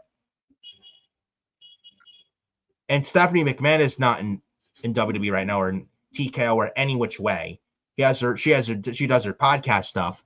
I really feel like Stephanie McMahon, like I feel like when she quit, when her own father drove her to quit 3 years ago, the WWE went with her. Honestly, Triple H could only do so much, but I mean, he gets criticized rightfully so, because I mean, I don't know how much power he really has in creative in terms of like, he has bosses to answer to, and Ari and Shapiro and Rock doesn't like Triple H, and I think there's some power struggle with Rock and Triple H. I feel like if you give Triple H no guidelines, you don't handcuff him, let him do what he needs to do. Like Triple H, he's played it safe the past year, but I don't think Triple H is worse than Vince, and he's not bad at his job. If you give Triple H 0 guidelines, you don't handcuff him, and you just let him be allowed to do what he needs to do to give the best product he can, recipe for success. Like when you handcuff him, like you see, like I feel like when he was with Stephanie, no TKO, that was much better. When Endeavor had absolutely nothing to do with it, and Triple H had 0 bosses to answer to, and Stephanie was there. And the fact that Stephanie McMahon is not in the company right now is not a good thing. Like I feel like if Stephanie McMahon, and even Darwish and Adam Carl talked about this a while ago, and he agreed, like, I don't know if Endeavor wants to sell. I don't want the Saudis taking it because, Endeavor probably sell the Saudis. God forbid Endeavor and Rock admit they're wrong, but I could probably see Endeavor wanting to sell. I don't know if Vince wants the company. I hope not. But I talked with Darwish. What if Stephanie McMahon, she's not in the WWE at all anymore right now. She's an outsider. If Stephanie McMahon wants to buy the company back, get them away from TKO and Endeavor, and Triple H has no bosses to answer to. Because I feel like with The Rock, Ari Emanuel is The Rock's boss, but I feel like Ari just lets Rock walk all over him and take advantage of him. Whereas with Stephanie McMahon, Rock can't walk all over Stephanie. And Rock would not be able to tell Stephanie no. I feel like Stephanie McMahon back in WWE in a meaningful role would help a lot. Because I feel like WWE went with her when her own father drove her to quit 3 years ago. I don't know how you feel about that. I think the years of 2023 and 2024, they were still good. Because, I feel like Endeavor the past year got more hands-on. Yeah, I think those years, we cannot ignore them. I know. And say Triple H was handcuffed. I think he was way more hands-on with those years. I think 25, though. No, that was his worst year, creatively. It wasn't bad, but I would say, if I were to describe it, I would say it was mid. Yeah. Yeah. I don't know, man. It's just I feel like he's. I think they just truly need to let him content. do his job and make the best possible product. And hopefully, But- with this year's WrestleMania, hopefully, it turns out much better than last year. Like, do we really need Dwayne? No, I think Dwayne there is a bad look. We don't need him there. If The Rock That'd would be just care fine, more about his Hollywood movies, his failing Hollywood movies, than he does pro wrestling. Rock doesn't even respect the wrestling business, and I'm being very real. Dwayne The Rock Johnson doesn't respect the wrestling business. He's just there for the money because Black Adam failed, and his Hollywood movies are shit, and he's not that Hollywood star, that big, great Hollywood star he once was. And he can't take that. Yes, We don't need Rock anymore, and we don't need Rock to come back and fuck up plans and just throw everything upside down. It's chaos when he's there. Yeah, you're building up storylines for him that you don't even know if he'll be committed or not. Yeah, and he shows up when he feels like it, and he thinks he's on the board. He's immune from criticism. He's not. Unbelievable. I feel Triple H is being handcuffed once again. If you let Triple H just do what he needs to do, you'll get a good product. Because I feel like, yes, he's played it safe the past year, and that's on him, and he's going to get rightfully criticized. However, but at the end of the day, I do feel like for the most part, he's being very handcuffed. He can't do what he really needs to do. What he wants on television. All Endeavor thinks about is money signs of who makes them money. That's all they think about, and it's sad. And then the TKO and WWE banning watch-alongs in Las Vegas as desperation to sell WrestleMania 42 tickets. Yeah. I don't think that's going to work out well at all either. So, yeah. I just hope with WrestleMania this year, I don't know. I just struggling to sell tickets. If you just put on better job creatively, get Bruce Pritchard, Road Dogg, people like them out, and just put on better creative, and you just lower ticket prices, you won't have problems selling at WrestleMania. And if you just stuck with the New Orleans plans, WrestleMania this year, New Orleans, if it was originally planned and stuck to the plan, they would have definitely sold out, zero problem whatsoever. So that is what I will say on all that. To conclude episode 12 of Forbidden Podcast on FioriousNation on YouTube. So, yeah, they should have stuck with the plans and stuck with New Orleans, and they would have had zero problem selling out this year's WrestleMania. After this year, they really need to stay away from Las Vegas and WrestleMania. Yeah, for real. They're going to be in Saudi next year. I expect that to be bad. We need a good WrestleMania this year because I expect next year's Mania to not be good. Yeah. Because of Saudi. I think and ultimately... Honestly, go ahead. And ultimately, I think they'll still sell out, but they need to lower the prices. And they need something like a big story. That's what they need. They're missing story right now. They have Roman and so Punk, far, it's only Punk and Reigns. I think once they announce more matches, maybe, attendance will go up for this year's Mania. I don't know. And Roman's supposed to be on Raw 5 times out of 7 coming out of the chamber, which I think is good. Yeah, I think that will help a lot. Yeah, where we should have got this with John Cena last year, but we didn't. That certainly didn't help whatsoever at all. So I'm hoping, I know it's 2 months away. Right now, I'm not feeling the WrestleMania excitement. I know it's 2 months away, but not feeling anything right now. I'm really, really hoping that changes coming out of the Elimination Chamber. I really, really do. I'm not holding out much hope right now, but we will see what happens. But they really got to do something, man. They really need something that's gonna be the arm shot of a gentleman right in the ass. That's what they fucking need more than anything. Hopefully that comes at the chamber and after the chamber. I'm not holding my breath though, but they really, really need something right now. Big time. For real. Absolutely. So just lower your prices and don't handcuff your head of creative, especially lower your prices.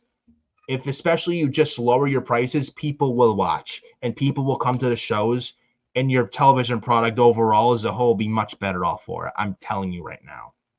But apparently they won't lower prices. But as of now, it said TKO's not going to lower the prices. I'm not surprised because they're fucking greedy. It says as of now they're not yet. Hopefully that changes and they do lower prices eventually. They can't just ignore this forever. They're going to have to eventually lower the prices. You know, people want to go to the shows, but it doesn't help when you outprice the average fan. At some point, they're going to have to listen and just lower prices. I swear to God, you lower the prices, I'm telling you, your product is going to be so much better off if you just lower prices and do the right thing. That's what needs to be done. And that concludes episode 12 of Forbidden Podcast for Valentine's Day edition of Forbidden Podcast, episode 12, bro. That's the longest one that we've ever done. Over 4 hours, man. Damn. So yeah, not on Saturday nights, 8 a.m. Little rough doing it 8 a.m. Well, if it stays 8 a.m. Saturday nights, we're not sure yet. It's just a little test run. See how it goes. But hope you guys enjoyed today's show, and we appreciate you showing up here on Valentine's Day for episode 12 of Forbidden Podcast. Hit the like on the video and subscribe to Furious Nation. And thank you once again, guys, for the 250 subscribers. It is greatly appreciated. I cannot thank you enough. And when you subscribe to Furious Nation, also hit the bell for all notifications. Also helps in the channel and the YouTube algorithm. So go do that. FiorioNick579 over X on X, and then Adam Carl 2005 on X as well. And Nicholas Fiore 2014 Instagram, Furious Nation on TikTok. Though I don't use TikTok. Facebook, Nicholas Peard, Fiore Peard 31. Adam Carl. Any other words before we get the hell out of here? I don't have anything else to say, really, apart from saying, have a good day. Look after yourselves. Happy Valentine's Day, and hold your loved ones. Yep. Do something nice for your loved ones today. Whether you go out to dinner, make a cake, something. Do something for your loved ones, man. If maybe get some flowers, some chocolates, something like that.